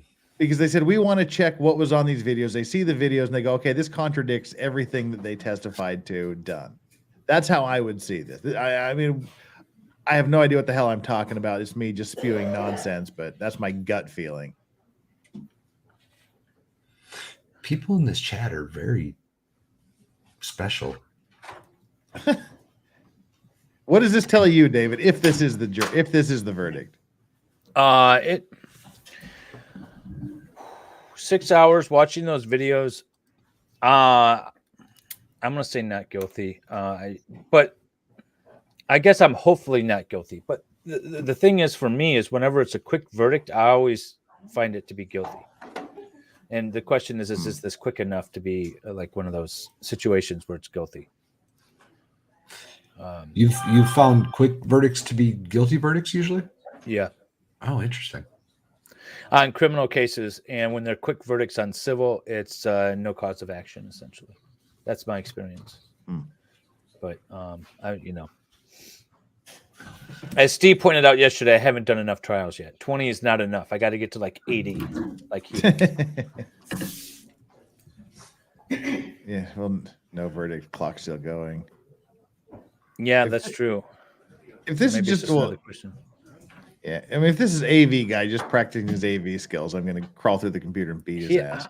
The defendant is there with his counsel. No, This is verdict something. has been reached, is what people are saying, but that's just people. Yeah, but they're law and crime chat. The one good thing I'm going to about my chat because they're usually more on top of things. the one good thing about law and crime chat though is the mods in there usually have sources in the courtroom, so the mods will post stuff that's pretty accurate. That's why I was looking. Yeah. See if there's anything on. So the mod says, "Please don't spread false rumors. I will confirm what's happening when we know." Essentially, that's what the moderator is saying in law and crime. So they don't know.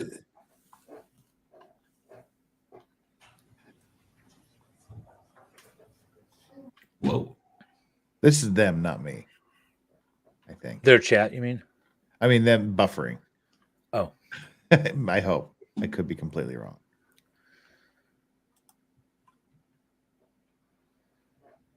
Yeah, and see, that's the other thing too, is I have the Twitter verdict feeds up, like several of them, and I didn't get anything from Twitter saying that there was a verdict reached. Usually that's the first place that pops up before even the YouTube goes live with the videos.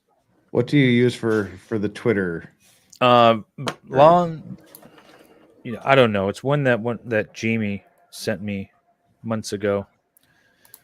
Twitter said it was a knock on the door, but they don't know what it is, verdict or question. Okay, so that's what they're reporting. They don't know. There was a knock on the door. The jury has either a verdict or a question, but nobody knows. And you asked me a question, what I was following. Verdict Yeah. watch something.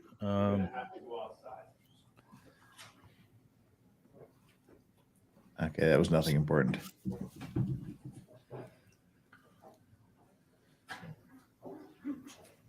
Chat saying I court still don't TV know said- Twitter enough to know how to find the things that I'm following. Boomer. Very much so. By the way- I literally watch YouTube videos on how to use Twitter. That's how bad I am. I was gonna say, by the way, I don't have a Twitter. I never have. I have no idea how to use it. That's right. I forgot. Fox is saying verdict is in. Where are you getting your information from? Somebody in chat said Court TV said verdict was in, and I'm looking at Court TV's Twitter feed and I see nothing. I have a verdict thing that I follow from Court TV as well. Stop saying verdict thing you follow and tell me what it is. I'm trying to find it. God, let me pull it up on the computer here. whatever it is. Jamie, tell the chat what I'm following. And Jeanette Levy hasn't said anything.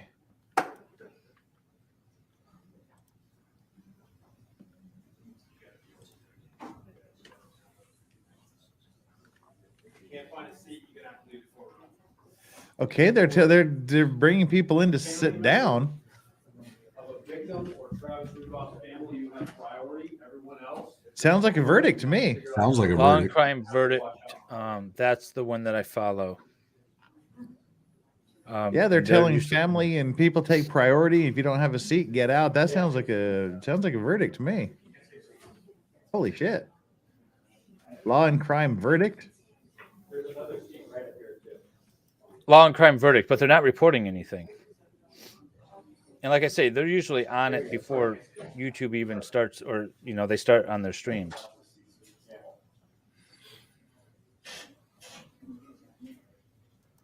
It's very weird.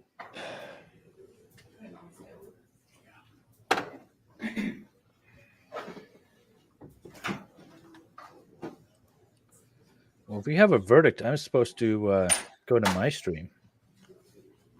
Oh. It's way more fun over here. It's where all the cool kids are. Right. Yep, we have a verdict. I just got the notice. From who? Chat? Law and Crime Verdict on Twitters. And is it like law ampersand crime? Yes. Okay. Law Is that what that thing's called? Ampersand. Yes. Yeah. That's an I ampersand. don't think I've ever heard that term before. Yep, we have a verdict. All right. Well, I don't know. Should I stay All here right. or should I go do my thing? Wow. Sounds like you a do verdict. you, boo. Stay here. Am I staying?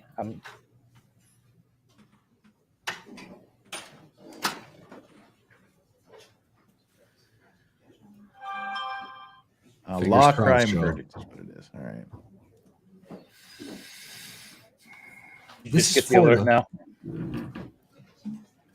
I have faith that Florida is going to uphold the right verdict here. I have faith. I think Jamie wants to come on, so I'm going to duck out of here and go onto my stream so Jamie can join me. Okay. Well, thank you very much for having me. All And right. the rest of you in chat, take care. And We will talk soon. yeah, we'll see what this result is. I'm curious to see if we get to that woman and her feedback from the jury. Let's Later, see what David. happens. Wow. Too late. He's gone. Yeah. Oh, you're still here. Me and him What?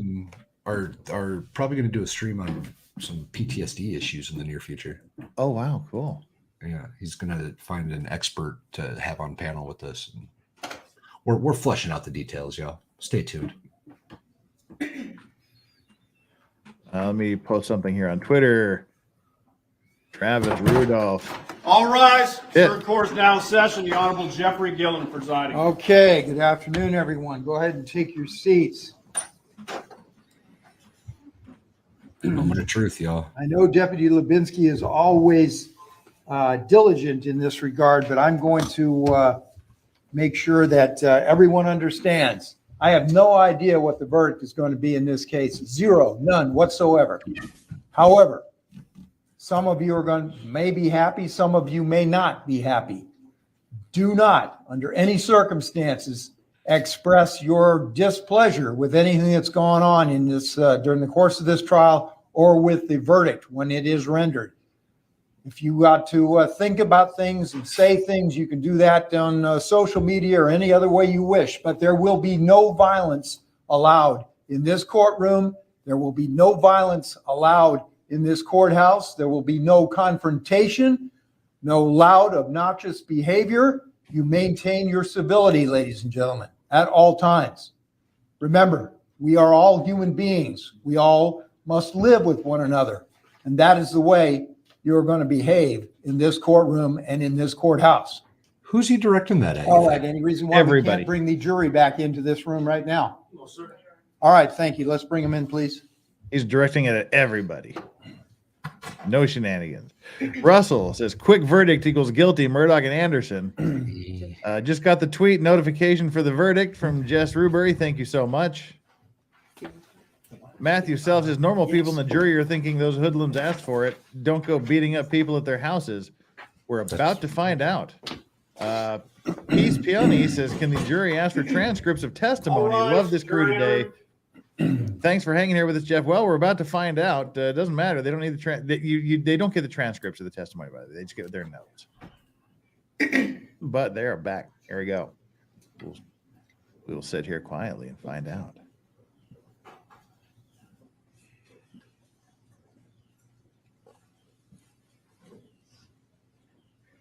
All right, welcome back, everyone. Go ahead and take your seats. I am given to understand, ladies and gentlemen of the jury, that you have reached a verdict. Is that so? All right. Will the foreperson please hand the verdict form to one of our deputies? Deputy, somebody. Mike, would you go get that for me, please?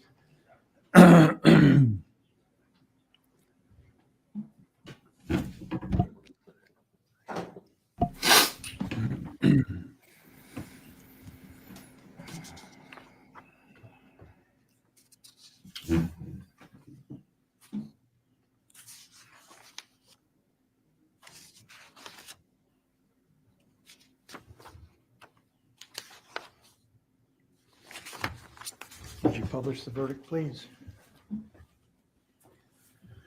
In the Circuit Court of the 15th Judicial Circuit Criminal Division in and for Palm Beach County, Florida, case number 21 CF 002938 A and B, Division W, State of Florida versus Travis Rudolph. Defendant, verdict. We, the jury, find as follows.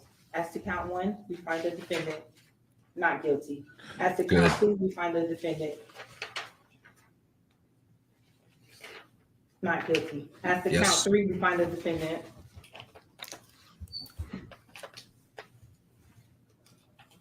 What's up, Ozzy? not guilty.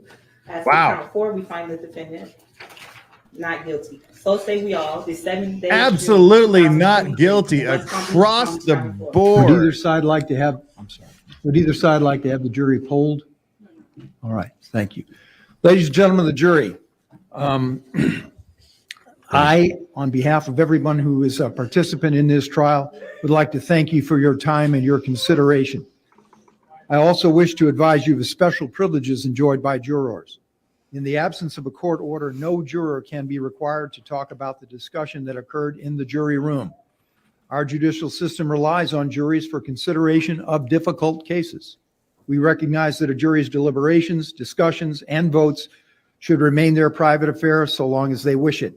Therefore, the law gives you a unique privilege not to speak about the jury's work. The lawyers and their representatives are not permitted to initiate any communication with you about the trial. However, you may speak to the lawyers or anyone else about the trial if you wish. In the absence of a court order, you have the right to refuse to speak with anyone. A request may come from those who are simply curious or from those who might seek to find fault with you. It will be up to you to decide whether to preserve your privacy as a juror. I will add that I know that there has been a great deal of publication about this case. You need to keep that in mind. It's very possible you will be contacted by individuals. If any of you want to come on my channel, hit that me I up. just read to you. You are welcome. Ladies and gentlemen, I'm also now going to pass out to you letters identical to those which I've given your colleagues, the two alternate jurors whom I excused earlier in the afternoon, or I guess it was morning. I would encourage you, please, to take the time. It won't take you more than a minute or two, well, maybe 3 minutes to fill out those questionnaires. I do, as I said before, I do take them very seriously. I look at them. I have made changes in the way in which I conduct jury trials and the manner in which I handle juries and jurors based on those responses to those questionnaires over time. So please take the time to fill those out and then throw them in the envelopes that have been pre-addressed and postage paid for you. Thank you, ladies and gentlemen. Once again, I know it's been a long time, a long process, and I thank you very much for your time, consideration, and work. You are relieved. Outstanding. Wow.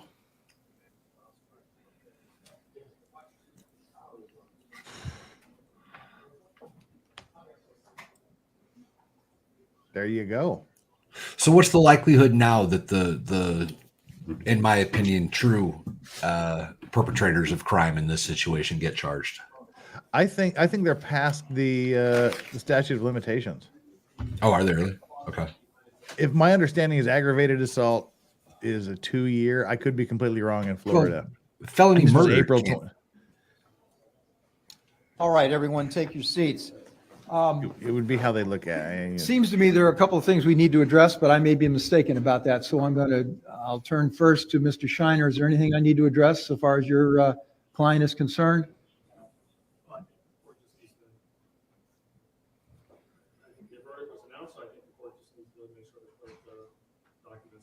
Okay, well, that will be done. You will, of course, yeah. All right, that's already done, as a matter of fact. Flagg's also on house arrest. That's what I was thinking about. I would ask, I don't know how he gets off house arrest, but Let me talk to the state about that.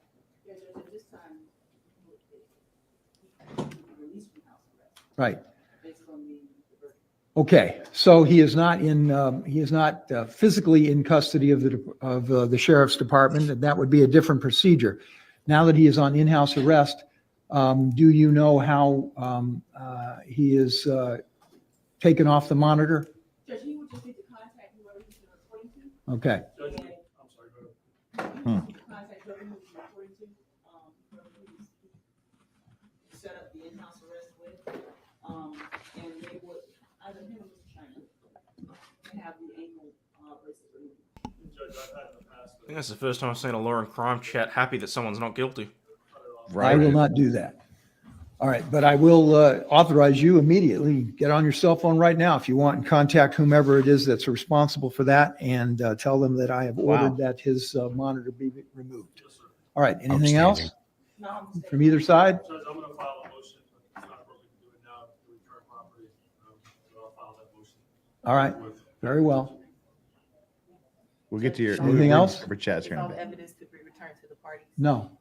The evidence is going to be kept by the clerk's office until such time as a motion is filed, particularly with respect to firearms. All right? All right, thank you. Anything else? Give that man his guns Okay, back. thank you. USA. Stay USA. calm, everyone. That's the first Stay thing. calm. Get the ankle monitor off and give him his guns back. And more importantly, stay safe. Ginger is going to file a motion for the return of the firearm. Why the fuck am I so relieved when things go the way they're supposed to go? Because There's been so many instances in the last however many months that have just been ridiculously out of proportion. We've watched too many of these things go the wrong way in the last year or two.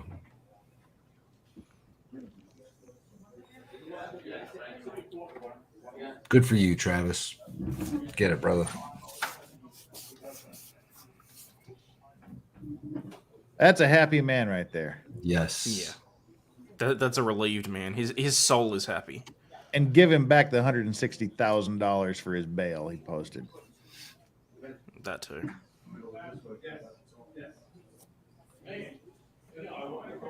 All counts. He is not guilty on all charges. The dude gets to go home and live a normal life again with no consequences from these 5 shitheads' actions. Hey, Chandler, good morning.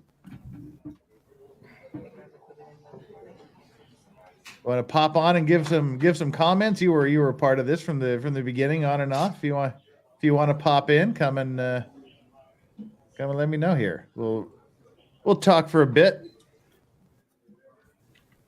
So you don't think that a felony murder charge could happen out of this at all? Well, it wasn't really murder. Yeah, it'd be a stretch. It was a self-defense death. Well, isn't that how the felony died. murder works, though? Like if you're committing a felony Well, by it's not- going and jumping somebody? Yeah. So even if the aggravated battery or whatever is past the statute of limitations, the ending of a life, I would think, would still be. But the crime it's And I a don't tricky know. thing, and we need a Florida lawyer, like a Gosney type person. But I mean, essentially, my take, which could be completely wrong because I'm not a Florida lawyer, is the underlying charge. It's too late to prosecute, so you couldn't prosecute a charge that's coming from something else that's already been time barred. And I mean, they're not going to go back and admit they were wrong anyway. They're going to say justice was never done. We did our best. Press conference coming. Yeah. Trying to get there. We got that's Chandler. We'll send one out to Gosman. Not guilty, no can't. He's not safe.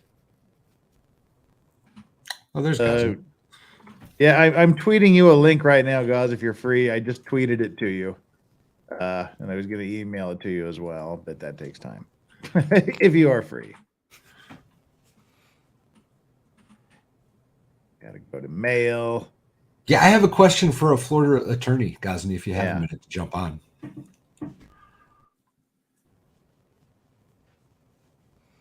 And compose.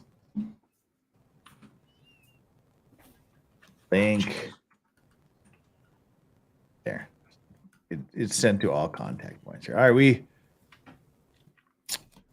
we have Magician Sapphire saying not guilty. Yes, yes, yes, yes. And I say yes to your yes. Agreed.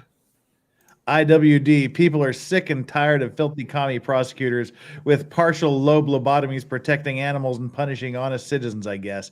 Excellent. Welcome, Steve Ghazni. Let us unlink you. There we go. What's up, buddy? Welcome, Steve. Hey, I'm kind of at work and I kind of shouldn't be on. Yeah, not but guilty I on all got the charges. bat signal from Bobby. We're not going to tell if you don't. So, what's going on? So he got a not guilty, huh? All Not counts. guilty. All counts. Congratulations to the Straight defense across team. the board. Great defense team, and I'm very happy. And this is a dangerous one, though. I must say, I know people are happy, but it was close. There was a very good path to guilt, and in fact, I will say, I think that MLS Law and I were on last night, and I really think that the state probably screwed it up. I think this was a winnable case for the state. I agree as well. I agree with that. But I'm pleased for the family, and you pray for the victims. I know that their families are probably upset. Yeah, and Caligulove, a tired prosecutor seeking victory over justice. Yeah. So thank God. Well, did you have a question? I don't want to spend too much time, but I do want to thank everybody in the chat and say hello to everybody. We need to tell Valhalla why the other guys can't be charged with felony murder. Yeah. Well, they could, but the state doesn't do that. I mean, they don't reverse their theory and admit they're wrong because they're never wrong. Do you know the statute of limitations for the aggravated assault? I think I read somewhere it was like 2 years. No, I think it's longer than I don't have it off the top of my head. There's no statute of limitations for murder. Yeah. But if this is where my legitimate question is the felony murder would be based on them committing the aggravated assault. Yeah, but would you want to cooperate with this state? No, if you're of course Mr. not. Rudolph, it's like live your life, move on with your life, and find a path that, where this becomes a positive. And I know that's a hard thing to do, but he spent 2 years of his life suffering, and maybe he's lost his career, maybe he hasn't, I don't know, but try to take this horrible situation on all sides and turn it into something positive. That's what we can do. And this is whether you think he actually could have or should have been found guilty on the facts itself. This is the thing. The prosecution has the burden of proof. Right. If they screw it up, they screwed it up. The key here is they have the burden to disprove that he used lawful self-defense. That's the key. They did not have the cops didn't provide the evidence. The prosecutor didn't provide the argument that he did not act in self-defense. And see, this is a close case because they could have disbelieved him and his brother. Mm-hmm. And if they disbelieved him and his brother, they could say, hey, he was not acting. They did not have guns. It's not justified. And it could have come, and that would have been the end of his life. That is life in prison without the possibility of parole. The bullet that this guy has dodged, and I hope he prays to God and recognizes and takes the life that he's been given and makes positive out of it, because he seems like the kind of character that may, but sometimes what happens, people get they dodge these lightning bolts and these bullets, and they get puffy and they think that they're immune and they're arrogant. So that's the wrong response here. The response is to be grateful and to be thankful and to be humble. And that's something that I mentioned before, at the beginning, and it was mentioned throughout. 39 shots is a very large and this is what I'm saying. Bullet to dodge. The state really, I think it was a winnable case for the state. They were so unlikable. and so scattered and so emotional and false. And then they're trying to make these thugs into some kind of saints and they're heroes, and they're trying to say the cops did a good job and all that, and blaming everybody else. It was everything wrong from the state side. I mean, I must say, I've prosecuted for 6 years, and maybe I'm patting myself, but I think it was a winnable case. I think the prosecutor literally said hero, literally called the Sebastian guy a hero, and these people were not heroes. No.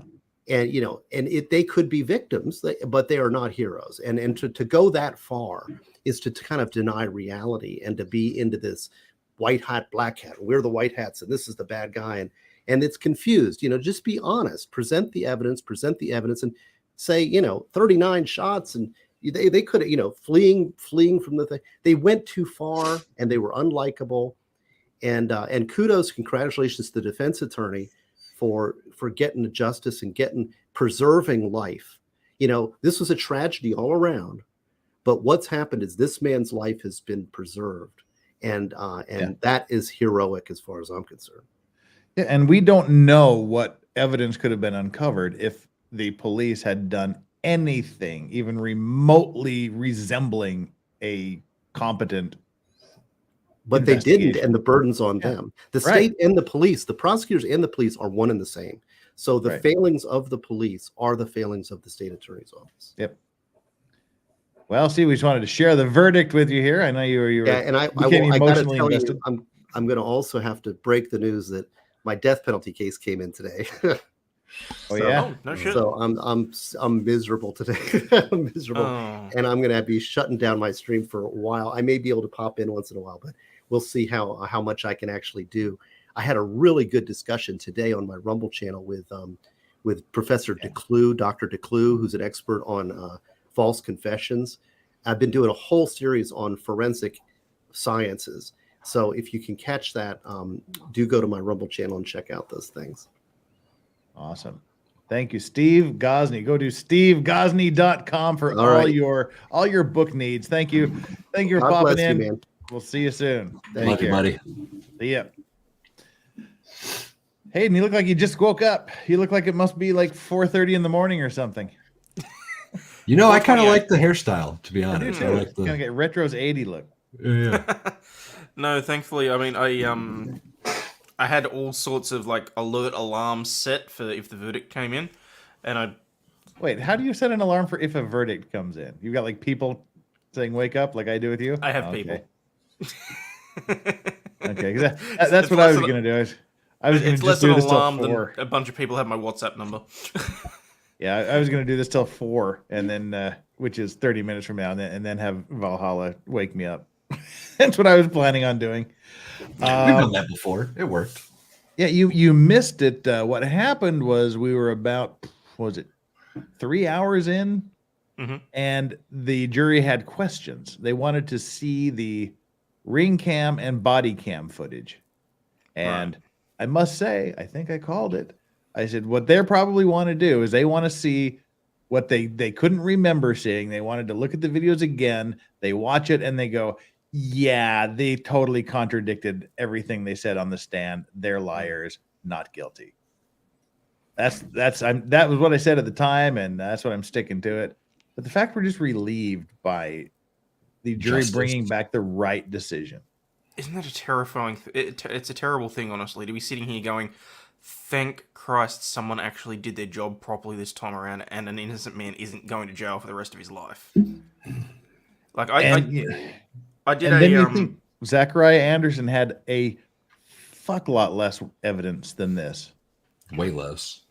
And it's a crapshoot. It literally is a crapshoot. Well, it's like I did a video on. People may have seen it. I released it yesterday. It's only about 6 minutes, so if you're interested, Kathleen Folberg.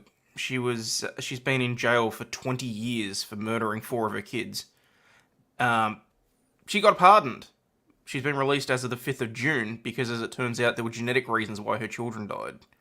Or at least reasonable doubt, anyway. So, that one's being compared to the Lindy Chamberlain case, which is interesting. And, just seeing people that may legitimately be innocent behind bars for potentially their life is, you know, terrifying. And Yeah. the fact that people, as people in the chat are recognizing, is that prosecutors really are just chasing a win at this point instead of doing the job and actually chasing justice. Yeah, and people are sounding off here. Let's get back. We'll have to double read some of these because I took them out of order.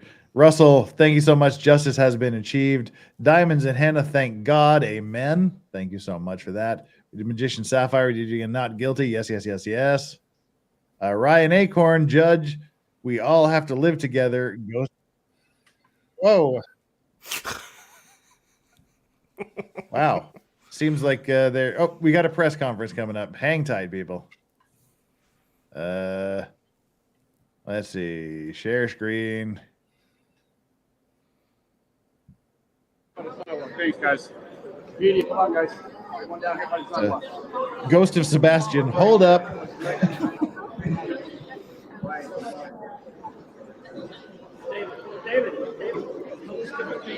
That was funny. Yeah, Vicky, I was going to be covering that one, but it's supposed to run for like 8 weeks. I don't know how Kurt's going to do it. Yikes.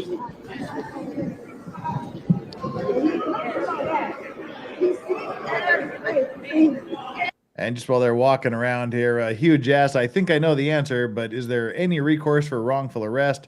This could very well have cost him his career. Unfortunately, no. No. They didn't do anything wrong technically with the arrest. He was legitimately charged. They legitimately investigated and they found he didn't do it. Excuse me. I'm sorry.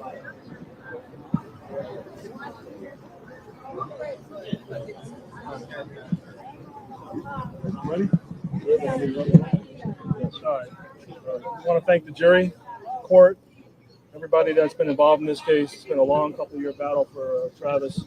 We're just grateful to everybody that he had his life back. And he came out. We knew he wasn't guilty. He's one of the nicest human beings you ever met, whether he plays sports or not. Man, he did what he had to do. Any questions? Feel free to ask. Travis, what does this verdict mean to you? It means everything, man. I finally got my freedom back and get back to my life, man. I just want to thank the jurors, thank the court, thank everyone that was involved in this, man. Because it means a lot for the support with everyone. What do you think of the fact that they came back with a verdict in just 3 or 4 hours? I mean, I just felt like it was right. You know what I'm saying? I knew all along, you know what I'm saying, that I did what I did have to do to protect me and my brother's life. So. Also, before I interrupt you, I just want to tell you it's been a team effort with Ms. Perlette, who couldn't be here today. And also, this is Ralph Morrison. He's a private investigator, former law enforcement officer and Marine. And Ralph is behind the scenes in many cases, and without him, we couldn't have done this. Get your own investigator. Do not rely on the prosecution. What's next? Definitely going to celebrate with my family, get back to trying to play football and everything. And just a walking testimony that, you know, without these two guys, Heidi, my team, my foundation, I wouldn't be here today. Travis, you're smiling big right now. Now that you're officially acquitted, can you walk us through what the past 2 years were like, knowing that you didn't do anything wrong? Oh, man, it's just a lot of tears were shed, man. Overwhelming tears, you know what I'm saying? Long nights, sleepless nights, everything. So that's what the last 2 years have been for me. Do you feel like you want to pursue a case against any of the other players that played in what happened 2 more years ago? Well, I'm not going to let Travis answer that at this point. He's just going to enjoy his freedom now, and we'll look at all options later on. What does this mean for your football career? What are your plans there? I'm gonna reach out to my agent, and God's willing, I'll still be able to play football. So definitely planning on getting back to football. CFL or NFL? Or? Yeah, anyone, just an opportunity. I love the game. So you're not out of your prime yet, huh? No, I'm just actually reaching my prime.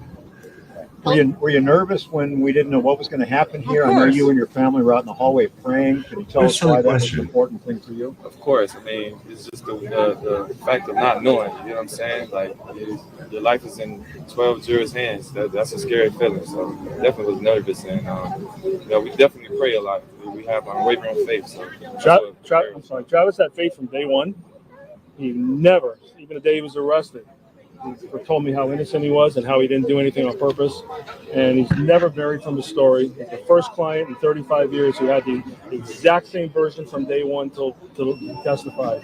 And he's been totally confident, more than any of us actually, that the truth was going to come out, and his belief in God helped him get through this. You have your mom, your brother, so many of your loved ones are out here. Tell us about their support right now and how you feel. It's a lot of support, man. I love my mom. I'm a mama's boy. I know she Bless can that probably, woman. probably sleep more. You know what I'm saying? And my brother, thank God for my brother, man. He's a hero as well. It's not just me. Mom, how do you feel? You have a few words, Mom? The only thing I say is thank you, God. That's going to be all right. Thank you for making it stay happy. And I love you. What would you say to the jury? Anything you want to say to the I jury? really appreciate the jury. They made the right decision. And God bless them all. And I appreciate them for taking out the time to actually listen to the truth about me. What does not guilty verdict on not one, but all 4 counts mean? What kind of message does that send, Mark? Well, you know, life, we're all human. We all make mistakes. I was tough on the lead officer. It's nothing personal. She really did arrest this man without the right information. And we hope it's a learning experience. That's what life's about. And hopefully she gets her cases done differently next time, and she learns some from this, and the sheriff learns from this. Because there's many mistakes made. And if those mistakes weren't made and this case was done properly, we may not be here. But we are here. So let's take this as a learning experience, and we have no hard feelings towards anyone, and we wish everyone the best, and everyone lost in this case. No matter what the verdict is, we're all losers as a community. But we're happy that the truth came out. How has Travis lost in this case? He lost 2 years of his life. 2 years of playing football, 2 years of roaming free, 2 years of hugging his family, 2 years of having a possible life sentence hanging over his head, having to pay for lawyers, having to suffer sleepless nights and worrying about this case. He's lost immensely that he'll never get back, but at least he can start his life over. Today he's being reborn. Is there a message you'd like to give to the other families, the other parties that are involved in this? Well, everyone should be responsible for their own actions. Right or wrong, we should all be responsible for what we do. And the jury spoke loud and clear that these men are responsible for the death of their friend. And maybe the state attorney's office will look a little differently next time, or even now at this case, as to who the real perpetrators were. But we can't change that. To the John family? Well, sorry for their loss, obviously. It's sad that anyone died, but responsibility is the most important thing. And that's why I've been doing this on both sides for so long, as a prosecutor and as a defense lawyer, because I believe in responsibility and the truth. And the truth came out today. This verdict was unanimous, right? They had to all 12 agree on the same thing? All agreed, yes, sir. Could he have faced multiple life sentences or one life sentence? Oh, he was facing first-degree murder was life in prison without parole. The attempted murders were a minimum of 25 years to life. So he would have died in prison. The opposite verdict, you would not ever see this man again, a free man. This verdict, he's now a free man. So you could have potentially gotten 4 life sentences. Basically, yes, sir. Okay? Thank you very much. Thank you. Is that right? I had to say that. Thank y'all. Thank you. I gotta run back up. You gotta go up?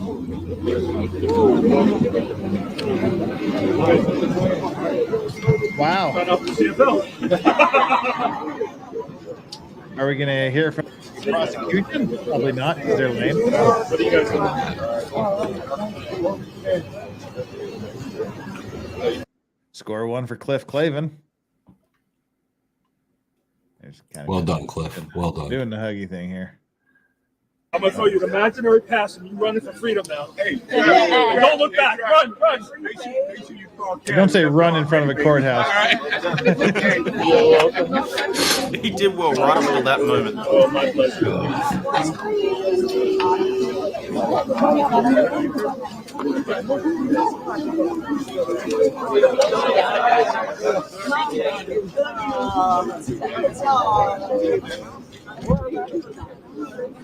Boy. Free, nigga. Free. Free. Cough, cough. Oh, you good? I know, right? They take him up. I think we'll be muting the audio now. That's probably a good idea. Probably we a can good just watch him talk amongst his friends. We'll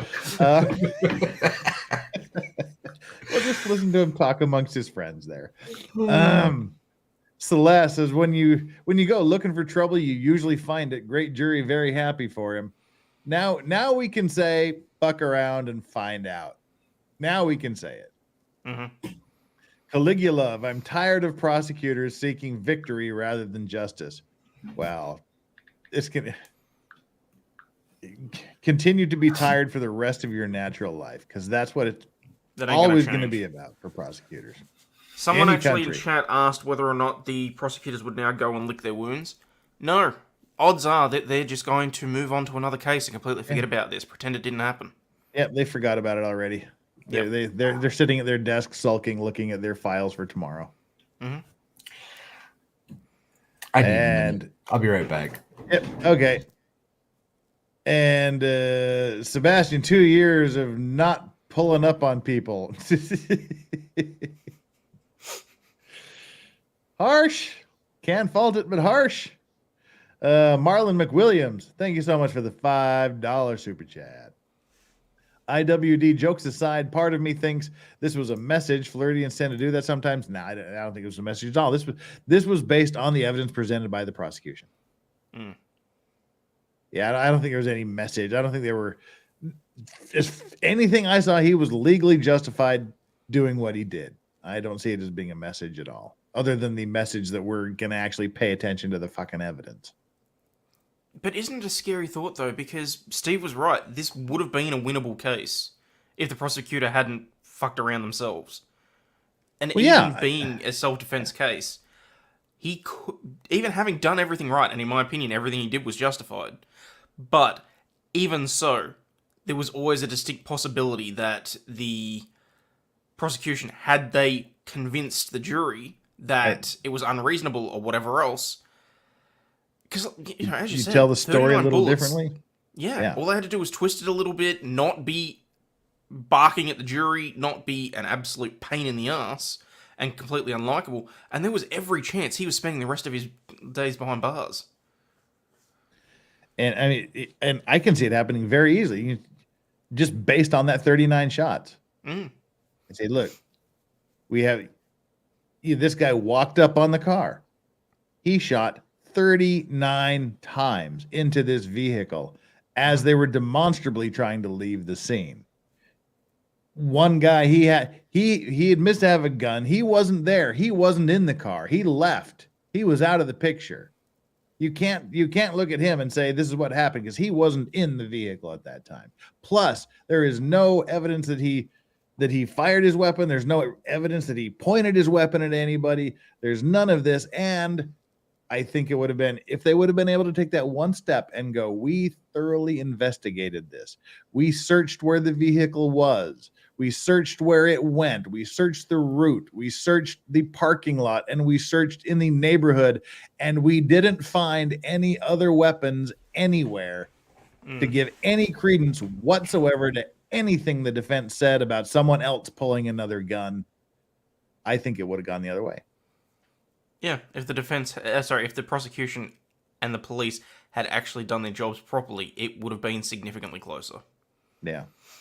So, but good for them. They followed the evidence. They followed what they were supposed to do, and I think the jury came back with the Dominique took 84 back shots. No, stop that. Go to your room.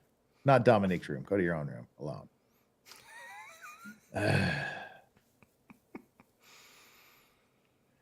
Mandy said, what did you say, Mandy? Legal Vice says, nobody told us there were other guns, so we didn't feel the need to investigate. Right. Yeah, that was the lead investigator. I can't investigate something that you don't tell me exists. Ugh. Well, now I have to go rub it in the lead attorney's face, because he hated on me for saying the defense was actually smart. Did he actually? Oh, yeah. He was being awfully damn pedantic and speaking down to me as if I was a common peasant. Now I have to go back and rub it in his face. Yeah. Now I don't like him, but anyway. Yeah, that was a fantastic job that they did. The defense was amazing all the way through. IWD says, we just read that one. And Flip free, Tyga free. Yes, that's pretty good. Tyga. Yeah. Dirk Diggler, Vicky Sipple is on the ground wearing glasses and a beanie, screaming at the sky. Vicky, Well, how are you? I noticed they're conspicuously absent from both chats. Vicky was one of our people here in chat the past couple of days, screaming about how guilty he was and how he was going down. He was spending the rest of his life in jail. Yada yada yada. Vicky is absent from today's stream, and Mike and M. People forget that in the long run, it's better to let a guilty man go free than to put an innocent man in jail. That's the ideal, but hey, give that man the number 39 jersey. Might be a little crass. All right. Well, geez, that went the right way. I'm glad. It did. I'm glad. I concur. Wow, it's now coming up on 4 a.m. We'll talk for about another 10 minutes, and we'll wrap it up at the top of the hour. So, anybody here in chat, you guys, you feel free to chime in, say anything you want to say. Chandler didn't join us. What happened, Chandler? Do you hate us? Are you busy? What's the deal? Dang it, Chandler. You got 10 minutes if we still want to pop in and say howdy. She said coming, but that was 15 minutes ago. Oh, Chandler's backstage. What the hell, Chandler? When did you get here?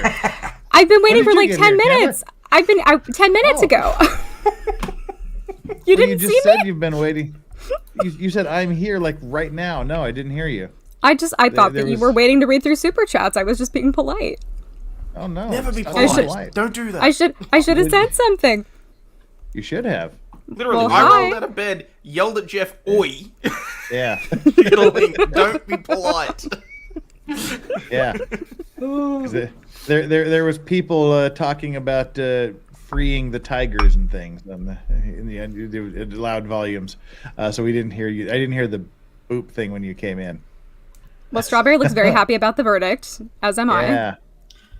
Neighbors are probably annoyed that I'm screaming at 4 o'clock in the morning. I'm a YouTuber, bitch. Hi, Val. Hi, Ozzy. Hi, Jeff. Jeff. How you doing? Hi. Rabbit Pretty says, good. thank you for covering this trial, Legal Vices. Well, we also, we had our guest, Steve Gosney. We had Hayden. We had Valhalla. We had Chandler and a couple of others that popped in. David was here from MLS Law earlier. It was a team. It's a team production. Chandler, what are your thoughts? I'm very pleased. I love the smile on his face after the verdict was read. That was fabulous to see. And just heartwarming. Justice was done. I'm very happy. I think that this was, they got it right. Agreed. Pretty much. Agreed. Okay, I guess we're done. I guess the prosecution isn't giving a press conference. I'm not. They only seem to surprised. do those when they win. They don't like to go, you sucked, you fucked up. What do you have to say for yourself? Yeah, Can't say I really want to hear from them. I do. You I do? want to I'd hear. like to hear them try and justify themselves. Yeah. Do you think they would, or do you think they just no. take the justice hell has no. not been served today approach? Yeah. What is... That's how that would go. Yeah, they double down. Ugh. But well, that's why are we so happy that normal shit happens? I hate this. That the system worked as it should. Because this guy was arrested in the first place, maybe? Yeah. Excuse me while I yawn. Now the adrenaline's leaving. Wow, someone's got a loud phone. Valhalla. Not bad. Well, we made it. We made it to the end, Jeff. You slogged through. You did the whole damn thing. I'm very impressed. Yeah, now that the verdict's and the adrenaline's running out, and we're going to be hitting the wall here in about 10 minutes. I can feel it. I can feel it coming. 'Cause I had an hour and 47 minutes sleep this morning, 2 hours yesterday, and I caught like an hour and a half nap before the stream. I think that was the hardest thing I've ever done, was to get out of bed this morning. I mean, this I just evening. can't believe that you went to work with like no sleep at all, and you were like, I'm gonna give a presentation. I'm just gonna. Oh my god! Oh no, that was the thing. I was just dragging ass, and then I got this. Yeah, I you got told this me. text message.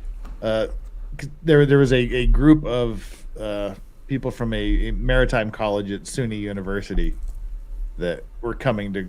They've been touring Asia for a month, and they were coming to the office. I totally forgot it was today. And I get this confirmation text from my secretary. Going, they're calling when they're still on for 3 o'clock today. I'm like, oh God, yes. And I was looking. I didn't shave today. I couldn't, and I was already getting ready to walk out the door, so I didn't have a suit on. I just had kind of this shirt on. And all right, here we go. Let's give our presentation to these people that have come across the ocean to talk to me. And so I hope I sounded better to them than I sounded to myself, because I was just like. Puffy eyes, when you were telling me about it last night, you said that it was the kind of thing you could do in your sleep, and I thought that's perfect because you might end up doing it in your sleep. Yeah, literally. And IWD says, so you guys don't think there will be some Rittenhouse style fallout for the prosecution after this? No, I don't think so. This one's not as unfortunately. This one hasn't got as much national attention. There's less. It wasn't quite as egregious either. Yeah, Rittenhouse was doing some shady shit. The Bingers they were doing some shady, dirty shit. But there wasn't that much fallout. Were just acting like fools. There was not much fallout for Rittenhouse. I mean, Binger didn't really, he didn't get disbarred. He didn't get, and there weren't any like prosecutorial misconduct charges slapped on him or any sanctions that I know of. Were there?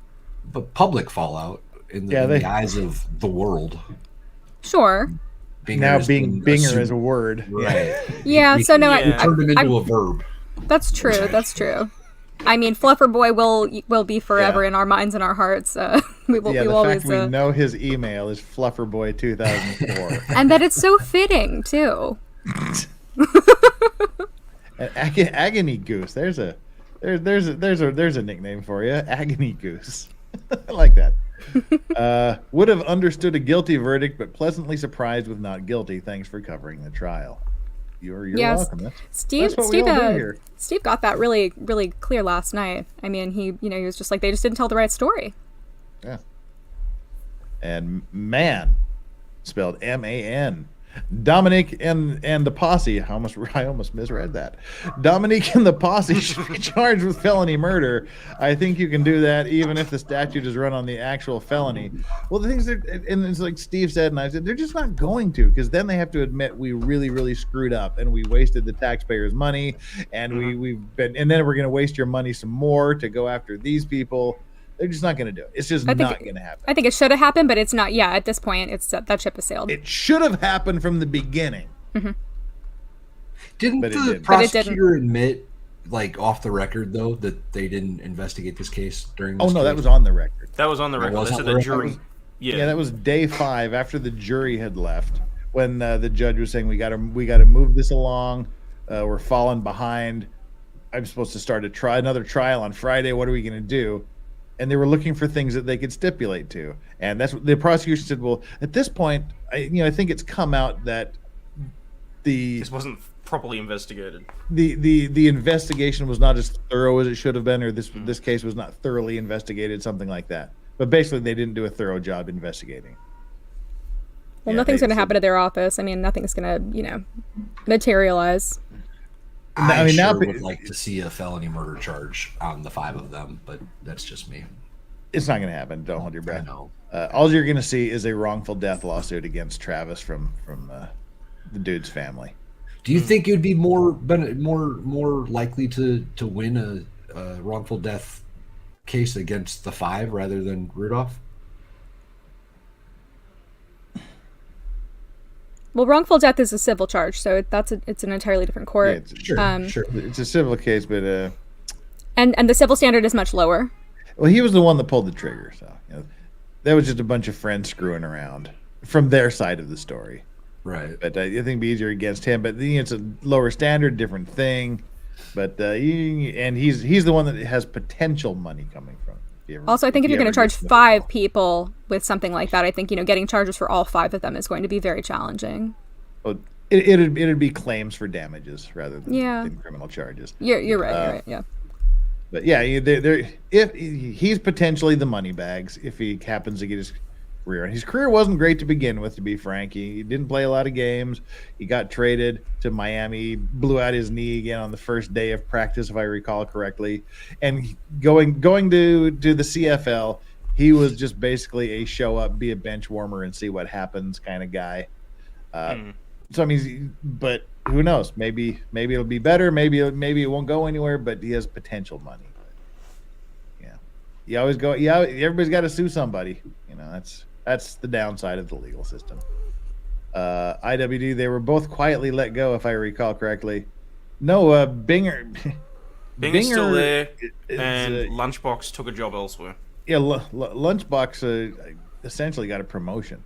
Yeah, he's just like the detective in this case was the lead investigator was given like some sort of investigator of the year award a couple of months ago. The only real repercussion that came out of it that is technically unofficial is that, as far as we're aware, Binger is not allowed back in Schrader's courtroom now that the Ziminski trial's over. Really? Yeah. Well, that's something, I mean, guess. even that's off the record, technically. Well, I was not aware of that. Schrader's not really. Yeah, no, he's not doing cases anymore either, so it's sort of irrelevant. It's a moot point, yeah. Was that just because they hate each other, or what? I had not heard that. I've heard it somewhere. Yeah, it's sort of like constructive knowledge as opposed to it actually being put out there. But yeah, no. And again, without Schrader running any cases now, it's irrelevant. Yeah, I disagree. Now they have sworn testimony to charge them. They're not going to, though. It's not practical. It's not that they couldn't or couldn't get a conviction. It's that the prosecutors won't. The state won't file those charges. See, and that's what the I mean, I guess that answered the question later when they were on the steps there, and the defense attorney was saying next time, or maybe even this time, they'll do the right thing, but they're not going to. I'm glad he had the same mindset, though. I'm glad that he was on the same page. You know, it's just they're just not going to go back and do this. You know, they can't. It would just. It's a no-win for them. Yeah. People are going to hate them even more, but you got to do it right the first time. They should have done it right the first time. Then we wouldn't have to be having this discussion, which sucks. They were offered immunity for testifying. No. They had to arrest the one guy to get his testimony. Yeah, they had to drag him in for his deposition back in November. Don't know where you saw that. I don't really think that's how immunity works. Well, you can get immunity for testifying if you offer them something they don't already know, but they didn't do that. Plus, that's the first question that the defense would ask. Which, like you saw that with Munch in the Zachariah Anderson trial, they always ask, are you getting money, or are you testifying in exchange for an agreement, or lighter sentence? Yeah, so that's a thing.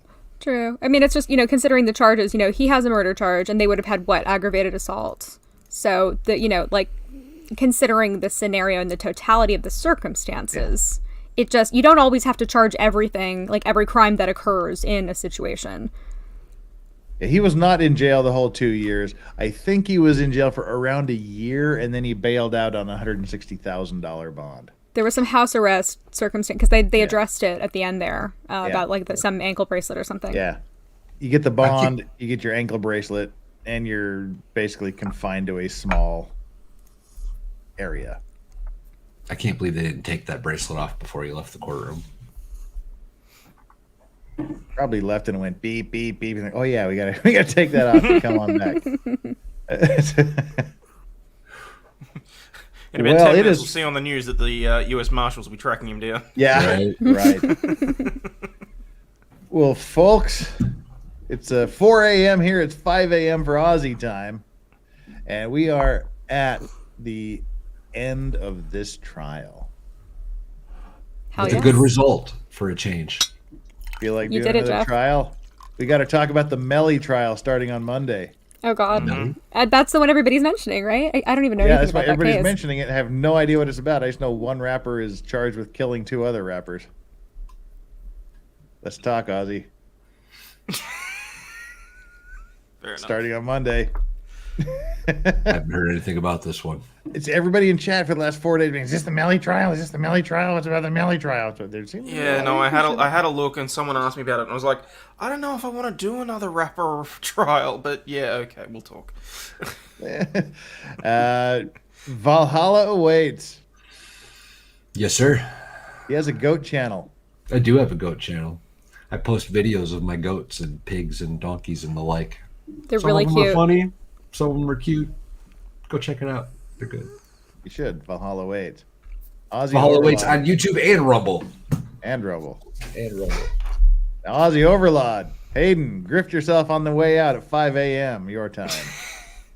Aussie Overlord, Law News and Laughter, daily, usually between 3 and 6, depending on when I roll out of bed, because it's usually between 5 a.m. and 8 a.m. for me, and it also does depend on my workday, but I'm trying to do better, people. We look at anything law-related in the news, at least once a week over on Locals. I do Kinky Corner, and we try and keep things fun, lighthearted, and bring you the news from around the world. So get on it, people. Chandler Remington. Remy_legal. Yep, I'm Chandler Remington. I'm a California paralegal. You can follow me on Twitter. You can subscribe to me on YouTube. And today I'm going to be doing Sarah Boone with MLS Law at what time? In about an hour. So go head over there if you're interested in checking out her interview. That'll be a lot of fun. Everybody go to Valhalla Waits, Ozzy Overlord, Chandler Remington. Subscribe to their channels, like every single video they've ever done, especially the ones I'm involved in. Valhalla doesn't have any with me on him because he doesn't stream things. Well, you're not a goat, Jeff. I am the goat. I'm not a You goat. are exactly. I don't know what I'm the goat for, but I am about something, I guess. Something. And Caligula says, thanks for doing this, Jeff. Great guests, too. Cheers. Thanks, Caligula. And with that, hate to say goodbye, but it is that time to say goodbye. Let's we got 1,000 of you still sticking around. Let's see who we can send you over to. Who is live right now that we can raid? Let's see. Go to the video here. Got to go to my studio. Why do I have to look at DSP's face on my screen? There we go. Content live. Day 10 verdict is in. Excuse me while we do this here. Customization and go to redirect. Grant, Who somehow is I live don't as think we that speak. Vice is going to be redirecting to lead attorney anytime soon. Yeah. I'm right, bitch. Okay. Throwing down, Mr. 330,000 subscribers. I told you the prosecutor knew what was going on. MLS Law. Is David doing something right now? David should be doing something right now. I think he's still alive. But no, he's in court and like working. Nobody's doing anything live. Oh, he's live. Oh. He's probably getting ready to shut down. Well, we'll send you over to him so you can talk more about this case. Why not?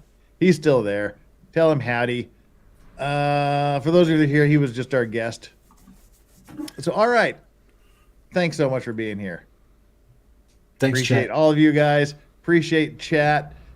Vice Squad chat is the best chat. Thank you, chat. And thank you, mods.